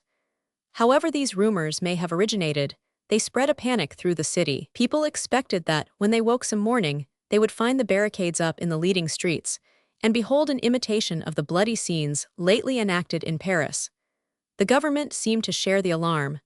Strong bodies of soldiers were posted in different parts of the city. Trinity College, the buildings of the Royal Dublin Society, the Linen Hall, and the Custom House were occupied as temporary barracks. The Bank of Ireland was put in a state of defense, and cannon were placed on the roof in such a way as to command the streets. Bulletproof shutters were furnished for the front of Trinity College. The Viceroy evidently apprehended some serious work, for he ordered the troops in all these extemporized fortresses to be furnished with rations for several 566 days. These preparations for a siege continued throughout the months of March and April. For more than 3 months, the chambers of the college were turned into barracks. The troops were paraded in the quadrangles every morning. In all the fortified positions, the soldiers were kept under arms at unreasonable hours. In fact, the whole community was in a state of painful suspense, hourly anticipating the attacks of an imaginary enemy. During all this time, there was not a single depot of arms seized, nor a single rebellious leader arrested. The clubs, indeed, were meeting and plotting, and the government spies were amongst them, but they had made no preparations for insurrection that should have excited alarm. There was much talk of the manufacture of pikes, but the only instance made public was one in which a blacksmith had been asked to make one by a detective policeman. During this protracted agony of suspense and alarm, business was almost at a standstill. Nobody seemed to think or talk of anything but the rebellion, the chances of success, and the possibility of having to submit to a republic. There could not be a more striking proof of the inability of Lord Clarendon to cope with this emergency than his dealings with the proprietors of the World, a journal with a weekly circulation of only 500 or 600 copies, which subsisted by levying blackmail for suppressing attacks on private character. It was regarded as a common nuisance, and yet the Lord Lieutenant took the editor into his confidence, held private conferences with him on the state of the country, and gave him large sums for writing articles in defense of law and order. These sums amounted to £1,700, and he afterwards gave him £2,000 to stop an action in the Court of Queen's Bench. Mr. Birch, the gentleman in question, was not satisfied with this liberal remuneration for his services.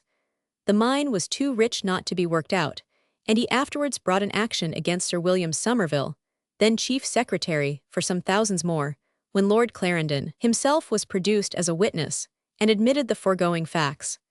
The decision of the court was against Birch, but when, in February 1852, the subject was brought before the House of Commons by Lord Naas, the Clarendon and Birch transactions were sanctioned by a majority of 92. While the Irish government was in this state of miserable trepidation, the Dublin Confederates carried on their proceedings with the most perfect unconcern and consciousness of impunity. Among these proceedings was the sending of a deputation to Paris to seek the aid of the Republican government on behalf of the oppressed nationality of Ireland. The deputation consisted of Messrs. O'Brien, Meagher, and O'Gorman. They were the bearers of 3 congratulatory addresses, to which Lamartine gave a magniloquent reply about the great democratic principle, this new Christianity bursting forth at the opportune moment. The destinies of Ireland had always deeply moved the heart of Europe. Children of that glorious Isle of Arran, whose natural genius and pathetic history were equally symbolic of the poetry and the heroism of the nations of the North, would always find in France under the Republic a generous response to all its friendly sentiments. But as regarded intervention, the provisional government gave the same answer that they had given to Germany, to Belgium, and to Italy. Where there is a difference of race, where nations are aliens in blood, intervention is not allowable. We belong to no party in Ireland or elsewhere except to that which contends for justice, for liberty, and for the happiness of the Irish people. We are at peace, continued Lamartine, and we are desirous of remaining on good terms of equality, not with this or that part of Great Britain, but with Great Britain entire. We believe this peace to be useful and honorable, not only to Great Britain and to the French Republic, but to the human race. We will not commit an act, we will not utter a word, we will not breathe an insinuation, at variance with principles of the reciprocal inviolability of nations which we have proclaimed, and of which the continent of Europe is already gathering the fruits. The fallen monarchy had treaties and diplomatists. Our diplomatists are nations, our treaties are sympathies. The sympathies felt for the Irish revolutionists, however, were barren. Nevertheless, the deputation, who were complimented as aliens in blood, shouted Vive la République, Vive Lamartine, who had just declared that the French would be insane were they openly to exchange such sympathy for unmeaning and partial alliance with even the most legitimate parties in the countries that surrounded them. Mr. Smith O'Brien returned to London, took his seat in the House of Commons, and spoke on the Crown and Government Securities Bill, the design of which was to facilitate prosecutions for political offences. He spoke openly of the military strength of the Republican Party in Ireland and the probable issue of an appeal to arms. But his 567 address produced a scene of indescribable commotion and violence, and he was overwhelmed in a torrent of jeers, groans, and hisses, while Sir George Grey, in replying to him, was cheered with the utmost enthusiasm. In the meantime, the preparations for civil war went on steadily on both sides in Dublin, neither party venturing to interfere with the other, lest the government should not be able to subdue the rebellion with 10,000 troops in the strong points of the city, and artillery commanding the great thoroughfares, with loopholes for sharpshooters in every public building. An association was formed to provide loyal citizens with arms and combine them in self-defense. The committee of this body ordered 600 stand-of-arms from the manufacturer, and also some thousands of knots of blue ribbon to be worn by the loyal on the night of the barricades. It was intimated that the government would pay for those things, but as it did not, an action for the cost of the muskets was brought against a gentleman who went to inspect them. Circulars were sent round to the principal inhabitants, with directions as to the best means of defending their houses when attacked by the insurgents. There were instances in which the lower parts of houses were furnished with ball-proof shutters, and a month's provisions of salted meat and biscuits actually laid in. The Orangemen, regarded with so much coldness by the government in quiet times, were now courted. Their leaders were confidentially consulted by the Lord Lieutenant. Their addresses were gratefully acknowledged. They were supplied with muskets, and the certificate of the master of an Orange Lodge was recognized by the police authorities as a passport for the importation of arms. A regrettable episode in this rebellious movement occurred on the 29th of April in the city of Limerick. The Sarsfield Club in that place invited Messrs. Smith O'Brien, Mitchell, and Meeker to a public soiree. The followers of O'Connell, known as the Old Ireland Party, being very indignant at the treatment O'Connell had received from the Young Ireland leaders, resolved to take this opportunity of punishing the men who had broken the heart of the liberator. They began by burning John Mitchell in effigy, and placing the flaming figure against the window where the soiree was held, they set fire to the building. As the company rushed out, they were attacked by the mob. Mr. Smith O'Brien, then member for the county of Limerick, was roughly handled. He was struck with a stone in the face, with another in the back of the head, and was besides severely hurt by a blow on the side. Had it not been for the protection of some friends who gathered round him, he would probably have been killed. At length, after much mischievous delay, the government ventured to lay hands upon the disseminators of sedition and the organizers of rebellion. On the 13th of May, John Mitchell was arrested and committed to Newgate. On the 15th, Mr. Smith O'Brien, who had been previously arrested and was out on bail, was brought to trial in the Queen's Bench, and arraigned on ex officio information as being a wicked, seditious, and turbulent person, and having delivered a speech for the purpose of exciting hatred and contempt against the Queen in Ireland, and inducing the people to rise in rebellion. He was defended by Mr. Butt, a conservative barrister, who spoke of the ancient lineage and estimable character of the prisoner, concluding thus: "Believe me, gentlemen, all cannot be right in a country in which such a man as William Smith O'Brien is guilty, if guilty you pronounce him of sedition." At the conclusion of this sentence, the majority of the bar, and of the people in court, rose from their seats and loudly cheered, the ladies in the galleries waving their handkerchiefs. The jury were locked up all night without refreshments, but they could not agree. The next day Meeker was tried, with a similar result, and was hailed by a cheering multitude outside, whom he addressed from a window in the Nation office. Mitchell, however, was tried, found guilty, and sentenced to transportation for 14 years. He was immediately conveyed in the police prison van to a small steamer which waited in the bay, and then to a man-o'-war which conveyed him to Bermuda. But it was not till the end of July that Lord Clarendon obtained the extraordinary powers which he demanded for putting down rebellion. These were conveyed in an act to empower the Lord Lieutenant to apprehend and detain, till the 1st day of March, 1849, such persons as he should suspect of conspiring against Her Majesty's person or government. On the 27th of July, a dispatch from Dublin appeared in the late editions of some of the London morning papers, stating that the railway station at Thurles had been burned, that for several miles along the lines the rails had been torn up, that dreadful fighting had been going on in Clonmel, that the people were armed in masses, that the troops were overpowered, that some refused to act, that the insurrection had also broken out in Kilkenny, 568, Waterford, and Cork, and all through the south. This was pure invention. No such events had occurred. In order to avoid arrest, the leaders fled from Dublin, and the clubs were completely dispersed. Mr. Smith O'Brien started on the 22nd by the night mail for Wexford. From Enniscorthy he crossed the mountains to the County Carlow. At Graigemannog he visited the parish priest, who offered him no encouragement, but gave him to understand that, in the opinion of the priests, those who attempted to raise a rebellion in the county were insane. He passed on to the towns of Carlow and Kilkenny, where he harangued the people and called upon them to rise. He arrived at Carrick-on-Suir on the 24th, and thence he went to Cassell. Leaders had been arrested, namely Duffy, Martin, Williams, O'Doherty, Meeker, and Doheny. The act, which received the royal assent on the 29th of July, was conveyed by express to Dublin, and immediately the Lord Lieutenant issued a proclamation ordering the suppression of the conspiracy, which should have been done 6 months before. In pursuance of this proclamation, the principal cities were occupied by the military. Cannon were planted at the ends of the streets, and all but those who had certificates of loyalty were deprived of their arms. The police entered the offices of the Nation and Felon, seized all the copies of those papers, and scattered the types. 12 counties were proclaimed, and a number of young men arrested having commissions and uniforms for the Irish Army of Liberation. A Privy Council was held at Dublin Cassell, at which it was determined to offer rewards for the arrest of the principal conspirators, £500 for William Smith O'Brien, and £300 each for Meagher, Dillon, and O'Doherty. The offence charged was having taken up arms against Her Majesty. The rewards offered soon brought matters to a crisis. As soon as the proclamations were posted up, Sub-Inspector Trant proceeded from Callan, in the county Kilkenny, with a body of between 50 and 60 of the constabulary, in the hope of capturing some of the proclaimed rebels. Arrived on Bullock Common, near Ballingarry on the borders of Tipperary and Kilkenny, they took possession of a slated farmhouse, belonging to a widow named Cormac. This house they hastily fortified, by piling tables, beds, and other articles against the doors and windows.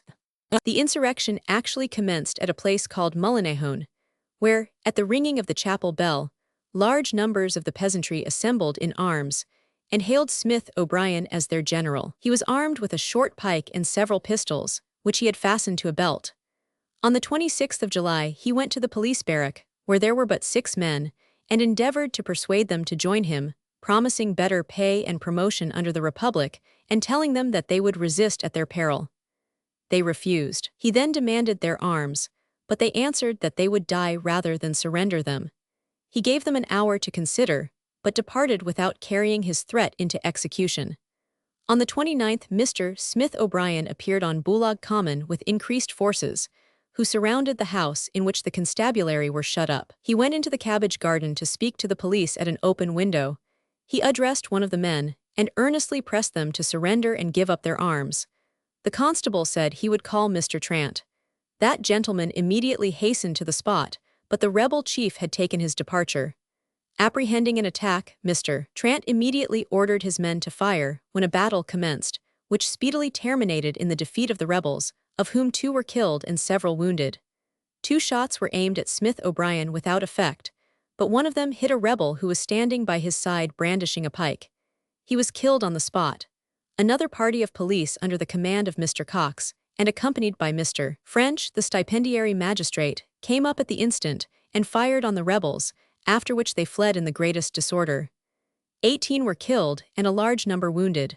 The police suffered no loss whatever. A large detachment of the 83rd Regiment, and about 150 of the constabulary, with Inspector Blake, hastened to the defence of the besieged party, but when they arrived the danger was over, and the police returned to Callan. That evening 20 signal fires blazed on the mountain of Slievenamon. Next day, being Sunday, the military did not attend public worship, and were everywhere kept on the alert. The greatest excitement appeared amongst the peasantry at the Roman Catholic chapels, who were in hourly expectation of being called upon to act, the most anxious solicitude being painted upon the countenances of the women. There is no doubt, from the temper of the population, that had the priests given the word, there would have been a general rising.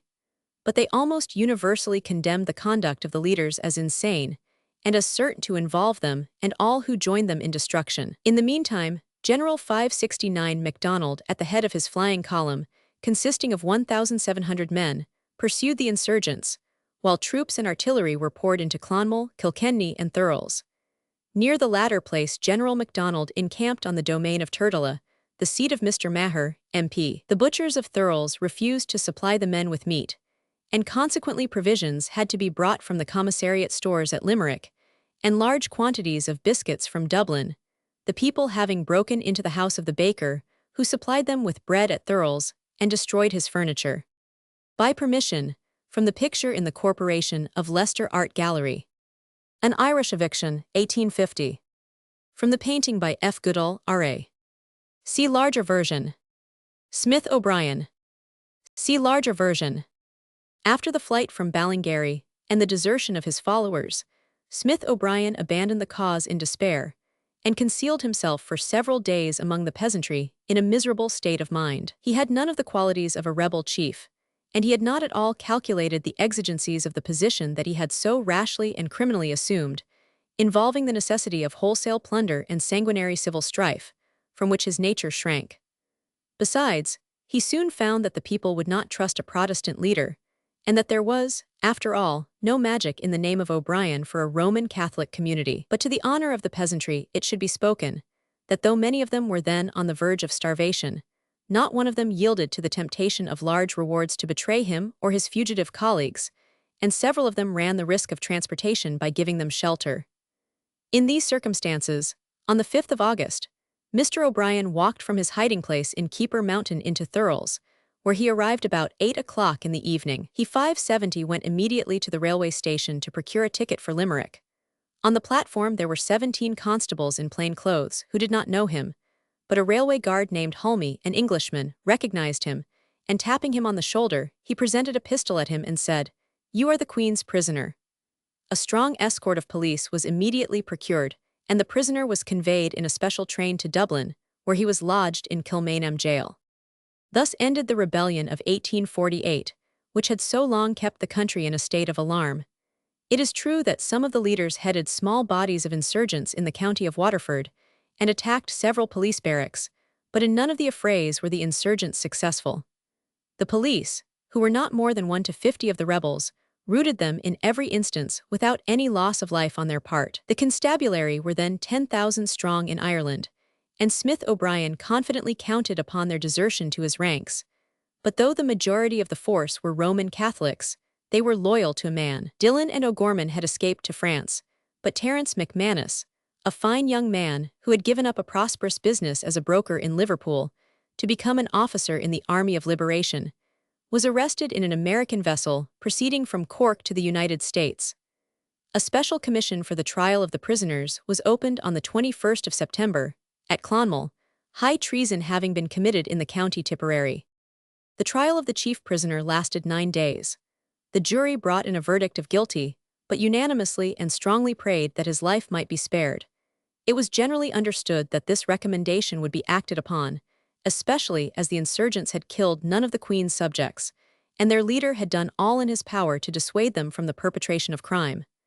McManus and Meagher were next tried, and also found guilty, with a similar recommendation to mercy. When they were asked why sentence of death should not be passed upon them, Smith O'Brien answered that he was perfectly satisfied with the consciousness of having performed his duty to his country, and that he had done only what, in his opinion, it was the duty of every Irishman to have done. This no doubt would have been very noble language if there had been a certainty, or even a likelihood that the sentence of death would be executed. But as no one expected it, there was perhaps a touch of the melodramatic in the tone of defiance adopted by the prisoners. The government acted towards them with the greatest forbearance and humanity. They brought a writ of error before the House of Lords on account of objections to the jury panel, but the sentence of the court was confirmed. The sentence of death was commuted to transportation for life, but they protested against this and insisted on their legal right to be either hanged or set free, in consequence of which an act was passed quickly through Parliament to remove all doubt about the right of the Crown to commute the sentence. The convicts were sent to Van Diemen's Land, where they were allowed to go about freely, on their parole. Meagher and McManus ultimately escaped to America, and Smith O'Brien after some years obtained a free pardon and was permitted to return home to his family, but without feeling the least gratitude to the government, or losing the conviction that he had only done his duty to his country. Mr. Afterwards Sir Gavin Duffy was tried for high treason in Dublin in February 1849, but the jury disagreed. He was again tried in April following, when the same thing occurred, and Mr. Duffy gave security to appear again if required, himself in £1,000. It was not to be expected that the difficulties of Ireland would have passed away with the paroxysm of the crisis, through which that nation had been working into a better state of existence. The social evils of that country were too deep-rooted and too extensive to be got rid of suddenly. The political disturbances above recorded, coming immediately after the famine, tended to retard the process of recovery. Another failure of the potato crop caused severe distress in some parts of the country, while in the poorer districts, the pressure upon the rates had a crushing effect upon the owners of land, which was, perhaps, in the majority of cases, heavily encumbered. This led to the passing of a measure for the establishment of a rate in aid, in the session of 1849, by which the burden of supporting the poor was more equally divided, and a portion of it placed upon the shoulders most able to bear it. In anticipation of this rate, the Chancellor of the Exchequer, Sir Charles Wood, proposed an advance of £100,000 to meet the existing pressure. The proposed rate in aid was 6 pence in the pound, to be levied in every union in Ireland, towards a general fund for the relief of the poor, and this was connected with a provision that the maximum rate should not exceed 5 shillings in the pound in any electoral 571 division. The proposition of the government, with the exception of the maximum rate clause, was agreed to after a good deal of discussion and various amendments. In the House of Lords, the bill was carried with difficulty, after much discussion and the moving of various amendments. But at length, the legislature adopted a measure which attempted to go to the root of one of the greatest evils that afflicted Ireland. This was a bill for facilitating the transfer of encumbered estates, which was passed into law, and is generally known as the Encumbered Estates Act. It was introduced by the Solicitor General, Sir Samuel Romilly, on the 26th of April. Nothing could be more unsatisfactory than the state of landed property in that country. Many of the estates had been in chancery for a long series of years, under the management of receivers, and periodically let at rack rents. Many others which were not in chancery were so heavily mortgaged that the owners were merely nominal. Others again were so tied up by family settlements, or held by such defective titles, that they could not be transferred. Consequently, a great portion of the landed property of the country was in such a condition that capital could not be invested in it, or expended on it.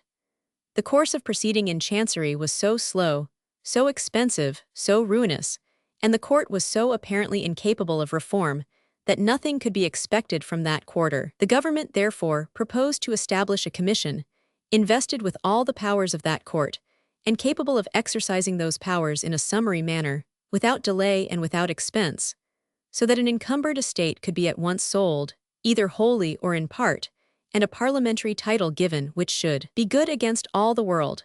This important measure met with general approval in both houses. Indeed, it was hailed with satisfaction by all classes of the community, with the exception of a portion of the Irish landed gentry. There were 3 commissioners appointed, lawyers of eminence and experience in connection with land. By a subsequent enactment in 1849, it was regulated as a permanent institution, under the title of the Landed Estates Court. The 3 commissioners were styled judges, ranking with the judges of the law courts. The number of petitions or applications for sale made to this court from the 17th of October, 1849, to the 1st of August, 1850, was 1,085, and of this number those by owners amounted to 177, nearly 1/6 of the whole. The rental of the estates thus sought to be sold by the nominal proprietors, anxious to be relieved of their burdens, was £195,000 per annum, and the encumbrances affecting them amounted to no less than £3,260,000. The rental of the estates included in 1,085 applications, made by others not owners, amounted to £655,470 per annum, and the debt upon these amounted to the enormous sum of £12,400,348. £1 of the estates brought before the court had been in chancery for 70 years. The original bill having been filed by Lord Mansfield in 1781. The estates were broken up into parcels for the convenience of purchasers, many of whom were the occupying tenants, and the great majority were Irishmen. Generally, the properties brought their full value, estimated by the poor law valuation, not by the rack rents which were set down in the agent's books, but never recovered. The amount of capital that lay dormant in Ireland, waiting for investment in land, may be inferred from the fact that in 9 years, from 1849 to 1858, the sum of 22 millions sterling was paid for 2,380 estates. But in the pacification of Ireland, the act accomplished far less than was hoped by Sir Robert Peel, who practically forced the measure upon the ministry. Men of capital looked for a fair percentage for their investments. Many of them were merchants and solicitors, without any of the attachments that subsisted between the old race of landlords and their tenants, and they naturally dealt with land as they did with other matters, in a commercial spirit, and evicted wholesale tenants who were unable to pay. Soon after the prorogation of Parliament in the autumn, Her Majesty resolved to pay her first visit to her Irish subjects.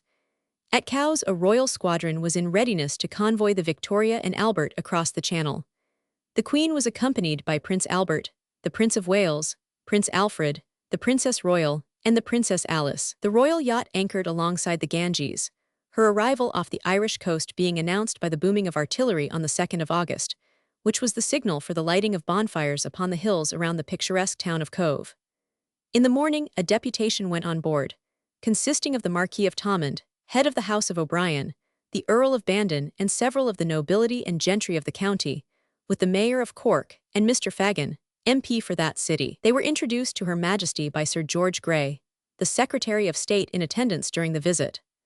Arrangements were then made for the landing, and about 3 o'clock, the Queen first set foot upon Irish 572 ground, amidst the most enthusiastic demonstrations of loyalty from the multitudes assembled to bid their sovereign welcome, mingling their cheers with the roar of cannon, which reverberated from the hills around. A pavilion had been erected for Her Majesty's reception, and over it floated a banner, with the word Cove emblazoned upon it. The Queen had consented, at the request of the inhabitants, to change the name of the place and call it Queenstown, and when she left the pavilion the first flag was pulled down and another erected in its stead, with the new name. Thus the old name of Cove was extinguished by the Queen's visit, just as the old name of Dunleary had been extinguished by the visit of George Roman IV. The royal party then proceeded up the beautiful River Lee to the city of Cork, hailed by cheering crowds at every point along the banks where a sight of the Queen could be obtained. All the population of the capital of Munster seemed to have turned out to do homage to their sovereign. A procession was quickly formed. The Queen and the royal family occupied carriages, lent for the occasion by Lord Bandon. The procession passed under several beautiful triumphal arches, erected at different points. The public buildings and many private houses were adorned with banners of every hue, evergreens, and all possible signs of rejoicing. The windows, balconies, and all available positions were crowded by the citizens, cheering and waving their hats and handkerchiefs. When this ceremony had been gone through, the Queen returned to the Victoria and Albert in Queenstown Harbour. At night the whole of that town was brilliantly illuminated. In Cork, also, the public buildings and the principal streets were lit up in honour of Her Majesty's visit. Her Majesty, before she departed, was pleased to say to Sir Thomas Deane that nothing could be more gratifying than her reception. About 10 o'clock on the morning of the 4th of August, the squadron weighed anchor for Dublin Bay. They passed that night in Waterford Harbour and arrived at Kingstown on the afternoon of the following day. When the Queen appeared on deck there was a tremendous burst of cheering, which was renewed again and again, especially when the Victoria and Albert, amidst salutes from yachts and steamers, swung round at anchor, head to wind.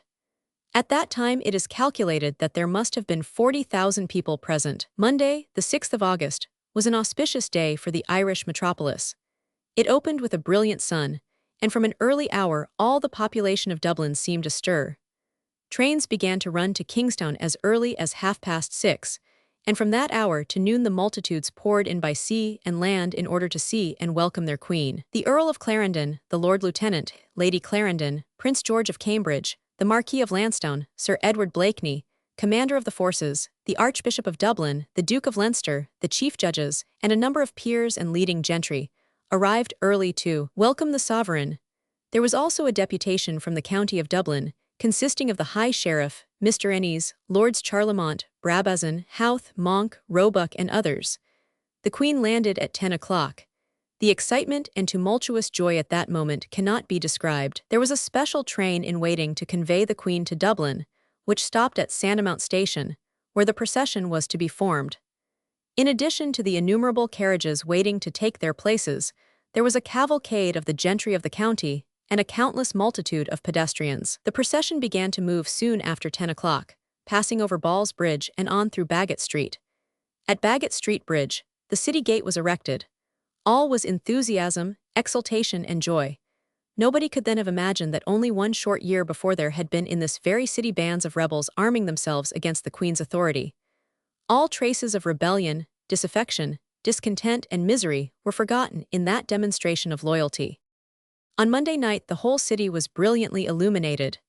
The excitement of the multitude had time to cool next day, for it rained incessantly from morning till night. But the rain did not keep the Queen indoors.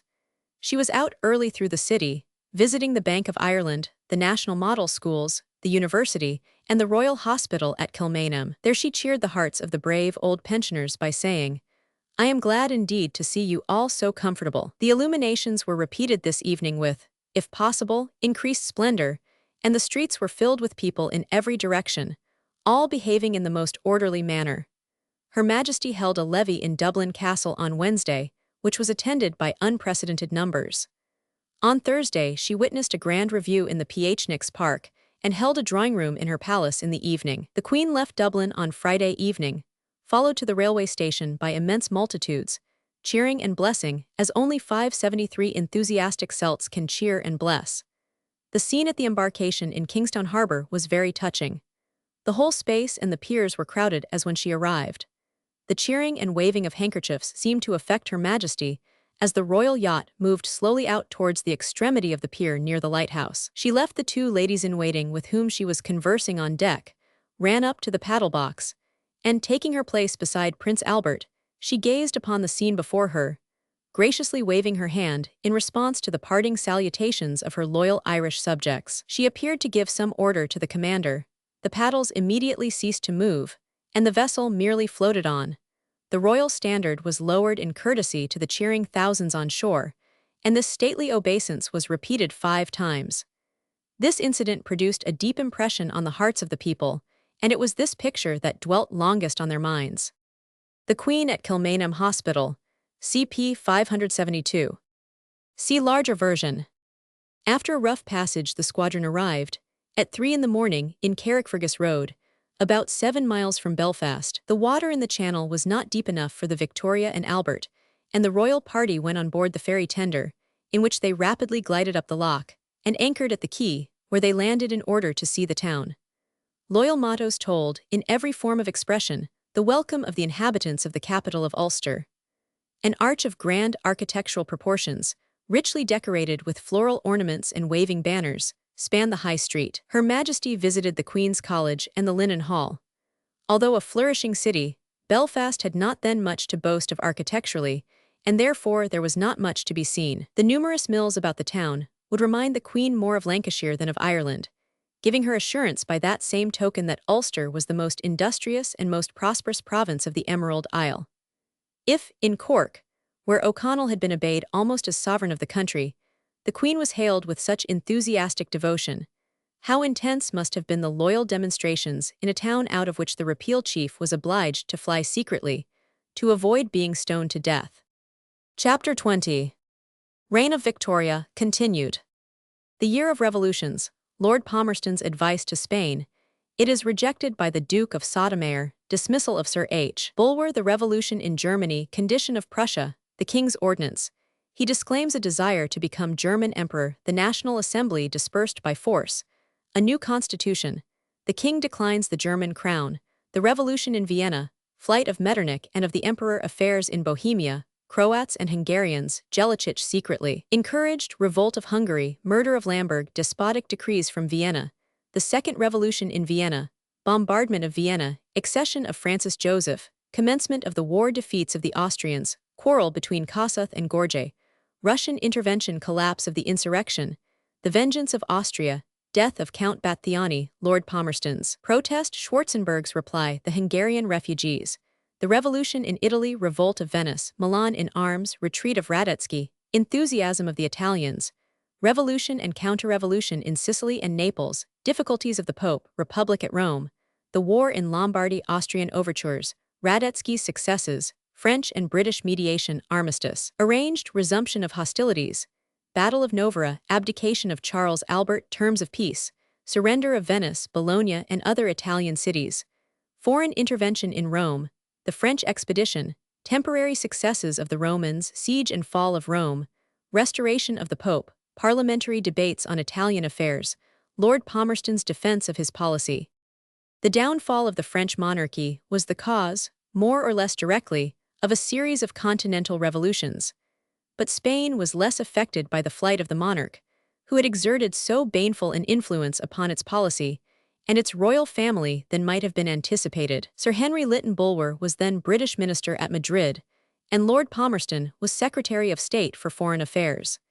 He evidently expected another revolution in Spain, as appears from a remarkable dispatch which he addressed to Sir Henry. Its tone was certainly rather dictatorial, and it is not much wonder that it fired the pride of the Spanish government. The noble lord wrote as follows: "Sir, I have to recommend you to advise the Spanish government to adopt a legal and constitutional system. The recent downfall of the King of the French and of his family, and the expulsion of his ministers, ought to indicate to the Spanish court and government the danger to which they expose themselves in endeavoring to govern a country in a manner opposed to the sentiments and opinions of the nation. And the catastrophe which has just occurred in France is sufficient to show that even a numerous and well-disciplined army offers only an insufficient means of defense to the crown, when the system followed by it is not in harmony with the general system of the country. The Queen of Spain would act wisely, in the present critical state of affairs, if she were to strengthen her executive government, by widening the basis on which the administration reposes, and in calling to her councils some of the men in whom the Liberal party places confidence."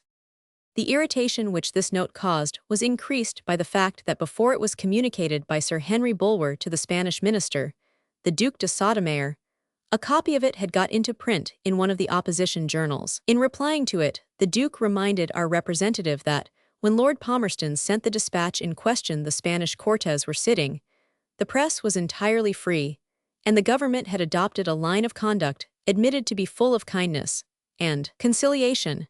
He asked, therefore, what motive could induce the British minister to make himself the interpreter of the feelings and opinions of a foreign and independent nation in regard to its domestic affairs, and the kind of men that should be admitted to its councils. The Spanish cabinet, which had the full confidence of the Crown and the Cortes, and had been acting in conformity with the Constitution and the laws, could not see, without the most extreme surprise, the extraordinary pretensions of Lord Palmerston, which led him to interfere in this manner with the internal affairs of Spain, and to support himself on inexact and equivocal data, and the qualification and appreciation of which could not, in any case, come within his province.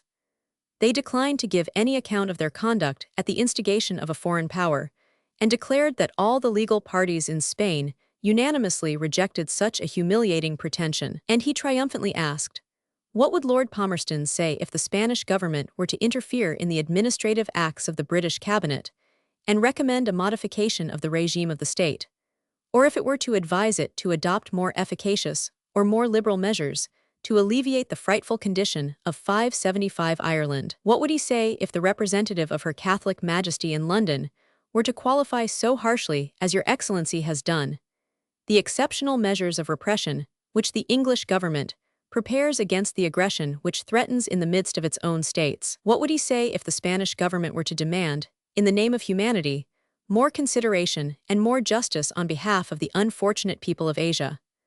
What, in fine, would he say if we were to remind him that the late events on the continent gave a salutary lesson to all governments, without excepting Great Britain? Further correspondence on the subject did not heal the wound that had been inflicted on the pride of the Spanish government, but rather inflamed it, and on the 19th of May, the British ambassador received a peremptory order to quit the kingdom within 48 hours. In dismissing him, the Duc de Sotomayor administered to him a very sharp rebuke. Your conduct, he said, in the execution of your important mission has been reprobated by public opinion in England, censured by the British press, and condemned in the British Parliament.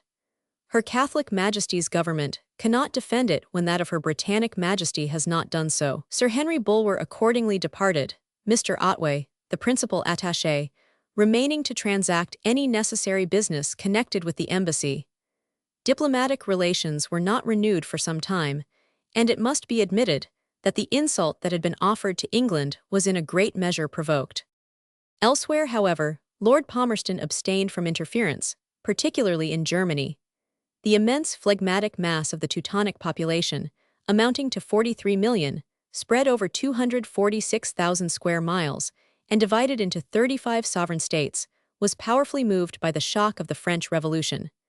Those states existed under every form of government, from absolutism to democracy. They were all united into a bund or confederation, the object of which was the maintenance of the independence of Germany and of its several states.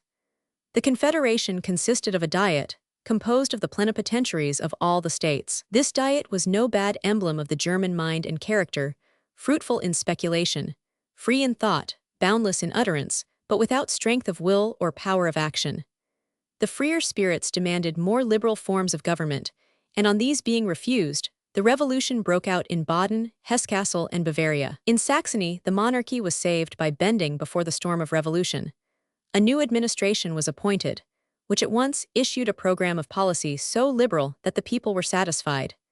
Even the King of Hanover yielded to the revolutionary pressure and called to his councils M. Hube, a liberal deputy, who had been imprisoned several years for resisting an unconstitutional act of the Crown. On the 20th of March, he issued a proclamation, in which he stated that, in compliance with the many representations addressed to him, he had abolished the censorship of the press, granted an amnesty and restoration of rights to all who had been condemned for political offenses, and was willing to submit to changes in the Constitution, based upon the responsibility of ministers to the country. It was not without necessity that such appeals were addressed to the German people. At Frankfurt, while the Assembly were occupied in framing a brand new constitution, the Republican Party in the chamber appealed out of doors to the passions of the multitude and excited them to such a pitch that barricades were erected and the red flag planted in the streets.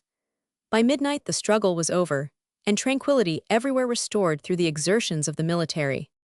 Prussia, it might be supposed, would escape the invasion of revolutionary principles in 1848. Great hopes had been excited on the accession of Frederick William Roman IV to his father's throne, yet it was evident to close observers of the signs of the times that a spirit of sullen discontent was brooding over the population.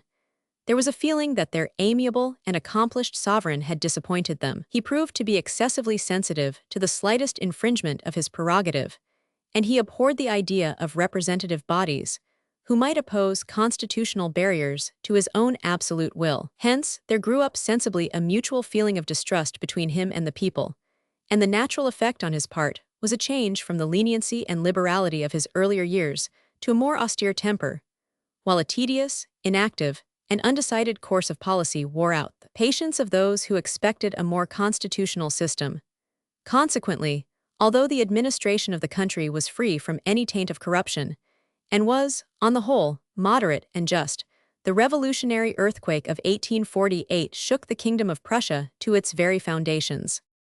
Frankfurt, from a photograph by Frith & Co. Reigate. See larger version. After a week's popular tumult in his capital, the king's eyes were opened, and he conceived the idea of putting himself at the head of the popular movement, with a view, no doubt, of directing and controlling it. On the 18th of March, he issued an ordinance against convoking a meeting of the Diet, which had closed its session only a fortnight before. In this document, he stated that he demanded that Germany should be transformed from a confederation of states to one federal state, with constitutional representation, a general military system after the Prussian model, a single federal banner, a common law of settlement for all Germany, and the right of all Germans to change their abode in every part of the fatherland, with the abolition of all custom-house barriers to commercial intercourse, with uniformity of weights, measures, and coinage, and liberty of the press throughout Germany. Thereby he placed himself at the head of the United Germany movement. Meanwhile difficulties thickened daily about the king.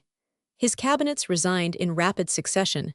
There were no less than 5 of them between March and October, till at last he got a man of nerve for prime minister, in the person of Count von Brandenburg. The ministry addressed a document to the king, for the purpose of disclaiming on his behalf the desire to become German emperor, stating that his assuming the German colors, and putting himself at the head of the movement for German unity, and proposing to summon a meeting of the sovereigns and states, did not justify the interpretation it had received, that it was not his intention to anticipate the unbiased decision of the sovereign princes, and the people of Germany by offering to undertake the temporary direction of German affairs. Thus the king was obliged to back quietly out of a position which he had rashly assumed. The United Diet acted as being itself only a temporary institution, having established the electoral law on the basis of universal suffrage in order to prepare the way for a constituent assembly, by which means the revolutionary spirit penetrated to the very extremities of Prussian society. The first session of the National Assembly was opened by the king in person on the 22nd of 577 May, but it did not conduct itself in a manner to recommend universal suffrage or to make the friends of orderly government enamored of revolution. Eventually, it was dispersed by force. The new chambers were opened on the 26th of February by the king in person, Count Brandenburg having led him to the throne. He stated that circumstances having obliged him to dissolve the National Assembly, he had granted to the nation a constitution which by its provisions fulfilled all his promises made in the month of March. This constitution was modeled after that of Belgium.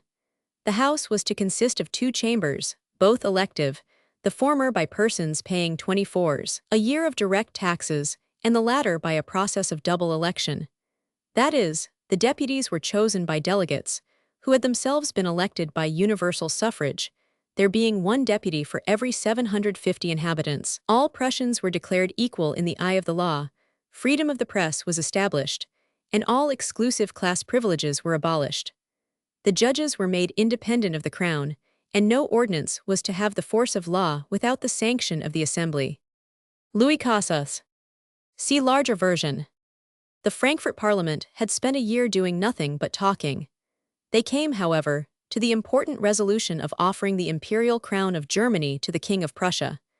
As soon as the Prussian Assembly heard this, they adopted an address to the king, earnestly recommending him to accept the proffered dignity. They were deeply interested by seeing the House of Hohenzollern called to the direction of the fatherland, and they hoped he would take into his strong hands the guidance of the destinies of the German nation. On the 3rd of April, 1849, the king received the Frankfurt deputation commissioned 578 to present to him the imperial crown. He declined the honor unless the several governments of the German states should approve of the new imperial constitution and concur in the choice of the assembly. As soon as this reply was made known, the Second Prussian Chamber adopted a motion of urgency and prepared an address to the king, entreating him to accept the glorious mission of taking into firm hands the guidance of the destiny of regenerated Germany, in order to rescue it from the incalculable dangers that might arise from the conflicting agitations of the time. The address was carried only by a small majority. The king had good reason for refusing the imperial diadem. First, because Austria, Württemberg, Bavaria, and Hanover decidedly objected, and secondly because the king required changes in the Frankfurt Constitution, which the Parliament refused to make. These facts enabled His Majesty to discover that the imperial supremacy was an unreal dignity, and the Constitution only a means gradually, and under legal pretenses, to set aside authority and to introduce the Republic. In July, the state of siege was terminated in Berlin, and the new elections went in favor of the government. Austria, the center of despotic power on the continent, the model of absolutism, in which the principle of divine right was most deeply rooted, enjoyed peace from 1815, when Europe was tranquilized by the Holy Alliance, down to 1848, when it felt in all its force the tremendous shock of revolution. During that time, Prince Metternich ruled the Austrian Empire almost autocratically. This celebrated diplomatist was the greatest champion and most powerful protector in Europe of legitimacy and ultraconservatism. The news of the French Revolution reached Vienna on the 1st of March, and no censorship of the press, no espionage, no sanitary cordon designed to exclude the plague of revolution could avert its electric influence or arrest its momentous effects. On the 13th, the people rose, defeated the imperial troops, forced Metternich to fly, and the emperor to promise constitutional reforms. The emperor and his family, however, soon felt that Vienna was too hot for them, and notwithstanding unlimited concessions, Ferdinand began to fear that his throne might share the fate of Louis Philippe's. Therefore, he secretly quitted the capital with the imperial family on the evening of the 17th of May, 1848, alleging the state of his health as a reason for his flight, which took his ministers quite by surprise. He proceeded to Innsbruck in Tyrol. The Viennese repeatedly sent petitions and deputations imploring him in vain to return, and it was not till the 8th of August that he consented to quit the safe asylum he had chosen. Personally, he had nothing to apprehend. He was amiable and kind, and wanted both the ability and energy to make himself feared. It was not at Vienna alone, or in the Austrian province, that the imperial power was paralyzed. Every limb of the vast empire quivered in the throes of revolution. 2 days after the outbreak in Vienna, a great meeting, convoked anonymously, was held at Prague, the capital of Bohemia, which passed resolutions demanding constitutional government. perfect equality in the two races, German and Czech, the union of Bohemia, Moravia, and Silesia, with a common diet to meet alternately at Prague and Brunn, that judicial proceedings should be public, that there should be a separate and responsible government at Prague, with security for personal liberty, free press, and religious equality. A deputation was sent with these demands to Vienna. They were all granted. Bohemia was recognized as having a distinct nationality, the Prince Francis Joseph, afterwards Emperor of Austria, having been appointed viceroy. Even so, Slav ambition was unsatisfied, and Prague had to be bombarded by the Austrian troops. Jelačić, the Ban, or governor of Croatia, resolved to hold a Slavonic diet at Agram on the 5th of June, but it was forbidden as illegal by the Austrian government, and the Ban was summoned to Innsbruck to explain his conduct to the emperor. He disobeyed the summons. The diet was held, and one of its principal acts was to confer upon Jelačić the title of Ban, which he had held under the now repudiated authority of the emperor. He was consequently denounced as a rebel, and divested of all his titles and offices. The emperor proceeded to restore his authority by force of arms. Karlovitz was bombarded and converted into a heap of ruins, and other cities surrendered to escape a similar fate. It was not, however, from disloyalty to the imperial throne, but from hostility to the ascendancy of Hungary, that the Ban had taken up arms. He therefore went to Innsbruck early in July, and having obtained an interview with the emperor, he declared his loyalty to the sovereign, and made known the grievances which his nation endured under the Hungarian government. His demands were security and equality of rights with the Hungarians, both in the Hungarian Diet and in 579 the administration. These conditions were profoundly resented by the Magyars, who, headed by Count Bathyany and Louis Kossuth, had in 1847 extorted a constitution from the emperor. It was the unfortunate antipathy of races, excited by the Germanic and Pan-Slavonic movements, that enabled the emperor to divide and conquer. The Archduke Stephen, in opening the Hungarian Diet, indignantly repelled the insinuation that either the king or any of the royal family could give the slightest encouragement to the Ban of Croatia in his hostile proceedings against Hungary. Yet, on the 30th of September following, letters which had been intercepted by the Hungarians were published at Vienna, completely compromising the emperor and revealing a disgraceful conspiracy which he appears to have entered into with Jelačić when they met. At Innsbruck, not only were the barbarous Croatians, in their devastating aggression on Hungary, encouraged by the emperor while professing to deplore and condemn them, but the imperial government were secretly supplying the Ban with money for carrying on the war. Early in August, the Croatian troops laid siege to several of the most important cities in Hungary, and laid waste some of the richest districts in that country. In these circumstances, the Diet voted that a deputation of 25 members should proceed at once to Vienna and make an appeal to the National Assembly for aid against the Croats, who were now rapidly overrunning the country under Jelačić, who proclaimed that he was about to rid Hungary from the yoke of an incapable, odious, and rebel government. The deputation went to Vienna, and the Assembly, by a majority of 186 to 108, resolved to refuse it a hearing. Deeply mortified at this insult, the Hungarians resolved to break completely with Austria. They invested Kossuth with full powers as dictator, whereupon the Archduke resigned his viceroyalty on the 25th of September and retired to Moravia. In the midst of the excitement at Pest, Count Lamberg was appointed commander-in-chief of the imperial army in Hungary, and a decree appeared at the same time ordering a suspension of hostilities. The count immediately started for Pest, without a military escort. In the meantime, Kossuth had issued a counter-proclamation, in which the appointment of Lamberg was declared to be illegal and null, as it was not countersigned by the Hungarian minister, according to the constitution, and all persons obeying him were declared to be guilty of high treason. Unknown assassins, translating this language into action, stabbed the count to death in the public street, September 28, 1848. The government of Vienna resolved now to crush the Hungarian insurrection at any cost. A decree was issued by the emperor, who had lately returned to the capital, dissolving the Diet, declaring all its ordinances and acts illegal and void, constituting Jelačić commander-in-chief in Hungary and Transylvania, with unlimited powers, and appointing also a new Hungarian ministry. Kossuth met this by a counter-proclamation, asserting the entire independence of Hungary and denouncing the Ban and the new prime minister as traitors. The power given to Jelačić excited the indignation not only of all Hungarians, but of the citizens of Vienna. They rose the second time, and again forced the emperor to fly, this time to Olmütz. But the triumph of the insurgents was brief. From Radetzky, triumphant in Italy, from Windesgratz at Prague, and from Jelasik in Hungary, came assurances that they were making haste to rally round the emperor's flag, and to cause it to wave in triumph over the vanquished revolution. The last with his Croats moved up by forced marches, availing himself of the southern railway, and on the 9th of October he was within 2 hours' march of Vienna.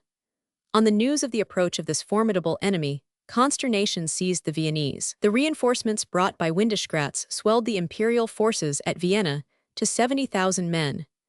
In the presence of this host, hanging like an immense thundercloud charged with death and ruin over the capital, the citizens relied chiefly upon the Hungarian army. But this was held in check by the Croatian army, and Cassell, deeming it prudent not to enter into the contest, withdrew his troops within the bounds of Hungarian territory.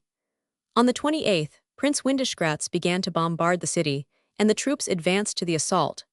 The Hungarians at last advanced in aid of the insurgents, but were beaten off, and on the night of the 31st of October the city surrendered and was in possession of the imperial troops.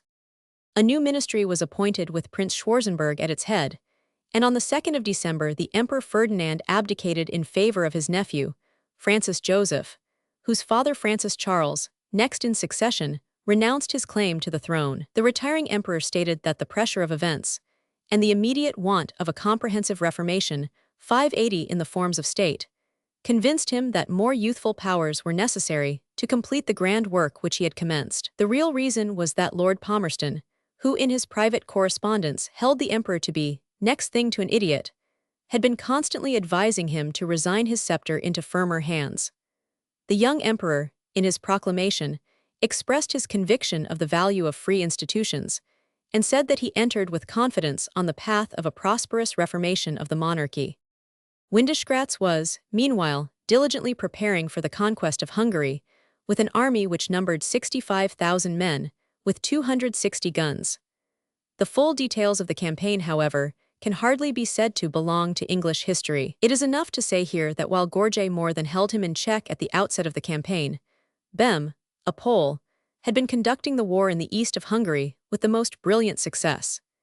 He was there encountered by the Austrian General Puchner, who had been shut up in the town of Hermannstadt with 4,000 men and 18 guns, and Bem succeeded in completely cutting off his communications with the main Austrian army. In these circumstances, the inhabitants of Hermannstadt and Kronstadt, on the Russian frontier, both menaced with destruction by the hourly increasing forces under Bem's command, earnestly implored the intervention of Russia. Puchner summoned a council of war, which concurred in the prayer for intervention. For this the Tsar was prepared, and a formal requisition having been made by Puchner, General Lüders, who had received instructions from St. Petersburg, ordered 2 detachments of his troops to cross the frontier and occupy the 2 cities above mentioned. Nevertheless, Bem defeated the combined Russian and Austrian army, and shortly afterwards Gorge won an important battle at Isseseg. An unhappy difference in principle of the most fundamental character occurred between Kossuth and Gorge at this time, which brought ruin on the Hungarian cause, now on the verge of complete success.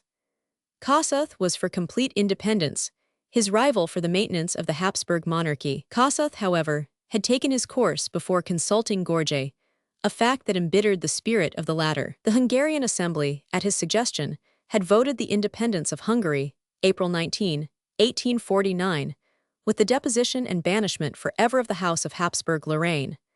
After this declaration, the Hungarian forces increased rapidly. The highest hopes still pervaded the nation. They gained several advantages over the enemy, having now in the field 150,000 men. Field Marshal Weldon, the Austrian commander-in-chief, dispirited and broken down in health, resigned the command, and was succeeded by the infamous Haino, the woman flogger. But the fate of Hungary was decided by Russian intervention, actuated by the fear of the Tsar lest the movement should spread to Poland. Hungary would have successfully defended itself against Austria, but when the latter's beaten armies were aided by 120,000 Muscovites under Paskievich, their most famous general, coming fresh into the field, success was no longer possible, and the cause was utterly hopeless. On the 31st of July, 1849, Lüders, having effected a junction with Puchner, attacked Bem and completely defeated him. On the 13th of August, Gorge was surrounded at Valagos and surrendered to the Russian general Rudiger. The war was over with the capitulation of Comorn. Paskevich and the other Russian generals pleaded earnestly with the Emperor of Austria, imploring him to extend his clemency to all the officers and soldiers who had been engaged in the insurrection. But the emperor was deeply mortified at the humiliation of having to call for Russian aid against his own rebellious subjects. He was vexed at the horror the Hungarians felt about surrendering to his army, as well as jealous of the magnanimity of the Muscovites. He therefore answered the Russian appeal that he had sacred duties to perform towards his other subjects, which, as well as the general good of his people, he was obliged to consider. The warmest apologists of Austria were forced to condemn the vindictive and cruel policy now adopted. Gorge was pardoned and offered rank in the Russian army, which he declined, and Klapka escaped by the terms of his capitulation. But 14 other Hungarian officers of the highest rank were cruelly immolated to Austrian vengeance. One lady was ordered to sweep the streets of Temesvar, another was stripped and flogged by the soldiery. Many eminent Magyars were hanged, but of all the atrocities which stained the name of Austria and brought down upon her the execration of the civilized world, none was so base and infamous as the judicial murder of Count Bathiany. This illustrious man, who had presided over the Hungarian ministry, was sentenced to be hanged. Having taken leave of his wife, he endeavored in the course of the night to escape the infamy of such a death by opening the veins of his neck with 581 a blunt paper knife. But the attempt was discovered, and the surgeon stopped the bleeding. Next day the noble patriot procured a less ignominious doom. He was shot October 6, 1849. Assassination of Count Lamberg, CP 579. See larger version. Meanwhile Lord Palmerston had been constant in his appeals to the Austrian court. When the Hungarian cause became desperate, he had urged Austria to consent to some arrangement which, while maintaining unimpaired the union with the House of Habsburg, would satisfy the national feelings of the Hungarians. After the surrender of Comorn, he urged the government to make a generous use of the successes which it had obtained, and to pay due regard to the ancient constitutional rights of Hungary. But he received from Prince Schwarzenberg, the Austrian minister, a scathing reply. The world, he wrote, is agitated by a spirit of subversion. England herself is not exempt from this spirit. Witness Canada, the island of Cephalonia, and finally unhappy Ireland. But wherever revolt breaks out within the vast limits of the British Empire, the English government always knows how to maintain the authority of the law, were it even at the price of torrents of blood. It is not for us to blame her. We consider it our duty to refrain from expressing our opinion, persuaded as we are that persons are apt to fall into gross errors in making themselves judges of the often so complicated position of foreign affairs. For this rebuff, to which he did not even venture an answer, Lord Palmerston speedily obtained a dexterous revenge.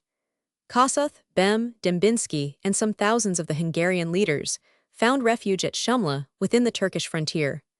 A joint and imperative demand was made by Austria and Russia upon the Sultan to deliver them up. This demand was enforced by 2 envoys from each court. The pressure was resisted by the Sultan, who refused to yield to a demand which required him to violate his own honor, the national dignity, the dictates of humanity, and the most sacred rights of hospitality. He took this course at the risk of a rupture with Russia, and though he was pledged by treaty to refuse to shelter both Austrian and Russian malcontents. But he was strongly supported by Lord Palmerston and the French government, who 582 having gained time by the Sultan's dispatch of a special mission to St. Petersburg, ordered the British and French fleets to move up to the Dardanelles and Smyrna. Thereupon the autocratic powers lowered their tone, Russia demanding only the expulsion of the Poles, Austria the internment of some 30 of the refugees. The refugees were removed to Ceuta in Asia Minor, where they remained till August 22, 1851. On the 1st of September in that year, Kossuth left Turkey. On his arrival at Marseille, he was refused permission to travel through France, but he was hospitably received at Gibraltar and Lisbon, and on the 28th of October arrived safely in England, where he was welcomed with unbounded enthusiasm. During these negotiations, Palmerston had displayed a courage which raised his reputation both at home and abroad. Italy, of all the countries on the continent, was most predisposed for revolution in 1848. In fact, the train had long been laid in that country. Rather, a number of trains, designed to blow up the despotisms under which the people had been so grievously oppressed. Mazzini, the prince of political conspirators, had been diligently at work, and the Carbonari had been actively engaged in organizing their associations and making preparations for action. The hopes of the Italian people had been greatly excited by the unexpected liberalism of the new pope, Pius Roman IX, who startled the world by the novelty of his reforming policy. Already partial concessions had been made by the government, but these proved wholly insufficient. Upon the news of the revolution in Vienna, Venice rose, forced the governor to release her leaders, Tomasio and Manin, compelled the Austrians to evacuate the city, and established a provisional government. Meanwhile in Milan all was quiet until the news arrived of the flight of Metternich. Then the inhabitants became impatient and clamorous, and assembled in large numbers around the government house. In order to disperse them, the soldiers fired blank cartridge. At this moment, a fiery youth shouted, "Viva l'Italia!" and then, apparently, gave the preconcerted signal by firing a pistol at the troops. Instantly the guards were overpowered. The vice-governor, O'Donnell, was made prisoner, and the success of the movement was quickly signalized by the floating of the tricolor over the palace. That night, March 18, and the next day, Saturday, the people were busily occupied in the erection of barricades. The bells of Milan tolled early on Sunday morning, summoning the population, not to worship but to battle. An immense tricolor flag floated from the tower of the cathedral, and under that emblem of revolution, the unarmed people, men and women, fought fiercely against Marshal Radetzky's imperial troops, and in spite of his raking cannon, for 5 days. It was the most terrific scene of street fighting by an enraged people who had broken their chains that had ever occurred in the history of the world. Every stronghold was defended by cannon, and yet one by one they all fell into the hands of the people, till at last the troops remained masters of only the gates of the city. But the walls were scaled by emissaries, who announced to the besieged that Pavia and Brescia were in open insurrection, and that the Archduke, son of the viceroy, had been taken prisoner. The citizens also communicated with the insurgent population outside by means of small balloons, containing proclamations, requesting them to break down the bridges and destroy the roads, to prevent reinforcements coming to the Austrians. In vain, the Austrian cannon thundered from the Tosa and Romagna gates. The undaunted peasantry pressed forward in increasing numbers, and carried the positions. Radetzky was at length compelled to order a retreat. He retired to Crema, within the quadrilateral fortresses beyond the Mincio. In the meantime, a provisional government was appointed at Milan, which issued an earnest appeal to all Italians to rise in arms. "We have conquered," they said. "We have compelled the enemy to fly." The proclamation also intimated that Charles Albert of Sardinia was hastening to their assistance, to secure the fruits of the glorious revolution, to fight the last battle of independence and the Italian Union. On the 25th of March, the Piedmontese army was ordered across the Ticino. The enthusiasm which now pervaded the whole Italian peninsula was unbounded, and broke forth in frantic expressions of joy and triumph. The days of continental despotism seemed numbered at last.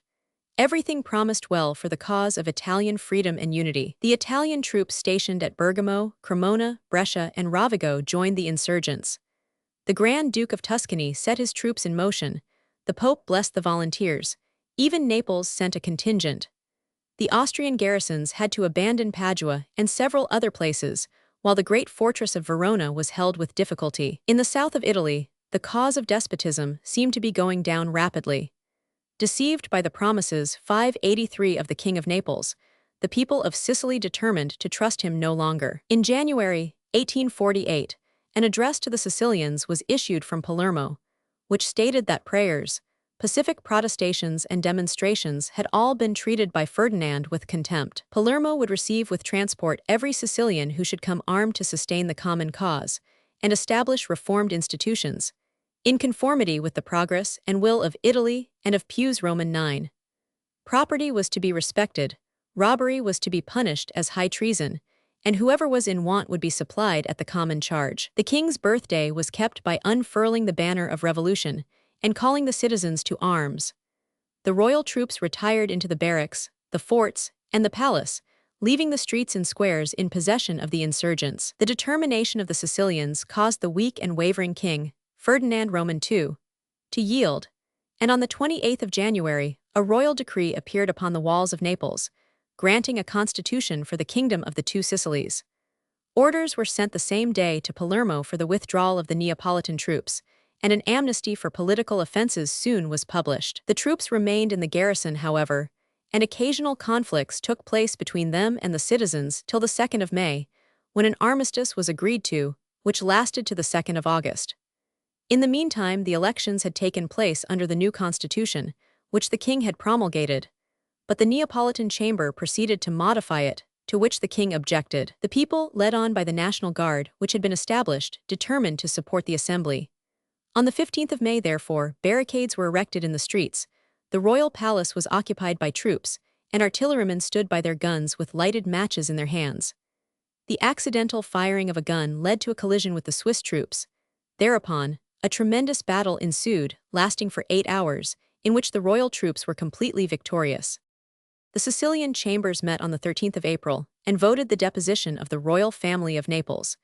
It was resolved to elect a new king and to join the League for the independence of Italy.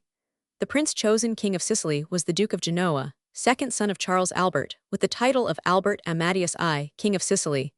Messina had revolted, and a fleet was sent from Naples to reduce it. A bombardment commenced on September 3rd and was continued night and day. The insurgents bravely defended themselves till their provisions were exhausted, and they were scarcely able to stand to their guns. Their ammunition had been all consumed. On the other hand, reinforcements by thousands were poured in from a fleet of Neapolitan steamers. The city was now on fire in every quarter. The insurgents were unable to return a single shot. The victorious royalists then began to massacre the inhabitants, who fled in every direction from their murderous assailants, 10,000 of them finding shelter on board French and English vessels, while the Bourbon standard floated over the smoking ruins of Messina. The king promptly withdrew his fleet and contingent of 20,000 men from northern Italy. The Pope had been laboring to satisfy his subjects by effecting some mitigation of the ecclesiastical system of government. He had promulgated a plan for the organization of the executive in 9 departments, the chiefs of which were to compose the Council of Ministers, to consist partly of laymen, with a cardinal as secretary. The populace, however, became gradually more unmanageable. The cardinals were insulted wherever they appeared in the streets. In the new administration, Count Rossi, formerly ambassador from France, occupied the post of prime minister. He was the object of popular distrust, and it was supposed that by his temporizing policy and the feint of practical reforms, he was merely trying to gain time and to delude the people. So at least thought the Revolutionary Party. The 15th of November was the day appointed for the opening of the chambers, and on that day he was murdered on the steps of the Cancelleria. The mob obtained the upper hand with surprising rapidity. Thenceforth the Pope took no part in public affairs, and remained a prisoner in his palace, though the government was still carried on in his name. It was not to be expected that the head of the Roman Catholic Church would remain long in that position, but the difficulty was to get out of the city unobserved. However, he escaped in disguise to Gaeta. Garibaldi, who had returned from South America and had been serving with the army of Charles Albert as a guerrilla leader, now appeared on the Roman stage. He had collected together about 3,000 volunteers and refugees, with whom he arrived in Rome at the end of January, 1849. A constituent assembly was convoked, by which the Pope was dethroned, and a republic proclaimed, at the head of which was a triumvirate composed of Mazzini, Armellini, and Saffi. Meanwhile, these disturbances elsewhere were having a disastrous effect upon the fortunes of the war in Lombardy. At first, indeed, everything pointed to the success of the Italian cause. In May Peschiera fell, and Radetzky, venturing beyond the quadrilateral, was defeated by Charles Albert at Goito. Already the Italians had rejected the help which Lamartine offered them from France, and Austria in despair appealed to Lord Palmerston for the mediation of Britain. Well would it have been for the Italians if terms could have been arranged. Lord Palmerston, indeed, who had already sent off a private note to the British minister at Vienna, advising the Austrians to give up their Italian possessions at once, now consented to propose an armistice, while asserting that things had gone too far to admit of any future connection between Austria and the Italians. But nothing came of the proposal. The Sardinians declined to consent to the armistice, which would only be for the benefit of Radetzky, who was at this moment somewhat hardly pressed, and the maximum of the concessions offered by the Austrian envoy, Baron Hummelauer, was that Lombardy should be freed from its connection with Austria while Venice should be retained. Palmerston considered the surrender insufficient, and the war went on. Giuseppe Garibaldi. See larger version. Soon it became apparent that the Italians were disunited, monarchists against republicans, and Milanese against Piedmontese.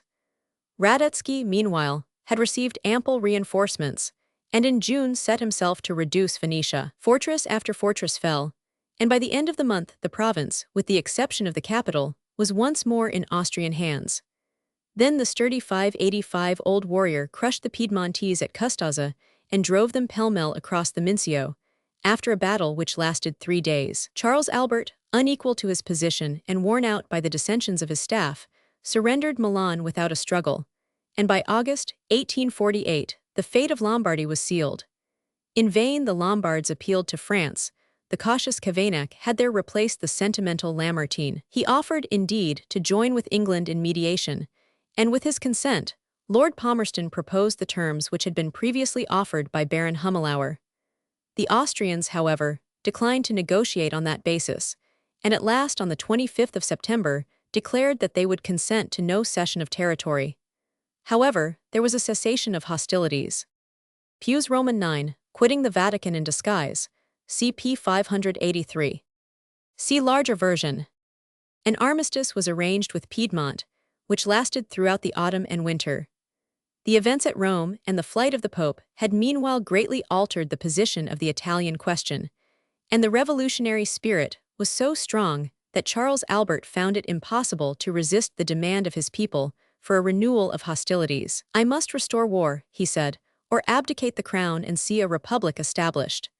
He opened his parliament in person on the 1st of January, 1849, when he delivered a lengthy speech in which he fully expounded his policy.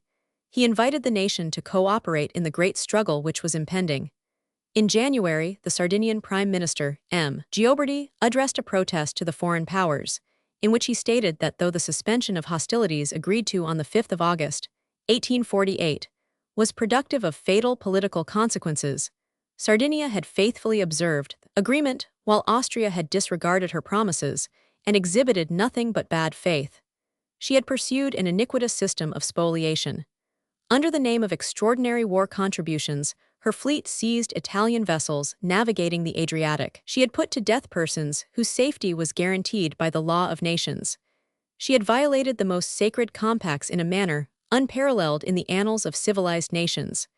Gioberti, however, who was obnoxious to the Republican Party, was compelled to resign. On the 24th of February, the new Ministry 586 issued a program of its policy, and on the 14th of March, M. Radazzi, Minister of the Interior, announced to the Chamber of Deputies the expiration of the armistice, declaring that no honorable peace with Austria could be expected unless won by arms. War would, of course, have its perils, but between those perils and the shame of an ignominious peace, which would not ensure Italian independence, the king's government could not hesitate.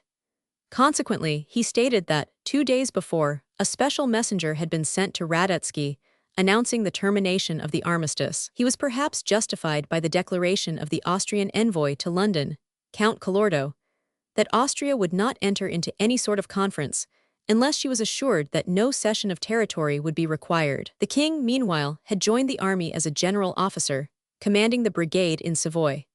The nominal strength of his army at that time was 135,000 men, but the muster roll on the 20th of March showed only about 84,000 effective troops, including 5,000 cavalry, with 150 guns. Radetzky had under his command an army equal in number, but far superior in equipment and discipline. He at once broke Charles Albert's lines, drove him to retreat upon Novara, where he utterly defeated him.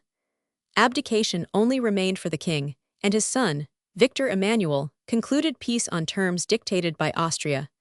The King of Sardinia was to disband 10 military corps composed of Hungarians, Poles, and Lombards. 20,000 Austrian troops were to occupy the territory between the Po, the Ticino, and the Sesia, and to form one half of the garrison of Alessandria, consisting of 6,000 men, a mixed military committee to provide for the maintenance of the Austrian troops.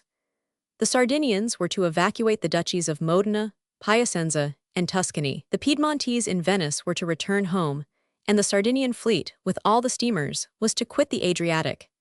In addition to these stipulations, Sardinia was to indemnify Austria for the whole cost of the war. These terms were accepted with great reluctance by the Piedmontese government, and with even more reluctance by the Genoese, who revolted and had to be suppressed by the royal troops. It remained for Austria to put down the revolution in Venice.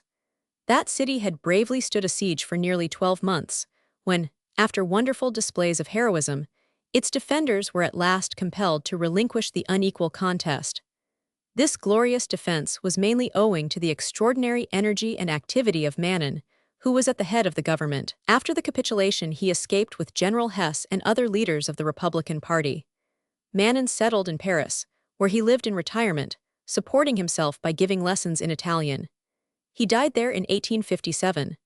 The people of Venice honored his memory by going into mourning on the anniversary of his death, though, by doing so, such is the meanness of malice, even ladies incurred the penalties of fine and imprisonment at the hands of the Austrians. During the months of April and May, Florence and all the other towns of Tuscany recovered from the revolutionary fever and returned to their allegiance. At Bologna, the Austrians met with a determined resistance. The garrison consisted of 3,000 men, including some hundreds of the Swiss guards, who had abandoned the service of the Pope. They defied the Austrians, stating that the Madonna was all for resistance and was actively engaged in turning aside the rockets of the enemy. But the heavy artillery did its deadly work notwithstanding, and after a short bombardment the white flag was hung out, the city capitulated, and the garrison laid down their arms, but were permitted to march out unmolested. Ancona also capitulated on the 10th, and Ferrara was occupied without resistance by Count Thurn. In fact, the counter-revolution was successful all over central Italy, except in the Papal States, which now became the center of universal interest. The leaders of the Revolutionary Party, chased from the other cities of Italy, were warmly welcomed at Rome and gladly entered the ranks of its defenders. The eyes of the world were now turned upon Rome. It was not to be expected that the Catholic powers would allow the bark of St. Peter to go down in the flood of revolution without an effort to save it. Spain was the first to interpose for this purpose. Its government invited France, Austria, Bavaria, Sardinia, Tuscany, and Naples to send plenipotentiaries to consult on the best means of reinstating the Pope. Austria also protested against the new state of things, complaining that the Austrian flag and the arms of the empire on the palace of its ambassador at Rome had been insulted and torn down. On the 8th of February, a body of Austrian troops under General Haino entered Ferrara to avenge the death of 3 Austrian soldiers and an insult offered to an Austrian consul. He required that the latter should be 587 indemnified, that the papal colors should be again displayed, that the murderers of the soldiers should be given up, and that the city should support 10,000 Austrian troops. This was a state of things not to be endured by the French Republic, and its government determined to interpose and overreach Austria for the purpose of re-establishing French ascendancy at Rome, even though based upon the ruins of a sister republic. The French Republicans, it is well known, cared very little for the Pope, but they were ready to make use of him to gratify their own national ambition. Their attack on the Roman Republic would therefore be fittingly described by the language which Pius Roman IX applied to that republic itself, as hypocritical felony. It was agreed between the Catholic powers that the papal territory should be invaded at the same time by Neapolitan, Austrian, and French troops. France was determined to have the chief part, and if possible, all the glory of the enterprise. Odelin Barrett, president of the council, explained the objects of the French expedition on the 16th of April. The minister demanded extraordinary credit for the expenses of the expedition. It was promptly voted without any opposition, save some murmurs from the left. An expedition was immediately organized, and an army, 6,000 strong, was embarked at Marseille with astounding celerity on the 22nd of April, 1849, under the command of General Oudinot. But the Romans had no confidence in their professed protectors. On the contrary, they set about making all possible preparations for the defense of the city. In consequence of the hints he had got, however, Oudinot sent forward a reconnoitring party, which was saluted with a fire of artillery, certainly not meant as a feu de joie. The French general then ordered an attack upon 2 gates, the Portes and San Pancrazio, both on the right bank of the Tiber. The Romans repelled them at both points with a discharge of grapeshot, and they were compelled to retire with heavy loss. General Garibaldi, with his Lombard legion, having surrounded a retreating column and made 200 prisoners. After this mortifying repulse, Oudinot retired to Palo, near Civita Vecchia, to await reinforcements, in order to enable him to vindicate the honor of the French arms, which could now be done only by the capture of Rome. And the French government were probably not sorry to have this pretext for their unwarrantable course of aggression. In the meantime, reinforcements were rapidly sent from Toulon. During this period, a Neapolitan army, 16,000 strong, commanded by the king in person, had entered the States of the Church. Garibaldi, disregarding the orders of Rosselli, went forth to meet the invaders, fell upon them with the suddenness of a thunderbolt, won a victory over them, and compelled them to retreat. All negotiations having failed, the French general commenced a regular siege. The city was cannonaded from the 11th to the 21st of June, when Garibaldi assured the triumvirs that the defense was no longer possible. So Pius Roman IX was restored by foreign bayonets. Shortly after, the Pope issued a decree, propria motu, containing a program of liberal institutions, so far as they were compatible with an absolute authority, enjoyed in virtue of divine right. The people were up for a brief period. They were now down, and would be kept down if possible. They had presumed to think that they were the source of political power, that they could give their representatives the right of making laws and dethroning kings. But they must now learn that their business was to obey, and submit to anything which their superiors might think proper, of their own will and pleasure, to ordain. The affairs of Italy were the subject of warm debates in the British Parliament in the session of 1849. Lord Palmerston was assailed by the Conservatives for having countenanced the Sicilian insurrection, and for having sent Lord Minto to Italy on a mission of conciliation, which they considered an unwarrantable meddling in the affairs of foreign countries. His assailants, he said, belonged to a school which maintained the right divine to govern wrong, and they therefore stigmatized the Sicilians as rebels. But the Sicilians had had a constitution for centuries, and their ancient and indisputable rights were confirmed in 1812. As to Lord Minto, he interfered at the instance of the King of Naples himself. The Treaty of Vienna recognized the title of the king as King of the Two Sicilies, but the recognition of a title was one thing, the overturning of a constitution another. In the House of Lords, the Earl of Aberdeen, Foreign Secretary in the late government, strongly censured our foreign policy with regard to northern Italy. He spoke with delight of the brilliant victories and rare generosity of Radetzky, and warmly eulogized the administration of the Austrian dominions in Italy. Lord Brougham spoke strongly on the same side with Lord Aberdeen, indignantly condemning the Italian policy of the government. On the 20th of July, he moved 588 a set of resolutions on the subject, in which he also praised Austria as being just and moderate, while Sardinia was aggressive and faithless. He spoke of the terrible tyranny established by those firebrands of revolution, Mazzini and Garibaldi. He considered that an eternal debt of gratitude was due to General Oudinot for conducting the siege in such a manner as to avoid any waste of blood, and to preserve the treasures of art of which that city was the repository. With reference to southern Italy, he protested against the conduct, not only of our regular diplomatic body, but of that mongrel sort of monster, half nautical, half political diplomatic vice-admirals, speculative ship captains, observers of rebellions, and sympathizers therewith. The officers alluded to being Lord Napier, Sir William Parker, and Captain Codrington. The Earl of Carlisle, in reply to Lord Brougham, ably defended the conduct of our diplomatists and officers throughout the Sicilian contest, and repelled the sarcasms with which they were assailed. He vindicated the foreign policy of Lord Palmerston, and called upon the House to reject the illogical and unmeaning resolutions of Lord Brougham. Lord Minto, also, at length defended the course he had taken. The Marquis of Lansdowne, while willing to rest the defense of the government upon the able speech of Lord Carlisle, made some remarks in answer to the charge of partiality brought by the Earl of Aberdeen against Lord Minto, after which the House divided, when the resolutions of Lord Brougham were rejected by a majority of 12. In the House of Commons, on the 21st of July, Mr. Bernal Osborne raised a discussion on the affairs of Hungary, and was followed by Mr. Roebuck, Colonel Thompson, and Lord Claude Hamilton. The latter denounced the conduct of Cassell as infamous.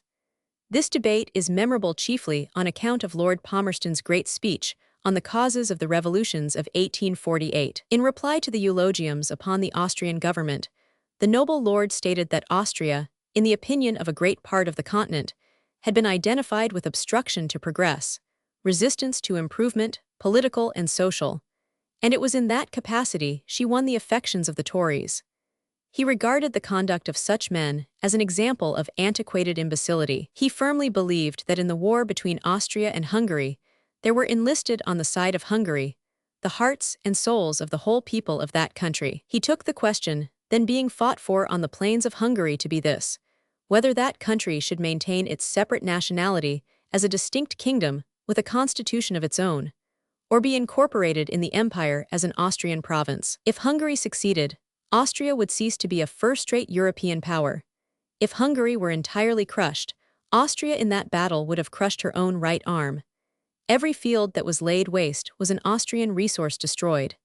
Every Hungarian that perished upon the field was an Austrian soldier deducted from the defensive forces of the empire. It is quite true, continued the noble lord, that it may be said, your opinions are but opinions, and you express them against our opinions, who have at our command large armies to back them. What are opinions against armies? Sir, my answer is, opinions are stronger than armies. I say then, that it is our duty not to remain passive spectators of events that in their immediate consequences affect other countries, but in their remote and certain consequences are sure to come back with disastrous effect upon ourselves. That so far as the courtesies of international intercourse will permit us to do so, it is our duty, especially when our opinion is asked, as it has been on many occasions on which we have been blamed for giving it, to state our opinions, founded on the experience of this country, an experience that might be, and ought to have been, an example to less fortunate countries. We are not entitled to interpose in any manner that will commit this country to embark in those hostilities. All we can justly do is to take advantage of any opportunities that may present themselves, in which the counsels of friendship and peace may be offered to the contending parties. Sir, to suppose that any government of England can wish to excite revolutionary movements in any part of the world, to suppose that England can have any other wish or desire than to confirm and maintain peace between nations, and tranquility and harmony between governments and subjects, shows really a degree of ignorance and folly which I never supposed any public man could have been guilty of, which may do very well for a newspaper article, but which it astonishes me to find is made the subject of a speech in Parliament. The noble lord sat down amidst much cheering. Lord Dudley Stewart said that he looked upon the speech which had been delivered by Mr. Osborne, followed up as it had been by Mr. Roebuck and Lord Palmerston, as one of the most important events of the session. The Chandni Chowk, Delhi, from a photograph by Frith & Co., Reigate. See larger version. Chapter 21. Reign of Victoria, continued. Our relations with Sind, occupation of the country, Napier in Sind, Ellenborough's instructions, a new treaty, capture of Imamgarh, the treaty signed, attack on the Residency, Battle of Miani, defeat of Sher Mahmud, subjugation of Sind, Napier's government of the province, position of the Sikhs, disorders in Gwalior, Battle of Maharajpur, settlement of Gwalior, recall of Ellenborough, Sir Henry Hardinge, power of the Sikhs, disorders on the death of Ranjit Singh, the Sikhs crossed the Sutlej, Battle of Mudki, Battle of Ferozshah, the victory won, Battle of Aliwal, Battle of Sabrayan, terms of peace, administration of the Lawrences, murder of Vans Agnew and Anderson, renewal of the war, battles of Chilianwala and of Gujarat, capture of Multan, annexation of the Punjab. The conclusion of the Afghan War did not end the difficulties with the countries bordering on India. In the treaty with the Amirs of Sind, it was provided that Britain should have liberty to navigate the Indus for mercantile purposes, but that she should not bring into it any armed vessels or munitions of war, and that no British merchant should, on any account, settle in the country. Permission, however, was given to a British agent to reside at Kurashi, and in 1836, when the country was threatened by Ranjit Singh, the British government took advantage of the occasion to secure a footing in the country, one of the most fertile in the East. Kurashi was only at the mouth of the river, but in 1838 a great step in advance was gained by getting a British agent to reside at Hyderabad, the capital, in order that he might be at hand to negotiate with Ranjit Singh. But the agent undertook to negotiate without consulting the amirs, and awarded the payment of a large sum claimed by the prince whom they dreaded, for which sum they produced a full discharge. This discharge was ignored by the British government in India, acting in the interests of Shah Shuja, its royal protégé in Afghanistan. This was not all. A British army of 10,000 men, under Sir John Keane, marched, without permission, through Sind, in order to support the same prince against his competitors. bolder encroachments were now made. The British government determined on establishing a military force at Yatta, contrary to the wishes of the people, and compelled the emirs to contribute to its support, in consideration of the advantages which it was alleged it would confer upon them. When the draft of a treaty to this effect was presented to the emirs, one of them took the former treaties out of a box and said, "What is to become of all these? Since the day that Sind has been covenanted with the English, there has been always something new.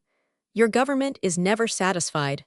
We are anxious for your friendship, but we cannot be continually persecuted. We have given you and your troops a passage through our territories, and now you wish to remain." But remonstrance was in vain. The treaty must be signed, and the great Christian power, which had its headquarters at Calcutta, insisted that the British force might be located anywhere in the country west of the Indus, and that the emirs must pay for its support 3 lakhs of rupees. Pottinger was the first political agent at Hyderabad. He was succeeded by Major Outram, who could detect no hostility or treacherous purpose in the rulers of the country, though he admitted that during the reverses in Afghanistan, they had intrigued freely with the enemy. But this favorable account did not suit the designs of Lord Ellenborough. He had issued a proclamation as hollow as it was high-sounding, condemning the political system that had led to the Afghan war. But he immediately began to act upon that system in Sind, though with the evacuation of Afghanistan the solitary reason for the occupation had disappeared. In order to accomplish his objects more effectually, he superseded Outram and sent Sir Charles Napier, with full civil and military authority, to get possession of the country anyway, by fair means if possible, but if not, he was at all events to get possession. It was to be his first political duty to hear what Major Outram and the other political agents had to allege against the emirs of Hyderabad and Kiapur, tending to prove hostile designs against the British government, or to act hostilely against the British army. Lord Ellenborough added that they may have had such hostile feelings, there can be no doubt. It would be impossible to suppose that they could entertain friendly feelings, but we should not be justified in inflicting punishment upon these thoughts. Should any emir or chief with whom we have a treaty of friendship and alliance have evinced hostile designs against us during the late events, which may have induced them to doubt the continuance of our power, it is the present intention of the Governor-General to inflict upon the treachery of such ally or friend so signal a punishment as shall effectually deter others from similar conduct. But the Governor-General would not proceed in this course without the most ample and convincing evidence of the guilt of the person accused.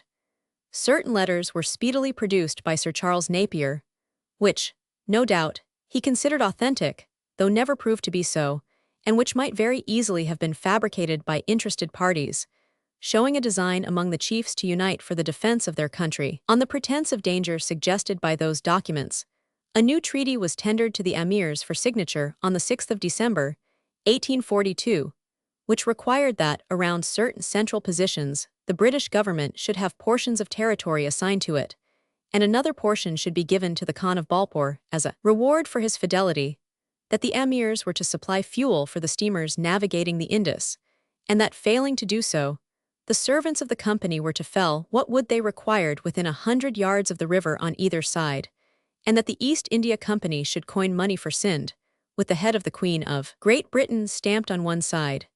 This was a virtual assertion of sovereign rights, and if the people had any spirit at all, any patriotism, the casus belli so much desired was now forced upon them. The emirs were so circumstanced that they pretended to accept the treaty, but it mattered little to Sir Charles Napier whether it was signed or not.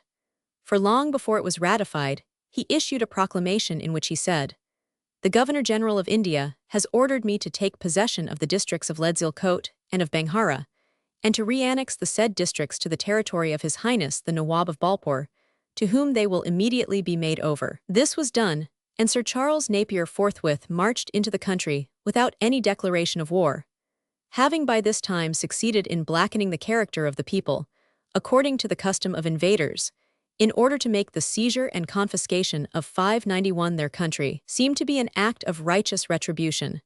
The following dispatch from Sir Charles Napier would be worthy of a Norman invader of the 12th century. "I had discovered long ago that the emirs put implicit faith in their deserts, and feel confident that we can never reach them there. Therefore, when negotiations and delays, and lying and intrigues of all kinds fail, they can at last declare their entire obedience, innocence, and humility, and retire beyond our reach to their deserts. and from thence launch their wild bands against us, so as to cut off all our communications, and render Sind more hot than nature has already done. So circumstanced, and after drawing all I could from Ali Murad, whom I saw last night at Kiapur, I made up my mind that, although war was not declared, nor is it necessary to declare it, I would at once march upon Imamgarh, and prove to the whole Talpur family, both of Kiapur and Hyderabad, that neither their deserts nor their negotiations could protect them from the British troops. While they imagine they can fly with security, they never will. The forces on which the emirs relied numbered about 20,000 men, who had retired to a great stronghold, 8 days' journey distant, in the dreary desert of Baluchistan. Thither, notwithstanding the difficulties of the march, Sir Charles Napier boldly determined to pursue them. The wells being all dry, water for the troops and their horses had to be carried on camels' backs. With 360 men of the Queen's regiment, mounted on camels, and 200 irregular cavalry, followed by 10 camels bearing provisions, and 80 loaded with water, the adventurous general directed his perilous course into the desert, commencing his march on the 5th of January, 1843. After 3 or 4 days' march over burning sands, the camels became too weak to draw the howitzers. Their place was supplied, or their failing strength aided, by the hardy and indomitable Irishmen who formed part of the expedition. At length, on the evening of the 14th, the square tower of Imamgarh was discerned, rising on the distant horizon in solitary grandeur, in that profound solitude. They found the place deserted, Mahmud Khan, the governor, having retired with his treasure the day before, leaving an immense quantity of ammunition behind. With this the fortress was blown up. No fewer than 24 mines were run under it in different parts. As Major Warburton, the engineer, was applying his fusee to the last one, his assistant cried, "The other mines are going to burst." "That may be," he replied, "but this must burst also." He then set fire to the fusee with his own hand and quietly walked away. In a few minutes the stronghold of the Baluchis was blown into fragments. They had another, of equal strength, farther on in the desert, but to attack that with the forces now at his command was an impossibility, and so Sir Charles Napier returned and rejoined his main army near Hyderabad, having sent Outram to negotiate the details of the treaty. On the 12th of February, 1843, Outram persuaded the emirs, who were in deadly fear of Napier, to sign the treaty. But the negotiator, who continued to place implicit confidence in the pacific professions of the emirs, they being anxious to gain time till the hot weather should come, and give them an advantage against their enemies, was convinced of his mistake by a treacherous attack made on the British residency, the emirs boasting that every man, woman, and child belonging to the British army in Sind should be collected on the field of battle, and have their throats cut, except the general, who should be led, chained, with a ring in his nose to the durbar.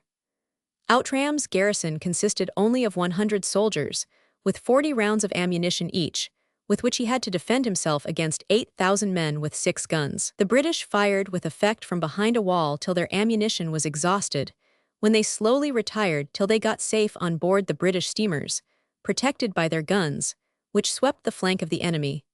The war had now come in earnest, and so Sir Charles Napier resolved to show the emirs what British troops could do. The odds were greatly against him, for he had but 8,600 men, of whom only 400 were Europeans, with which he was to engage an army 22,000 strong, with 5,000 horse, and 15 guns, all well posted in a strong position at Miani. It required marvelous hardihood in the veteran warrior of the peninsula to enter upon such an unequal contest.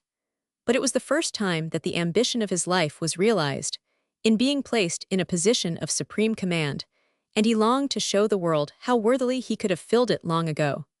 The officers who fought under him in that memorable battle deserve to be mentioned. Major Lloyd commanded the artillery, Captain Henderson the sappers and miners. Next to them stood the 22nd, commanded by Colonel Pennefather. Colonel Teasdale led the 25th Sepoys, Colonel Red the 12th Native Infantry, Major Cliburn the Bengal Engineers, Colonel Paddle the 9th Bengal Horse, and Captain 592 Tate the Poona Horse. The plain between the two armies was about 1,000 yards in breadth. The space was rapidly passed over. Napier's men rushed forward, and crossing the bed of a river which intervened, they ran up the slope, while the artillery of the Baluchis fired over their heads.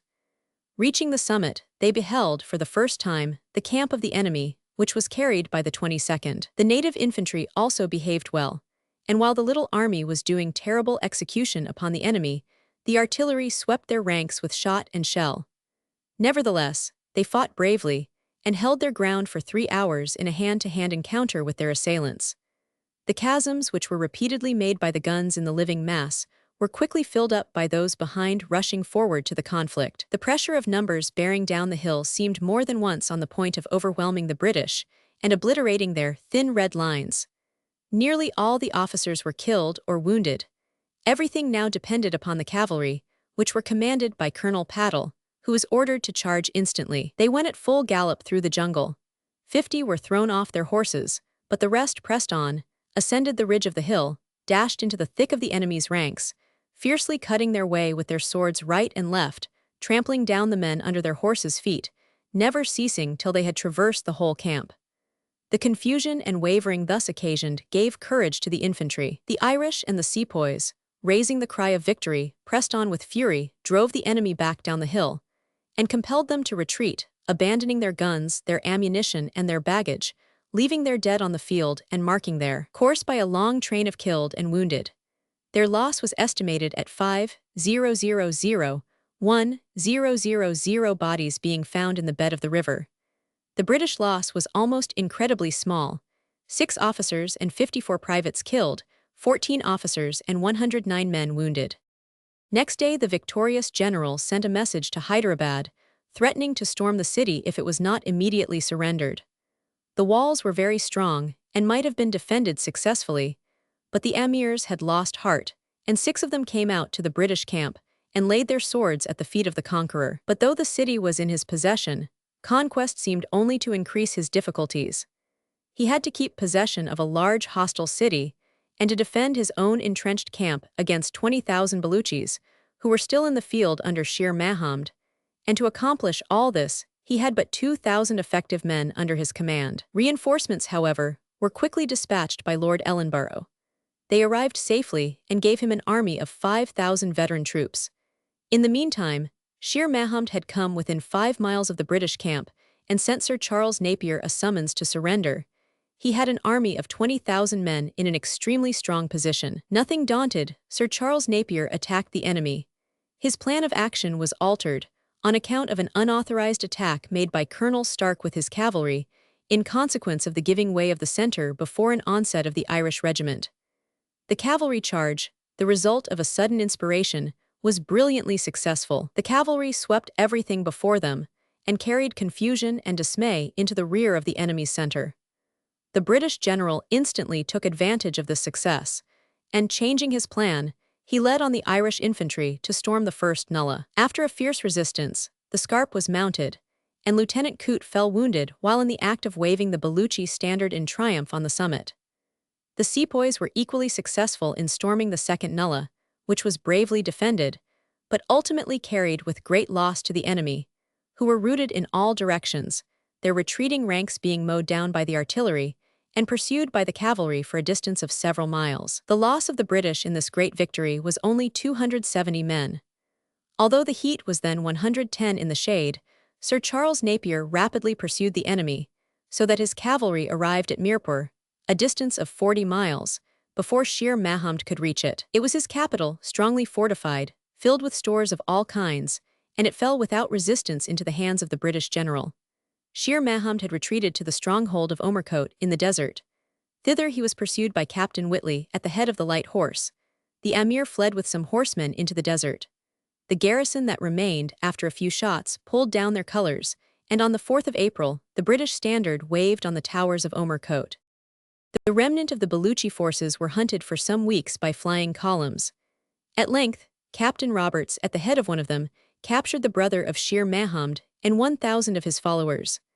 Another column was attacked by the emir himself, but his followers, 593, after the first round of fire, dispersed. The whole military force of the emirs was now annihilated, and the conquest of Sind was complete.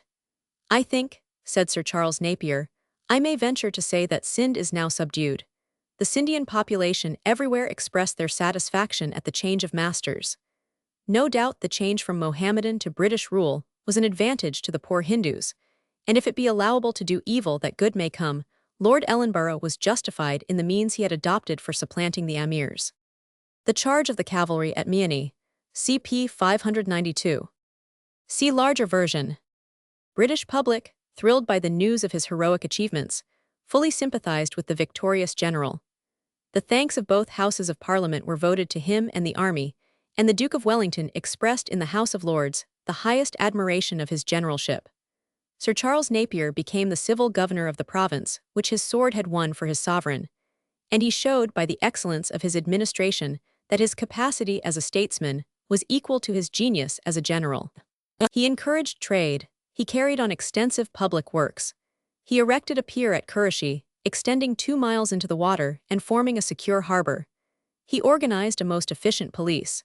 He raised a revenue sufficient to pay the whole expenses of the administration, giving a surplus of £90,000, which, added to the prize money, brought £500,000 into the company's treasury in 1 year. The cultivators of the soil were protected in the enjoyment of the fruits of their industry. Artisans, no longer liable to be mutilated for demanding their wages, came back from the countries to which they had fled. Beautiful girls were no longer torn from their families to fill the zananas of Mohammedan lords, or to be sold into slavery.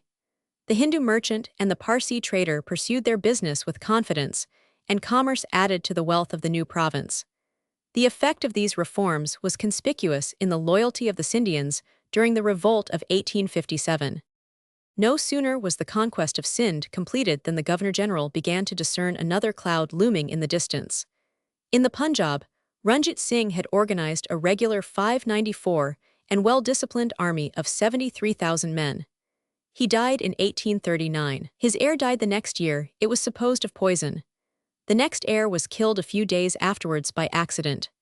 The third, who succeeded, was an effeminate prince, who left the government in the hands of his minister, a wicked man who, conspiring with others, caused to be murdered several members of the royal family. They were, in their turn, punished by having their heads cut off, and the only surviving son of Ranjit Singh, a boy only 10 years of age, was proclaimed Maharaja.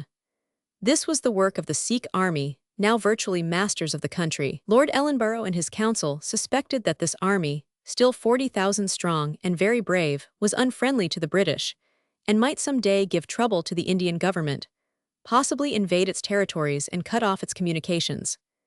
In order to guard against such contingencies, it was necessary, they thought, to take possession of Gwalior, a powerful Maratha state in central India. This country lay on the flank of our line of communications with Allahabad, Benares, and Calcutta. In this country also there were, fortunately for the British, a disputed succession, royal murders, civil dissensions, and military disorganization. A boy adopted by the Queen was proclaimed sovereign by the chiefs, with a regency, over which the British government extended its protecting wing. The young sovereign died in 1843, leaving no child, but his widow, then 13 years of age, adopted a boy of 8, who became king under another regency. The regent Nana Sahib was deposed, notwithstanding the support of the British government. This was an offence which Lord Ellenborough would not allow to go unpunished, and besides, the disorganized army of Gwalior was said to be committing depredations along the British frontier. Here, then, in the estimation of the Governor-General, was a clear case for military intervention, to put down disorder, and secure a good position for future defense against the possible aggressions of the warlike Sikhs of the Punjab. Lord Ellenborough explained his policy to the company, stating that the Indian government could not descend from its high position as the paramount authority in India. His argument seemed to satisfy the home government, and a large force was sent from Agra to Gwalior, under Sir Hugh Gough, then Commander-in-Chief of India, as successor of Sir Jasper Nichols. So much interest did Lord Ellenborough feel in this invading expedition that it was accompanied by him in person. The Marathas, of course, prepared to defend themselves. They were met at Maharajpur. After a severe struggle, in which the enemy were bayoneted at their guns, and a series of bloody conflicts had taken place in the streets, the British were victorious, and got possession of 28 guns, with the key of the enemy's position. The battle, however, was not over when this vantage ground was gained, for though the enemy had fallen back, they were prepared for a desperate resistance in other less favorable positions. A general attack was then ordered. Brigadier Scott, at the head of the 10th Light Horse, and Captain Grant, with his horse artillery, had scattered their cavalry which covered the extreme right. General Vaillant then led on the 40th Queens, and successively gained 3 strong positions, which the enemy defended with the utmost firmness and courage, not quitting their guns till they were cut down by their fierce assailants. In this attack they lost 6 regimental standards. The 2nd Native Infantry also acted bravely on this occasion. The 39th Queens also made an impetuous attack, and the result was that the enemy were driven from all their entrenchments in utter confusion, with the loss of 9 standards and 64 guns. 7 of our officers were killed on the spot or wounded mortally. Our total loss was 106 killed and 684 wounded. The commander-in-chief wrote in his dispatch, "I regret to say that our loss has been very severe, infinitely beyond what I calculated upon. Indeed, I did not do justice to the gallantry of my opponents. It was a loss certainly almost unprecedented in Indian warfare, and it is remarkable that this misfortune repeatedly occurred while Lord Gough was commander-in-chief. Lord Ellenborough, with his suite, was rash enough to be under fire during part of the engagement. The loss of the enemy was estimated at 3,000. Major General Grey, with only 2,000 men, on the same day won a victory over 12,000 of the Marathas, in the fortified village of Mangur, about 12 miles from Gwalior.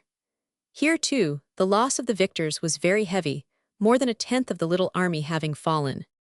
After these victories an armistice was agreed upon, as a preliminary to negotiations. The result was submission on the part of the Marathas, and the occupation of Gwalior by British troops. The Governor-General then imposed the terms of peace, which did not include the seizure of any territory, but consisted solely in the usurpation of 595 sovereignty. The Marathas were compelled to disband their army and abolish their government. The supreme authority was lodged in a council of men devoted to the East India Company, whose president was to receive his instructions from the British resident.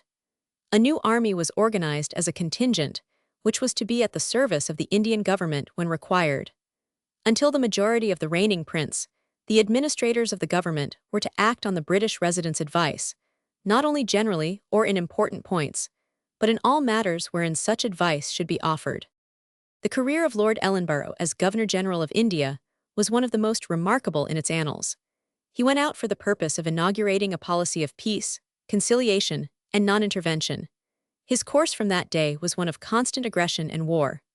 The conquests of Sindh and Gwalior were planned and prepared for deliberately and in good time, and when the governments to be subdued were goaded into hostilities, he was ready to pounce upon them with overwhelming force. His friends defended this policy on the ground that, though it was aggressive, it was self-defensive. To guard against a possible, but very remote contingency, an invasion of the Sikhs to drive the British out of India. The Governor-General, however, had become entirely too warlike. And since he had smelt powder and tasted blood at Gwalior, the Board of Control, who had already formally censured his Sindh policy, became so alarmed at his martial propensities that they determined on his immediate recall and sent out Sir Henry Hardinge to rule in his stead. Sir Henry Hardinge, the new Governor-General of India, whom Sir Robert Peel recommended to the Board of Control, had been in the army since he was 13 years of age. He had followed Wellington through all the battles of the Peninsular War, and had won all the military glory that could be desired, so that he was not likely to follow the example of Lord Ellenborough in opening fresh fields for the gathering of laurels in India. The chairman of the East India Company, giving him instructions on his departure, cautioned him against following the example of Lord Ellenborough in appointing military officers as administrators in preference to the civil servants of the Crown. He reminded him that the members of the civil service were educated with a special view to the important duties of civil administration, upon the upright and intelligent performance of which so much of the happiness of the people depended. He expressed a hope that he would appreciate justly the eminent qualities of the civil servants of India, and that he would act towards the sepoys with every degree of consideration and indulgence, compatible with the maintenance of order and obedience. He urged that his policy should be essentially pacific, and should tend to the development of the internal resources of the country, while endeavoring to improve the condition of the finances. Thackwell at Sobrion, CP 599. See larger version. Sir Henry arrived at Calcutta in September 1844. He found that tranquility prevailed throughout the empire and applied his energies to the formation of railways. But he had soon to encounter the exigencies of war. Notwithstanding the stringent injunctions he had received to cultivate the most amicable spirit with the Sikhs, he was obliged to tax the resources of the empire in maintaining with them one of the most desperate conflicts recorded in Indian history. The Sikhs were a warlike race, distinguished not less by fanaticism than bravery. They were bound together and inspired by the most powerful religious convictions, a tall, muscular, and athletic race of men, full of patriotic ardor, elevated by an ancient faith. They were confederated in various provinces, to the number of about 7 million. They were accustomed to ride upon fleet horses and had organized an effective cavalry, while their infantry had been disciplined by French and Italian officers. They could, if necessary, bring into the field 260,000 fighting men. But their regular army now consisted of 73,000 men, with 200 pieces of artillery. Settled chiefly in the Punjab, a country of extraordinary fertility, they also abounded in Multan, Afghanistan, and Kashmir, celebrated from the most ancient times as the favored abode of manufacturing industry, social order, wealth, and happiness. This warlike race had been governed by Ranjit Singh, a chief of extraordinary ability, energy, and determination. He had but one eye. He was deeply marked with the smallpox. His aspect was repulsive and his manner rude. Yet was he looked up to by this great people with respectful homage and obeyed with implicit trust. While he lived, he maintained an alliance with the British government. But after his death, the Sikhs were divided into two factions, one headed by Ghalib Singh and professing to be favorable to the British, the other by the Rani, who yielded to the clamors of the unpaid soldiers to be led against the English. Accordingly, the 597 military forces of the Sikhs were ordered to march down to the Sutlej, but their intended attack was prevented by the astrologers, who declared that the auspicious day for marching had not yet arrived.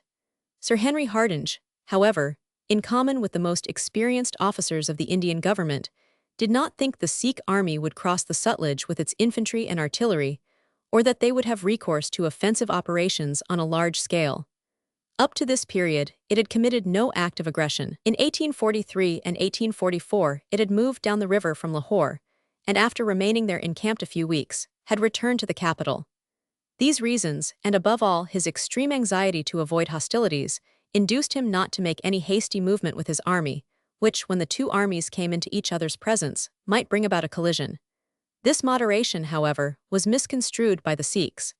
They supposed that the British were afraid to encounter them. Accordingly, on the night of the 9th of December, 1845, a portion of the Sikh army appeared within 3 miles of the Sutlej, and information was received by our garrison at Ferozpur that preparations were making on a large scale for the movement of infantry, artillery, and stores from the Sikh capital, Lahore.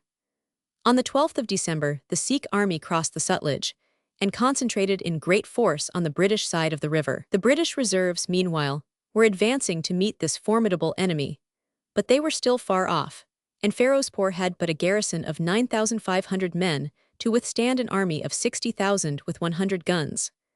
Sir Charles Napier wrote in his Memoirs that he did not think history would let off Sir Henry Hardinge for allowing such an army to cross the river unmolested and entrench itself on the other side. It is quite certain that Sir Charles would not have given them such an advantage, but their generals did not know how to use it. Sir Henry Hardinge had hastened in person to assist General Gough in conducting the operations against the enemy, and both putting themselves at the head of the advanced guard, they were followed by the reserves, marching at the rate of 26 miles a day, full of excitement at the prospect of more fighting. At length the Sikhs moved on to meet the British on the 18th of December. When they came in sight, the British bugles sounded, and the wearied soldiers, who had been lying on the ground, started up and stood to their arms. The Governor-General and the Commander-in-Chief rode from regiment to regiment, cheering the spirits of their men, and rousing them to the needful pitch of valor by encouraging exhortations. About 2 miles from Mudki, Gough, at the head of the advanced guard, found the enemy encamped behind sandy hillocks and jungle, 20,000 strong, with 40 guns, which immediately opened fire as he approached. The battlefield was a sandy plain, on which the view was obstructed by small hills, which prevented the belligerents from seeing one another till they were quite near. For some time the contest was maintained on both sides by the artillery. Then General Gough ordered the advance of a column of cavalry, the 3rd Light Dragoons, the 5th Light Cavalry, and the 4th Lancers.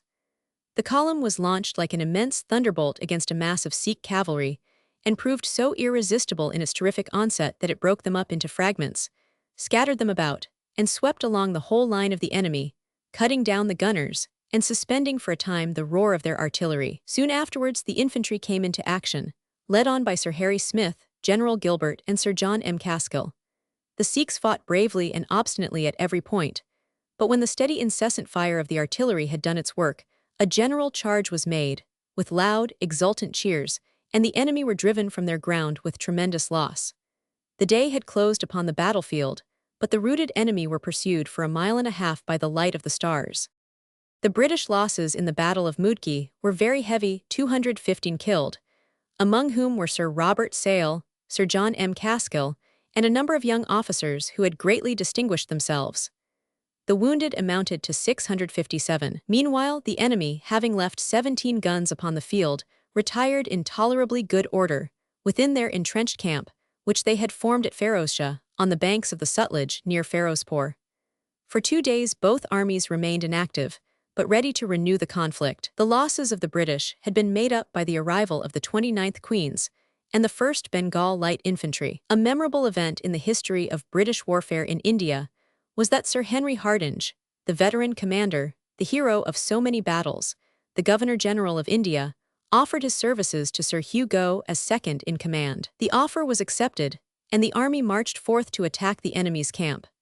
They started at daybreak on the 21st, and about midday a junction 598 was effected with General Littler's division, which had marched out from Ferozpur, according to orders sent the night before.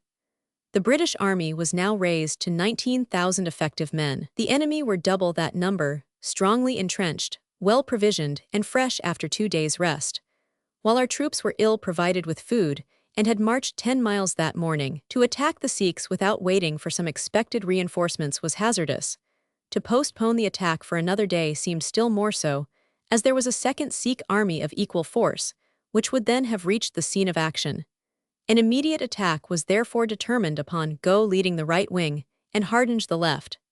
The Sikh artillery was heavier than the British. The guns were protected behind embrasures, the gunners were sure in their aim, and so terrible was the effect that the 62nd Regiment, which led on the attack, was nearly cut away, and several sepoy regiments broke and fled.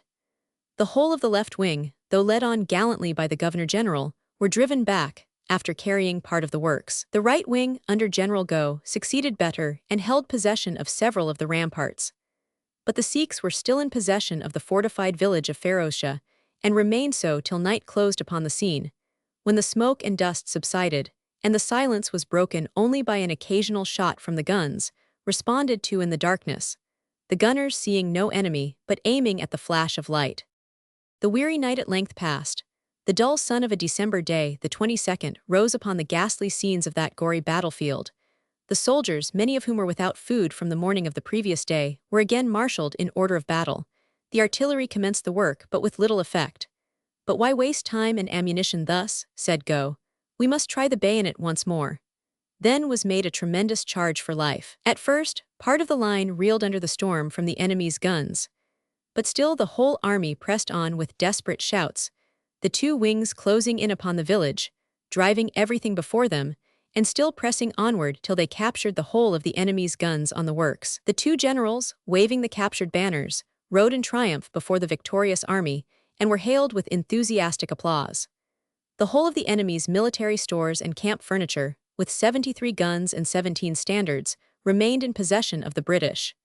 1 Sikh army was now defeated, but there was another to come on, 30,000 strong, most of whom were perfectly fresh. The spirit of the commander-in-chief seemed now to fail him, and he so despaired of the issue that he confessed in a letter to his friend that for a moment he felt regret, as each passing shot left him still on horseback. "Most of our cavalry were hardly able to move from the exhaustion of the horses. Our ammunition was nearly spent, while the fire from the enemy's guns was rapid. At this critical moment, owing to a misconception of orders, our cavalry and artillery moved off from the flanks, which they protected, taking the road towards Ferozpur. It was a blunder that seemed ordered by Providence to save our army from annihilation. For the Sikhs, not knowing our weakness, and conceiving that the design was to take possession of the fords and prevent their crossing the river, immediately began to retreat. Our infantry pursued, and such was the consternation and confusion of the enemy that they never stopped running till they got to the other side of the Sutlej. In these terrible battles the British lost, in killed and wounded, 2,415 men, being a sixth of the whole number engaged. Among the killed were Major Broadfoot, political agent in the northwest provinces, Colonel Wallace, and Major Somerset. It was apprehended that the enemy would return next day in greater force to renew the contest, but as they did not, the commander-in-chief seized the opportunity to summon the troops to join him in public thanksgiving to God for the victory. The year 1846 dawned upon the still undecided contest. The British gained most by the delay. The Governor-General had ordered up fresh troops from Meerut, Cawnpore, Delhi, and Agra. By the end of January, Sir Hugo had under his command 30,000 men of all arms. On every road leading to the scene of action, from Britain's Indian possessions, convoys were seen bearing provisions and stores of all sorts to the army, while reinforcements were pressing onward rapidly that they might share the glory by confronting the greatest danger. That danger was still grave. The Sikhs also were bringing up reinforcements and strengthening their entrenched camp at the British side of the Sutlej, having constructed a bridge of boats for the conveyance of their troops and stores across the river. The enemy had established a considerable magazine at a fortified village some miles from the camp, and Sir Harry Smith proceeded at the head of a 599 detachment to attack it. But Sardar Ranjit Singh intercepted him, cut off and captured all his baggage. But being reinforced, he met the enemy again at a place on the Sutlej, called Aliwal. The Sikh army, which seemed in the best possible order and discipline, were drawn up in imposing array, 20,000 strong with 70 guns, while the British were 9,000 with 32. After a series of splendid charges, the enemy were driven successively from every position and fled in confusion across the river. Several of the British horsemen followed the guns into the river and spiked them there. The loss of the Sikhs is said to have been 3,000, while that of the British was only 673 killed and wounded. The moral effect of this victory over such unequal forces was of the utmost advantage to the rest of the army. January 28, 1846.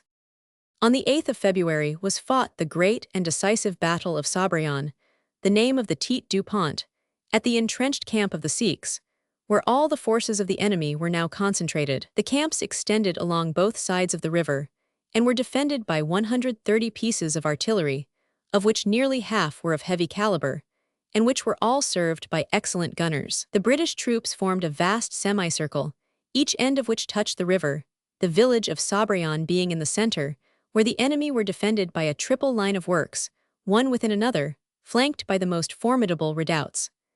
The battle commenced by the discharge of artillery on both sides, which played with terrific force for 3 hours. After this, the British guns went up at a gallop till they came within 300 yards of the works, where it was intended the assault should be delivered. Halting there, they poured a concentrated fire upon the position for some time. After this, the assault was made by the infantry, running. The regiment which led the way was the 10th, supported by the 53rd Queens and the 43rd and 59th Native Infantry. They were repulsed with dreadful slaughter. The post of honor and of danger was now taken by the Gorkhas. A desperate struggle with the bayonet ensued. The Sikhs were overpowered by the brigades of Stacey and Wilkinson. But, as the fire of the enemy was now concentrated upon this point, the brave assailants were in danger of being overwhelmed and destroyed. The British commander-in-chief, seeing this, sent forward the brigades of Ashburnham, as well as Smith's division, against the right of the enemy, while his artillery played furiously upon their whole line. The Sikhs fought with no less valor and determination than the British. Not one of their gunners flinched till he was struck down at his post. Into every gap opened by the artillery they rushed with desperate resolution, repelling the assaulting columns of the British. At length, the cavalry, which has so often decided the fate of the day in great battles, were instrumental in achieving the victory. The sappers and miners having succeeded in opening a passage through which the horses could enter in single file, the 3rd Queen's Dragoons, under Sir Joseph Thackwell, got inside the works, quickly formed, and galloping along in the rear of the batteries, cut down the gunners as they passed. General Gough promptly followed up this advantage by ordering forward the whole 3 divisions of the center and the right. It was then that the fighting may be said to have commenced in earnest. The struggle was long, bloody, and relentless. No quarter was given or asked. The Sikhs fighting like men for whom death had no terrors, and for whom death in battle was the happiest as well as the most glorious exit from life.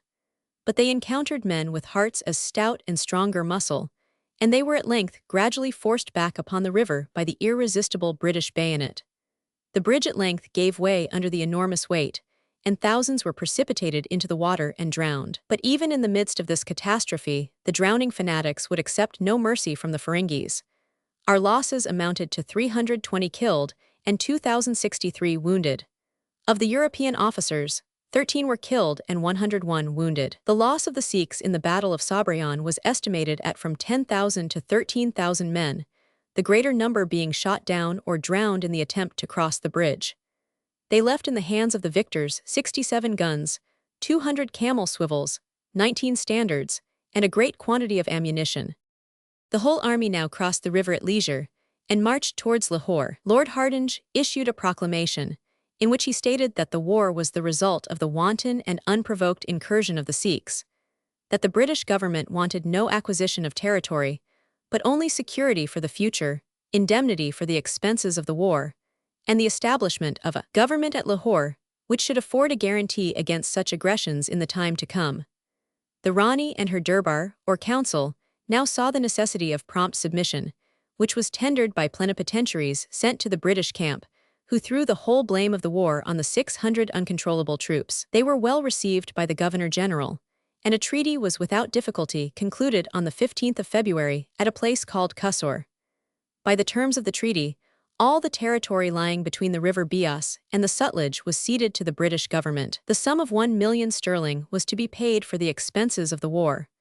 But the sum was found too heavy, and instead Ghalib Singh was rewarded for his fidelity to the British by the grant of a large tract of territory between the Beas and the Indus. Peace having been thus concluded, the young Maharaja, Ghalib Singh, was received by the Governor-General at his camp with oriental pomp. And on the 22nd of February, Sir Henry Hardinge entered Lahore at the head of his victorious army, taking possession of the gates, the citadel, and the royal palace. These great victories, so hardly won with such heavy sacrifices of human life, and accompanied by such heroic achievements, excited the admiration of the British public. The principal actors were munificently rewarded. The Governor-General was created Viscount Hardinge of Lahore, the title being accompanied by a shower of honours from his sovereign, and a large pension from the East India Company. Sir Hugo was also raised to the peerage, and received from the company an annual pension of £2,000, with the same amount from Parliament, for 3 lives.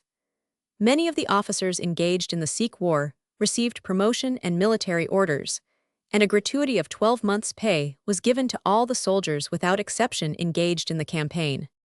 But the conquered Sikhs did not very easily acquiesce in the terms proposed by the conquerors, in spite of the wise administration of the great brothers John and Henry Lawrence, who organized a thoroughly efficient government in the new territories. Ghalib Singh was chased from the territory the British had given him, and it became necessary that British arms should reinstate him, and that a British force should permanently garrison Lahore, at a cost to the Sikh government of £220,000 a year. The intriguing and restless Rani was sent off from the capital to Sharpura, where she was kept under surveillance. Sir Charles Napier was obliged to resign his government in Sindh from ill health, and he returned home in 1847. The Governor-General, after making a progress through various parts of the empire, in order to inaugurate and encourage works of social improvement, was also obliged to retire from his post, in consequence of the failure of his health owing to the fatigues and hardships he had endured in the campaign, and Henry Lawrence accompanied him. On his return home, Hardinge was made Master General of the Ordnance and Commander-in-Chief, being succeeded in India by Lord Dalhousie, who arrived there on the 10th of January, 1848. He, too, found disturbances to be quelled and treachery to be punished among our allies and tributaries. Troubles occurred at Lahore, where the hostility of the inhabitants to the British broke out with terrible effect.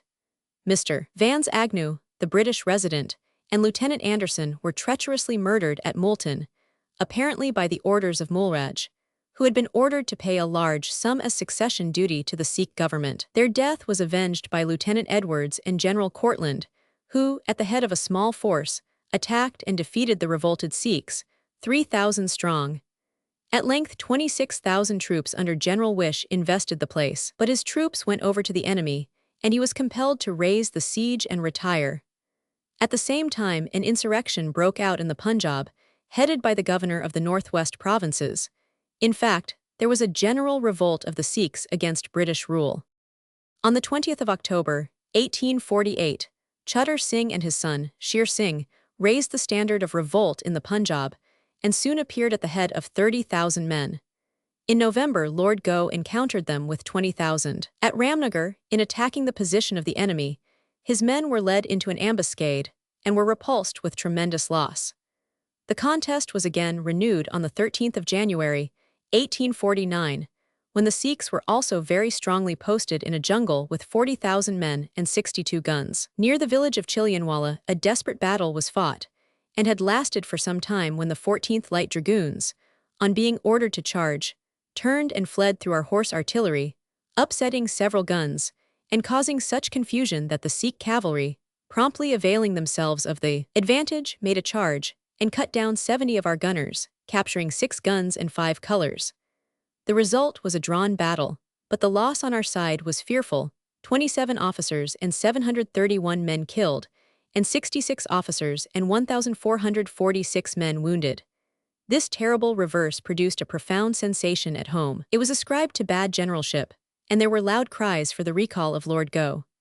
The Duke of Six, one Wellington, felt that the case was so desperate that he called upon Sir Charles Napier to go out and take the command, though suffering under a mortal disease, using the memorable expression, "If you don't go, I must."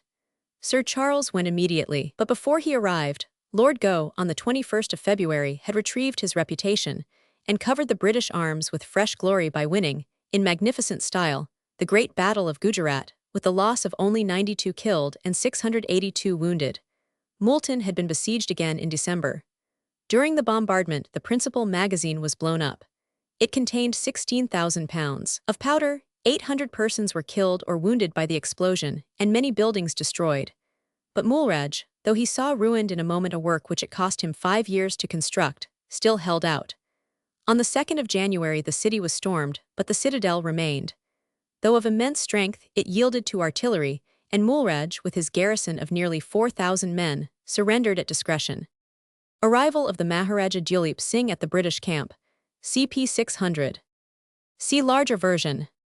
No small curiosity was experienced to see the man that had maintained a defense, obstinate, and protracted beyond any related in the annals of modern war.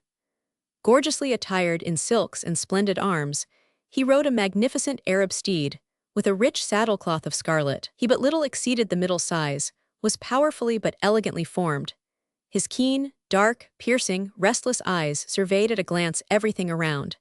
He neither wore the face of defiance nor dejection, but moved along under the general gaze as one conscious of having bravely done his duty. The result of these victories was that the Punjab was annexed to our Indian Empire, the reasons for this step being explained by the Governor-General in a proclamation, which announced favorable terms for the conquered people. Henry Lawrence, as is well known, was against the annexation, but his arguments were overridden by the strenuous Governor-General, and he became chief of the commission, with his brother John as a member, for the administration of the Punjab. Mulraj was subsequently tried for the murder of Mr. Agnew and Mr. Anderson, and being found guilty, he was sentenced to death. The sentence was afterwards commuted to imprisonment for life. Chapter 22. Reign of Victoria continued. Events in England, the budgets of 1848, repeal of the Navigation Act, the Jewish Disabilities Bill, election of Baron Rothschild by the City of London. He is refused the oath, election of Alderman Salamans.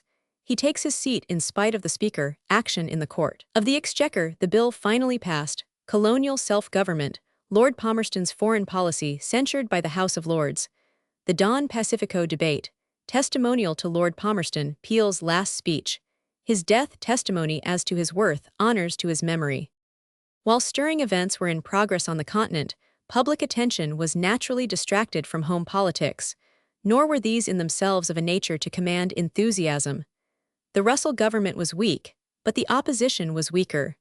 Sir Robert Peel with his little band gave, on the whole, his support to the ministry, and Mr. Disraeli, on the retirement of Lord George Bentinck, had only just begun to rally the Conservatives, who had been utterly dispirited and crushed by the carrying of free trade. Finance was always a weak point with the Whigs, and that of 1848 was no exception to the rule. Urged by the Duke of Wellington's letter to Sir John Bergen on the state of the defences, the Chancellor of the Exchequer determined on increasing the naval and military establishments. The result was a deficit of 3 millions, and no less than 3 withdrawals and alterations of the budget had to be made before his proposals could be so shaped as to be acceptable to the House.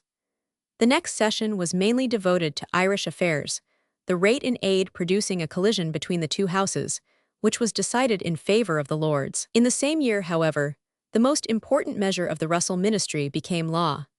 The repeal, namely, of the Navigation Act, by which the carrying monopoly was abolished after the retaliation of foreign nations had reduced the principle of reciprocity, upon which Mr. Huskisson's act had been framed, to a dead letter. Supported by the Canadian demand for liberation from the restrictions of the Navigation Act, ministers courageously faced the clamor raised by the protectionists and carried their bill through the Commons by large majorities.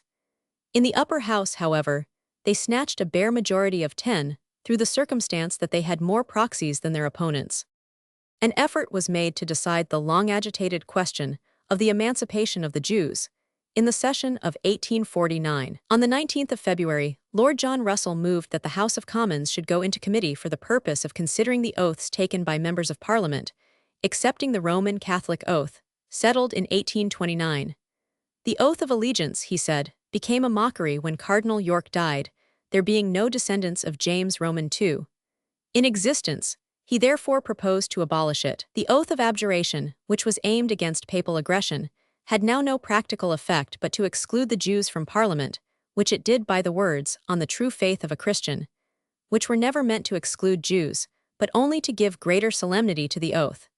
He proposed, therefore, to omit these words when the oath was tendered to a Jew, and this he thought would complete the measure of religious liberty. The House resolved by a large majority, 214 to 111, to go into committee on the subject. He then moved a resolution that it was expedient to alter the parliamentary oaths so as to make provision in respect of the said oaths for the relief of Her Majesty's subjects professing the Jewish religion. A bill founded on this resolution was brought in by Lord John Russell. The second reading was carried by a majority of 278 to 185.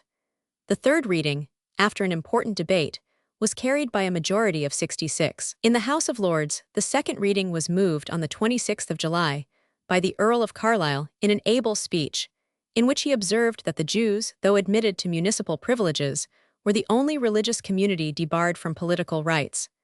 But there was not, as far as he could see, a single valid objection upon which they could be refused.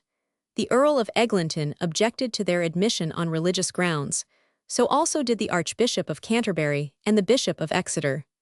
The former argued that our national Christianity, to which we owed our greatness, would be grievously disparaged by the measure. The latter condemned it as a violation of the distinct contract between the sovereign and the nation, that the Crown should maintain, to the utmost, the laws of God and the true profession of the gospel. The Archbishop of Dublin, Whately, always the powerful champion of religious freedom 603, contended on the other hand that it was inconsistent with the principles and repugnant to the genius of Christianity that civil disqualifications and penalties should be imposed on those who did not conform to it. Their lordships must either retrace their steps and exclude from office all who did not belong to the established church, or they must, in consistency, consent to the abrogation of this last restriction.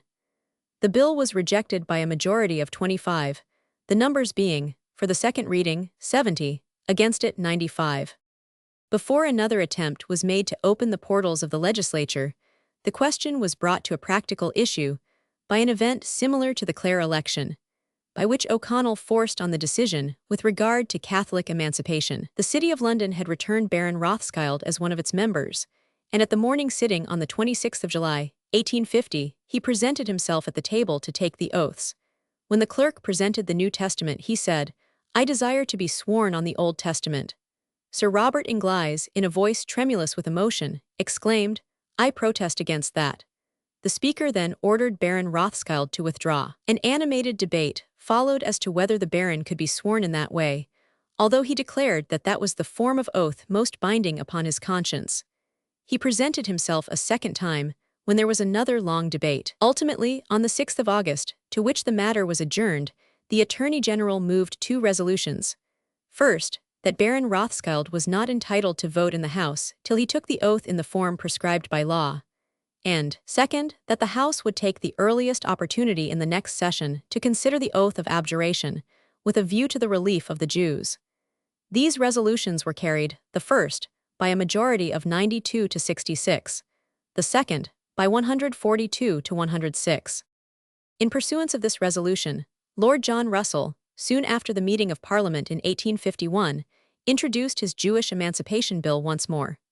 The usual arguments were reiterated on both sides, and the second reading was carried by the reduced majority of 25. In the House of Lords, the second reading was moved by the Lord Chancellor on the 17th of July, when it was thrown out by a majority of 36. In the meantime, Alderman Salomons had been returned as member for Greenwich, and following the example of Baron Rothschild, he appeared at the bar and offered to take the oath on the Old Testament, omitting the phrase, "on the true faith of a Christian." The Speaker then desired him to withdraw, but he took a seat, notwithstanding. The order of the Speaker was repeated in a more peremptory tone, and the honourable member retired to a bench behind the bar. The question of his right to sit was then debated. Sir Benjamin Hall asked the ministers whether they were disposed to prosecute Mr. Salomons if he persisted in taking his seat in order to test his legal right. Lord John Russell having answered in the negative, Mr. Salomons entered the House, amidst loud cries of order. Chair, the Speaker's imperative command, withdraw, ringing above all. The Speaker then appealed to the House to enforce his order. Lord John Russell then moved a resolution that Mr. Salomons should withdraw. Mr. Bernal Osborne moved an amendment. The House became a scene of confusion, and in the midst of a storm of angry cries and countercries, Mr. Anstey moved the adjournment of the debate. The House divided, and Mr. Salomons voted with the minority. The House again divided on Mr. Bernal Osborne's amendment that the honourable gentleman was entitled to take his seat, which was negatived by 229 against 81. In defiance of this decision, Mr. Salomons again entered and took his seat. He then addressed the House, stating that it was far from his desire to do anything that might appear contumacious or presumptuous. Returned by a large constituency, he appeared in defense of their rights and privileges as well as his own. But whatever might be the decision of the House, he would not abide by it, unless there was just sufficient force used to make him feel that he was acting under coercion. Lord John Russell called upon the House to support the authority of the Speaker and its own dignity. Two divisions followed, one on a motion for adjourning the debate, and another on the right of Mr. Salomons to sit, in both of which he voted. The latter was carried by a large majority.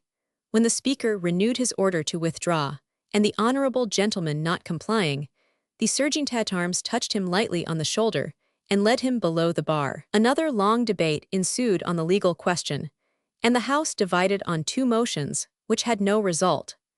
The discussion of the question was adjourned to the 28th of July, when petitions from London and Greenwich, demanding the admission of their excluded representatives, came under consideration. The Speaker announced that he had received a letter from Alderman Salomons, stating that several notices of actions for penalties had been served upon him in consequence of his having 6-4 sat and voted in the House. A motion that the petitioners should be heard at the bar of the House was rejected, and Lord John Russell's resolution, denying the right of Mr. Salomons to sit without taking the oath in the usual form, was carried by a majority of 55. And so the vexed question was placed in abeyance for another year, so far as Parliament was concerned. But an action was brought in the Court of Exchequer against Alderman Salomons to recover the penalty of £500 for sitting and voting without taking the oath. The question was elaborately argued by the ablest counsel. Judgment was given for the plaintiff. There was an appeal from this judgment, by a writ of error, when the Lord Chief Justice Campbell, with Justices Coleridge, Cresswell, Whiteman, Williams, and Crompton, heard the case again argued at great length. The court unanimously decided that the words, "on the true faith of a Christian," formed an essential part of the oath, and that, according to the existing law, the Jews were excluded from sitting in either House of Parliament. This judgment was given in the sittings after Hilary term, in 1852. Benjamin Disraeli. After the portrait by A. E. Challen, R.A. See larger version. The history of this question of Jewish emancipation gives proof, as striking as any upon record, of the obstinacy and tenacity of prejudice established by law, although no possible danger could arise to the British Constitution from the admission of the Jews. Although Mr. Salomons had been elected Sheriff of London in 1835, and a bill was passed to enable him to act.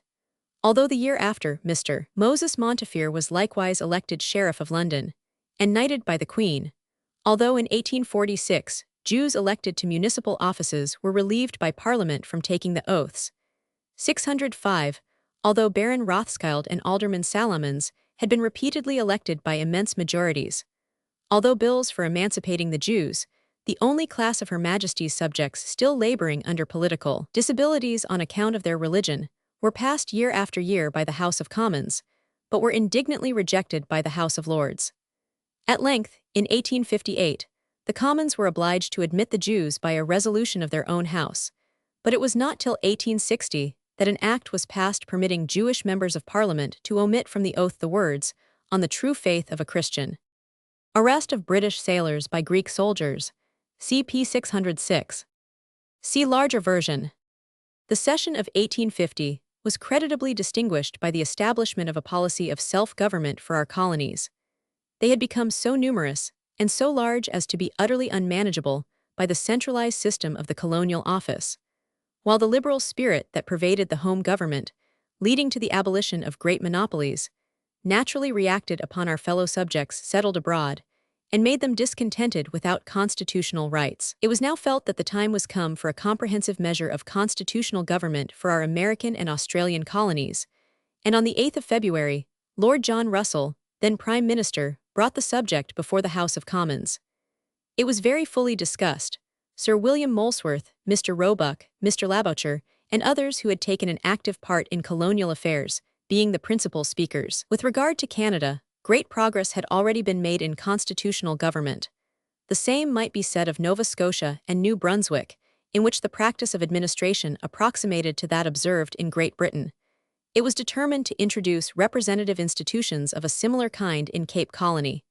In Australia, it was proposed that there should be but one council, 2/3 elected by the people and 1/3 nominated by the governor.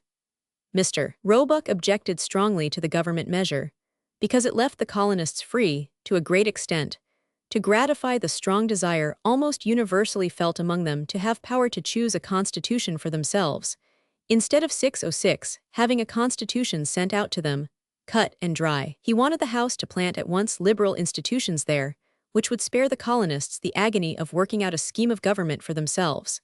He declared that, of all the abortions of an incompetent administration, this was the greatest. A ready-made constitution had been sent out by the government to South Africa.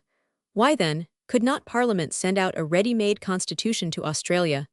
Lord John Russell replied to Mr. Roebuck's arguments, and after a lengthened debate the bill was read a second time.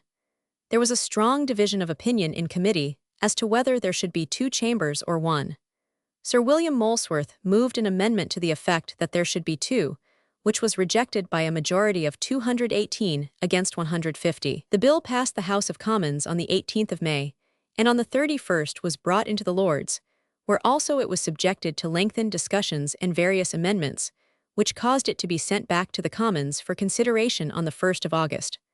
On the motion of Lord John Russell, the amendments were agreed to, and the bill was passed.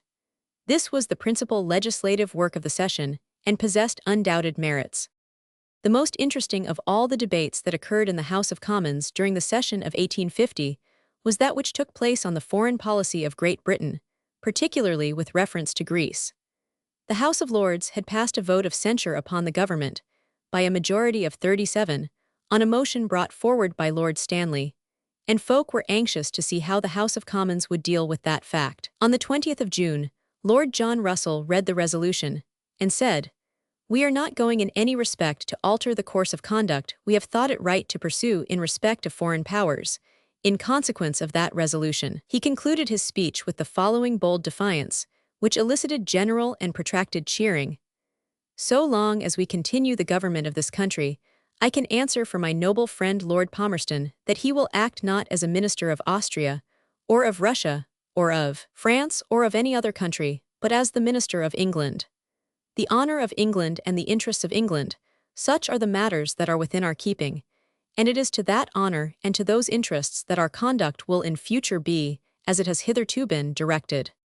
Mr. Roebuck, the next day, moved a counter-resolution in the following terms: that the principles which have hitherto regulated the foreign policy of Her Majesty's government are such as were required to preserve untarnished the honor and dignity of this country, and, in times of unexampled difficulty, the best calculated to maintain peace between England and the various nations of the world.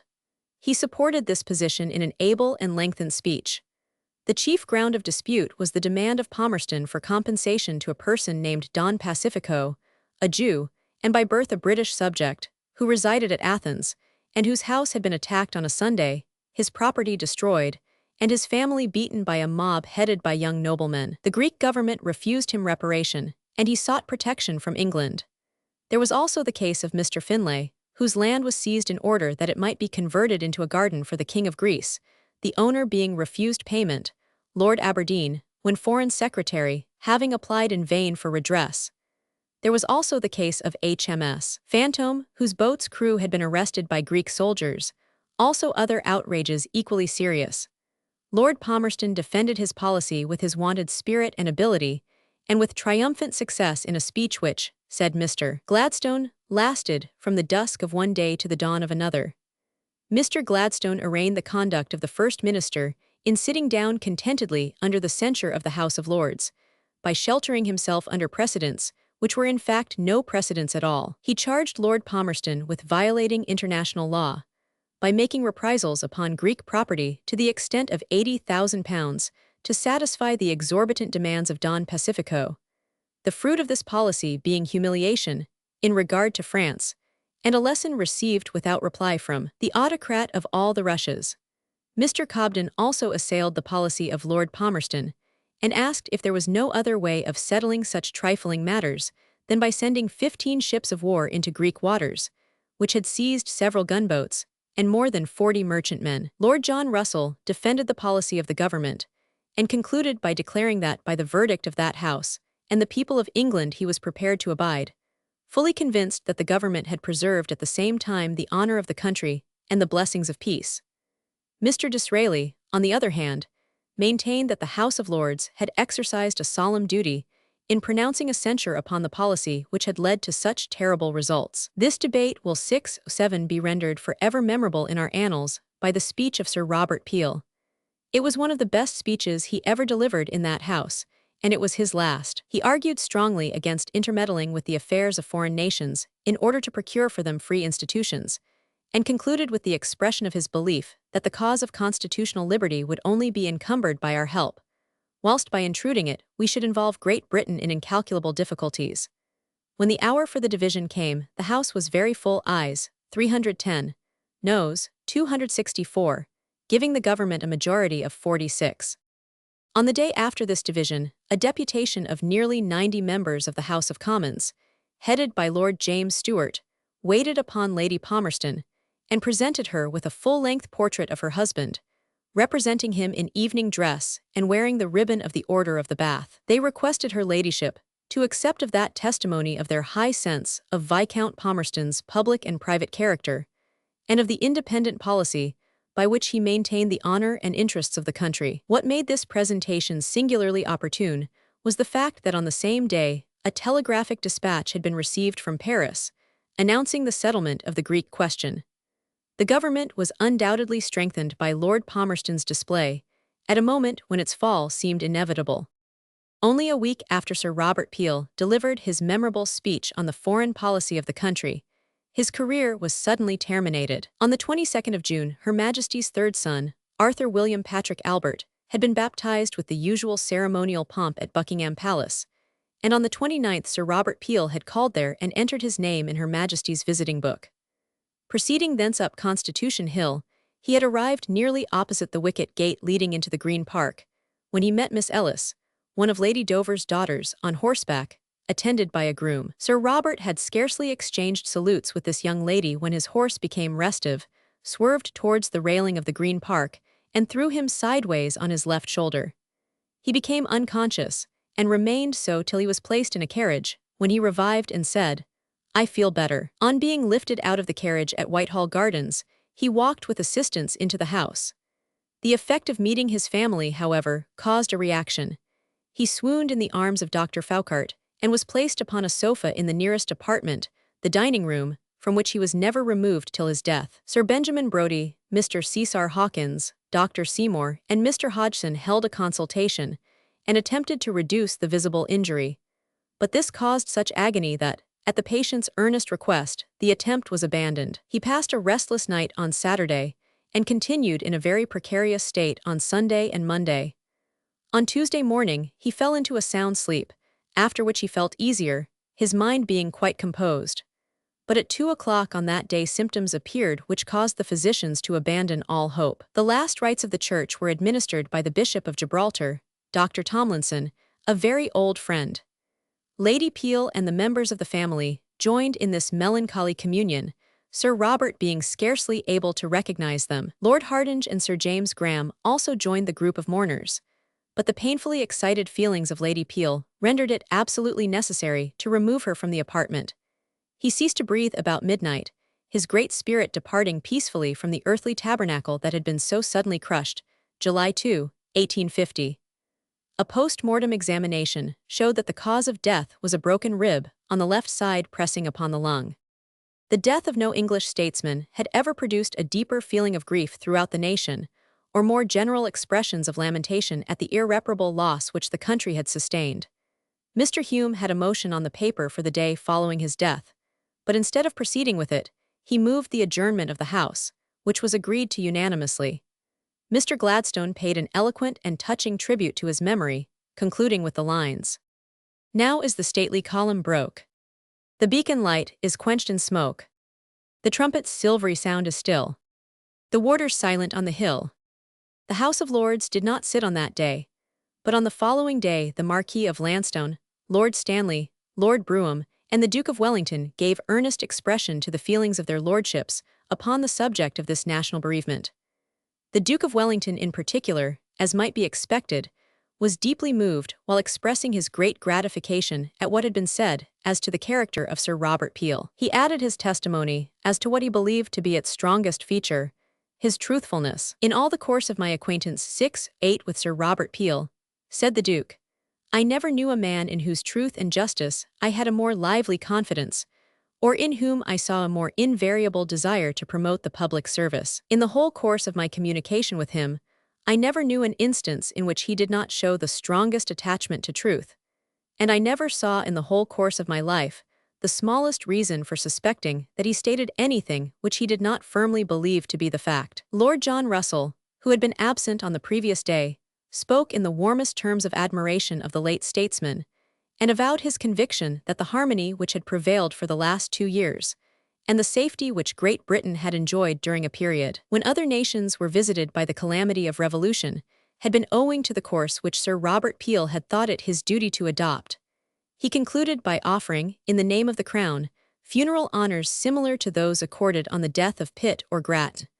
But Mr. Goulburn stated that Sir Robert had recorded his desire to be interred in a vault in the parish church of Drayton Bassett, without funeral pomp. On the 12th of July, pursuant to a motion made by the Prime Minister, the House of Commons went into committee for the purpose of adopting an address to the Queen, praying Her Majesty to order the erection of a monument in Westminster Abbey to the memory of Sir Robert Peel, which was unanimously voted. He stated that the Queen, anxious to show the sense which she entertained of the services rendered to the Crown, had directed him to inform Lady Peel that she desired to bestow upon her the same rank that was bestowed upon the widow of Mr. Canning.